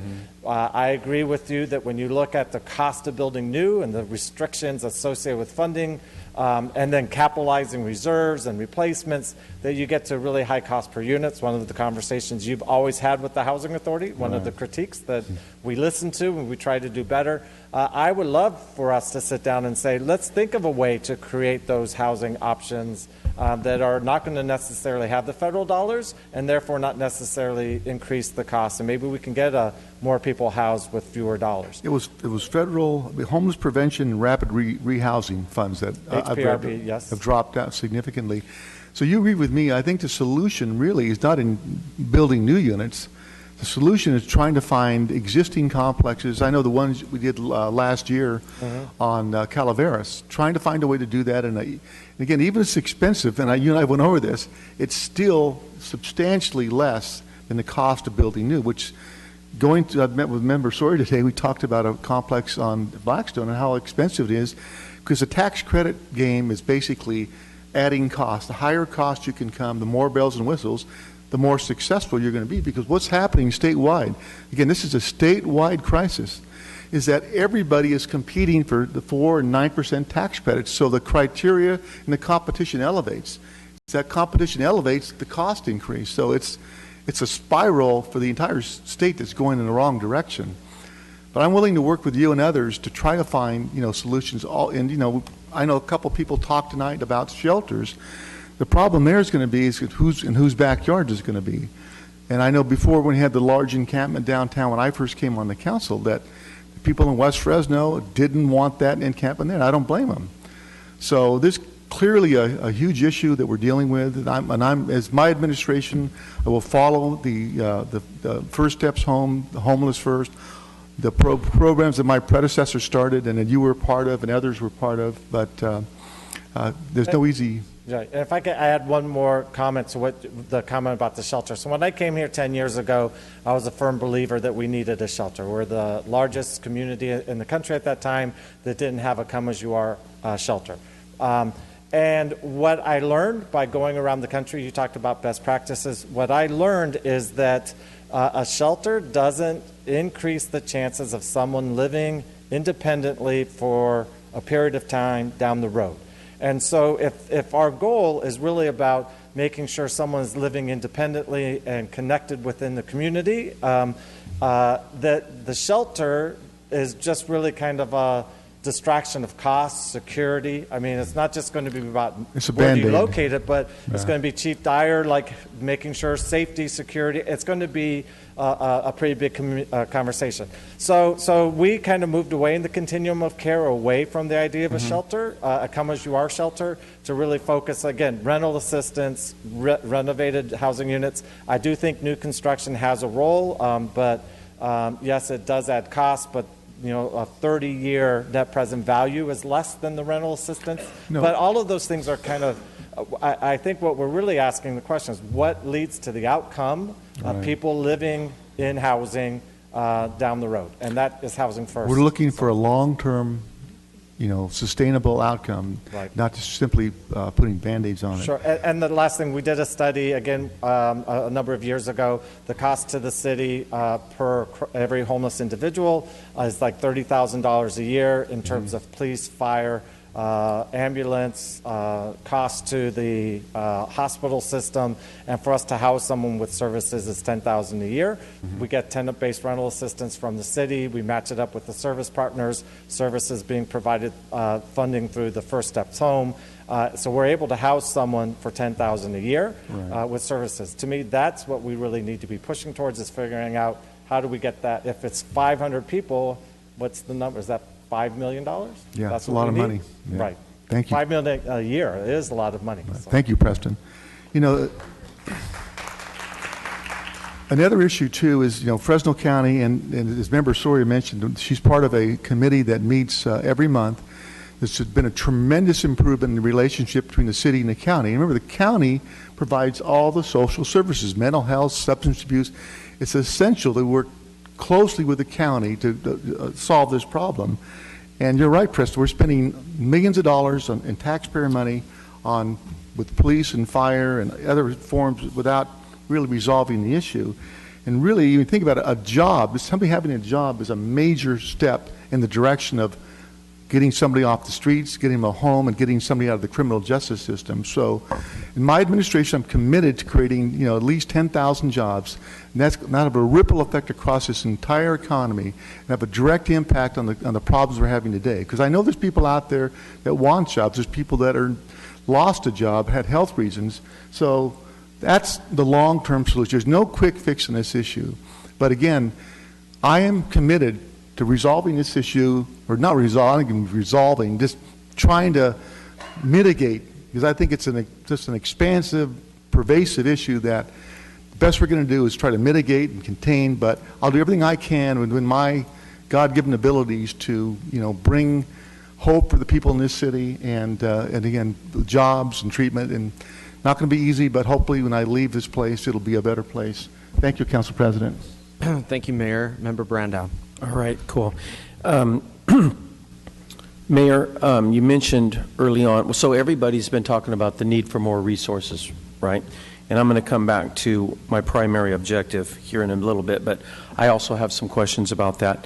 So, Mayor, you talked about Los Angeles and San Francisco having millions of more dollars and a $1 billion bond and $270 million, and yet it hasn't made much of an impact. Do you have any idea why that money didn't make an impact? Well, to give you the short answer, you can't spend your way out of the problem. Okay, so you have to have a focus and a purpose and an effective plan. Simply just throwing money out there, which I believe they have done in many cases, is not going to solve the problem. So you're saying that the folks that run their housing authority and their nonprofits are not as sharp as ours? Well, using the simple, parameter of, we went from 4,200 homeless people down to 1,700.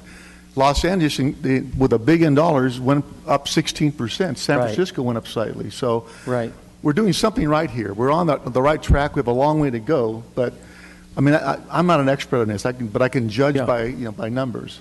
Right, because you just talked with Preston about money, and he talked about getting people housed for 10,000 people per year, $10,000 per person per year. But in reality, that's exactly where we're at now, because earlier in your question to him, he said we had 15 million, or I think Councilman Chavez asked him about the money, 15 million, and we have 1,500 people or 1,700 people. That's $10,000 per person per year. So I get that we have a resource shortage, for sure.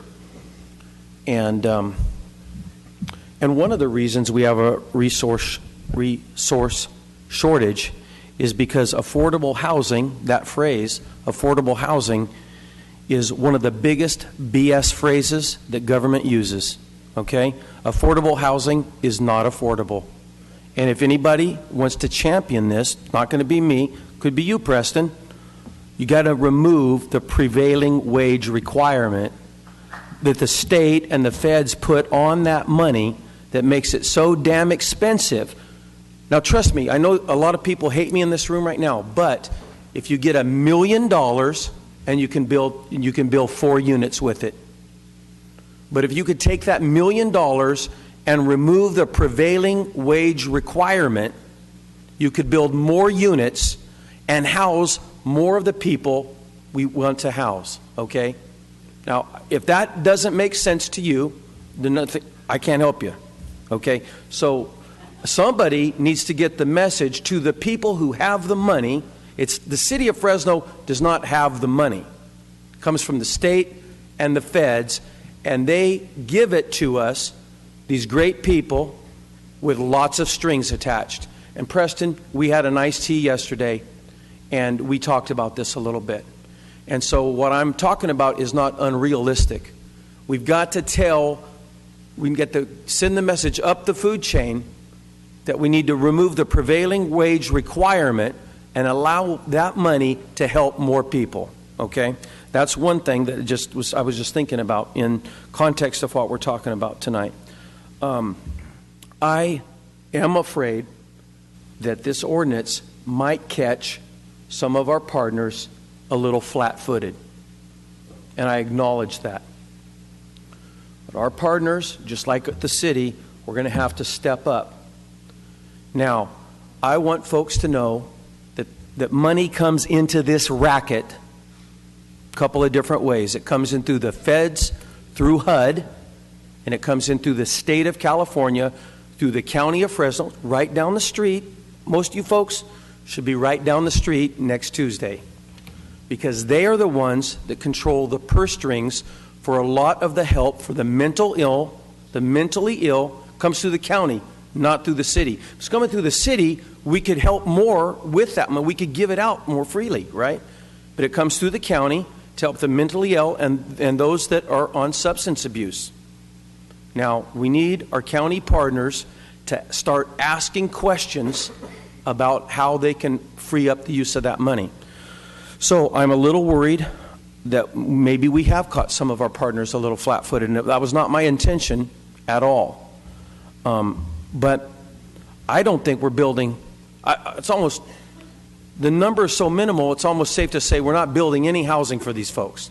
Some 25 units in 2017. And we need 225 units in 2017. So that's my view of compassion, helping more people get into housing, okay? Housing First, the Housing First model that everybody talks about. All right, so I'm a little worried about that Housing First model, but maybe nobody wants to talk about that, and that's fine. Don't think it's valid. That's cool. We'll see you next year. All right, we'll be talking about the same issue. However, now I want to get back to my primary deal, and this will be painful for me to state this, but here it is. I want to help the homeless, the 1,700 people. I want to help those folks. Tonight, the conversation has turned again towards helping the 1,700 because, like I said in my introduction, Fresno is such a generous and compassionate city. So we're again talking about the 1,700. But my primary goal is to help the 520,000 people that live in this city that feel threatened and don't feel like one guy said he and his wife is asking to move out of Fresno because the problem has gotten that bad. So I want to help the 1,700, but I really want to help the 520,000 of us. And I think that we have a lot of good people in this room right now, and I believe we can help the 1,700. I truly do. But right now, our job, my job at least, is to talk on behalf of the 520,000. So my ordinance wants to bring relief to that group of people. So that is my final comment for tonight. Thank you, Councilmember Brandow. The screen is clear. I just have a couple of questions. I promised one of the speakers that I would ask these questions and for them. Chief Dyer, could you come up so I could ask this? Someone said to offer a friendly amendment to this item where the police department would report to the council and mayor's office, city manager, as to the progress that's being made. Who is being, well, not necessarily progress, but just in terms of statistics. Sure. Who is being arrested? How many in terms of in a year? Who took services? Who rejected services? Who went to jail? Who went to the mission? Will those reports be made? If the council will establish the data points, the things that you would like us to track, we will make sure that we do that and report to the council as often as you would like, and also publicly report on the website. We do that today with what we do in the schools, what we call a student contact analysis report. How many students we contact, the arrests, the outcomes, diversion, whatever the case is. We could do something very, very similar very easily. Okay. The other question I had is what happens when our officers come upon someone who's already in the pipeline? Somebody asked about if they encounter someone who's waiting for housing, someone who has vouchers. What's the procedure for that? Well, I believe that person would be handled very much differently. And the fact is, they aren't the ones that are presenting a problem for businesses or residences or the police, because those are the people that are not defiant. Those are the people that have already made the decision that they want to take advantage of services, they want to take advantage of housing, but they're simply waiting for those services or for housing. And I believe in those instances, those individuals are obviously not going to be arrested because they've already made a decision we want to change our life. And I know there's this feeling out there that the only people out there on the streets, no one wants to be there. I can tell you firsthand that's not true, according to the Homeless Task Force. About 20 to 30%, 25% of the individuals out there they come in contact with choose to be out there. They want to be out there. In some cases, they've been offered housing and do not want it. They reject it. So the person you're referring to, those are the people we want to help and expedite those services. And there's actually a database established for those. We know who those individuals are. Preston knows in his database who has been given a housing voucher, who are waiting in the pipeline. Those people have to be treated differently, and differently in the sense that there is no need for enforcement. All right, and I appreciate that. So is the language, there already? Could council come up with the data points later for the what we want in the report? Is there language in this bill that would require that report? It's up to you if you want to codify it within the ordinance, or if you want to just say that you're going to establish the data points for us to report on a monthly basis or whatever, we will. If you want to put it in there, we can come up with the data points at a later date. Yeah. I follow direction well. I'm married.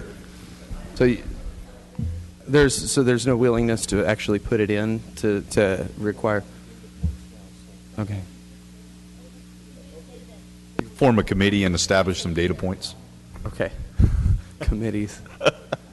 Inside the ordinance? Yeah. Doug, let's add that to the ordinance, please. What I would suggest is rather than put it in the ordinance, because that's not really directed at the public, we could bring back a resolution to go along with final adoption of this that would establish that direction. That sounds good to me. Thank you. Yeah, I do appreciate that. Council colleagues, I wanted to kind of identify something that I believe is a problem. And Chief, thank you for that, because those were some questions I think that came up more than one time. And I wanted to make sure that those were answered for folks and for myself as well. I think that I've heard council and some of our partners from Housing Authority, West Care, some other partners who've come up, and they've said that we need more resources to deal with the problem. And I understand the argument that not throwing good money after bad, and the solution here may not be just more money. But I do think that I've identified a disconnect between the city and the state of California here. I was recently at the Poverello House, and driving to the Poverello House is a difficult sight, I think, for anyone. And when I got in there, I was met by some of the great folks who work at the POV, and they told me, "So where did you park? How did you get in? Are you in the lot?" And I explained to them how I got in, and they said, "Well, did you see the people that were sitting outside of our facility today?" And I said, "I did." And they said, "What you just witnessed was an open-air mental hospital with no doctors, with no medication, with no caseworkers, with no social workers, with no orderlies to keep the facility clean. What you just drove through and looked out the windows of your car was an open-air mental institution." And I'm sure I probably spent about 90 minutes there, but that was really the first thing they said to me. It was the most telling thing that I learned that day. And so it was at that moment that I realized that I think more is probably needed. And then when you hear our partners in our community up here saying there needs to be more for housing. We haven't heard a lot about mental health tonight, but I believe that there needs to be something provided for mental health.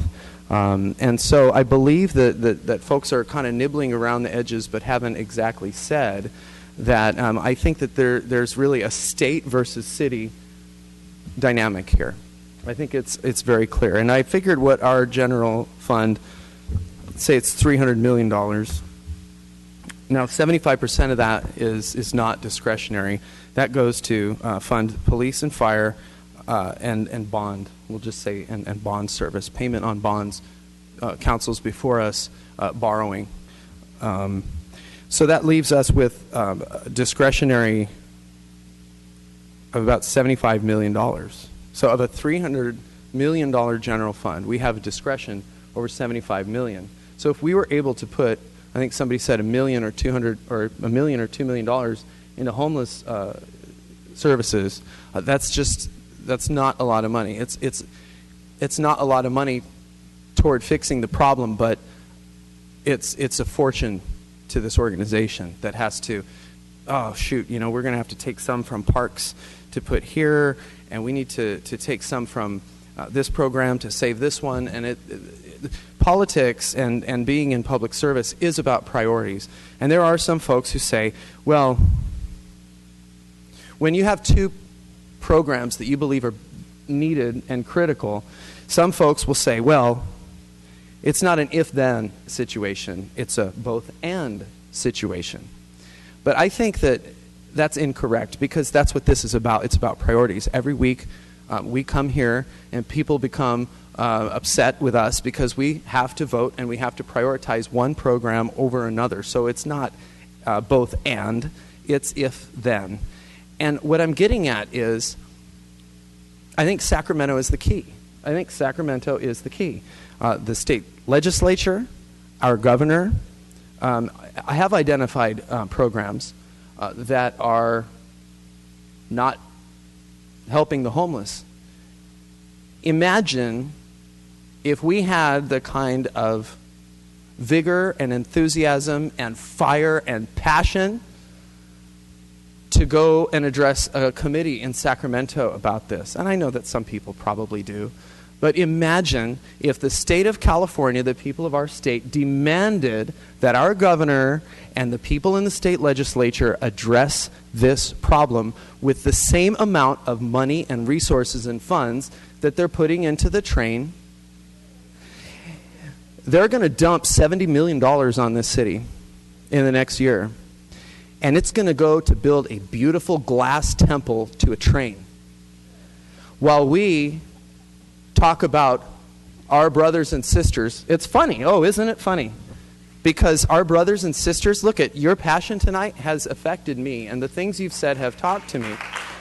You know, you don't have to applaud because I'm going to vote the way you don't want me to. But the reality is that the people in Sacramento who govern this state have prioritized other things over our homeless population. They're taking in the highest revenues they've ever taken in, $183.4 billion. $124 billion of that is general fund. And, I'm sorry? And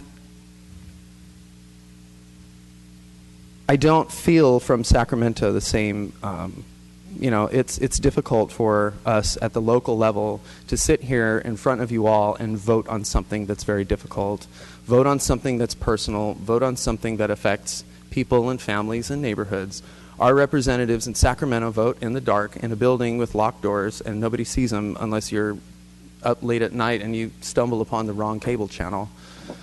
And so I guess what I'm saying after 6.5 years of public service at the city level, I've learned that the city level is the most critical level, the most important level, where stuff gets done, where we're on the ground floor, where we come face to face with the people we serve, whether they're homeless or they're housed or they're rich or they're poor or they're educated or they're uneducated. Everyone on this dais comes into contact with our constituents daily. And I think that there's that disconnect between our state and our local government, whereas we're in the trenches with all of you trying to solve these problems, trying to fix these problems, while the folks up in Sacramento take $183.4 billion, the sixth or seventh largest economy on the face of the earth, and we've got this homeless problem in our neighborhoods and in our streets that's pitting us against each other and fighting one another, when if our state government, which is so wealthy, would just respond to the needs of the locals like Fresno and Oakland and Los Angeles and Clovis and our other cities. So, I mean, that's not on, we're not voting on Clint's opinion on Sacramento tonight. But I do think that a number of people mentioned that they wanted to see more services, mental health services, and I agree. But I think that maybe, you know, when we all leave here tonight, maybe we recommit ourselves to finding out what's exactly where the $183.4 billion is and how we can use some of the $70 million for our new train station to alleviate the homeless crisis in our community in a compassionate and intelligent and efficient way. So with that, the screen is clear.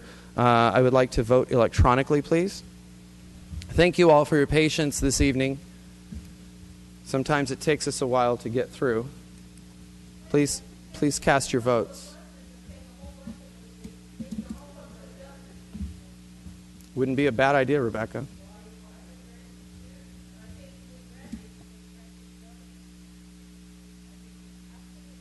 I agree. Please cast your votes, folks.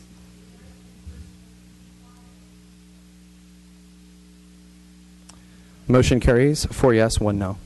Thank you all.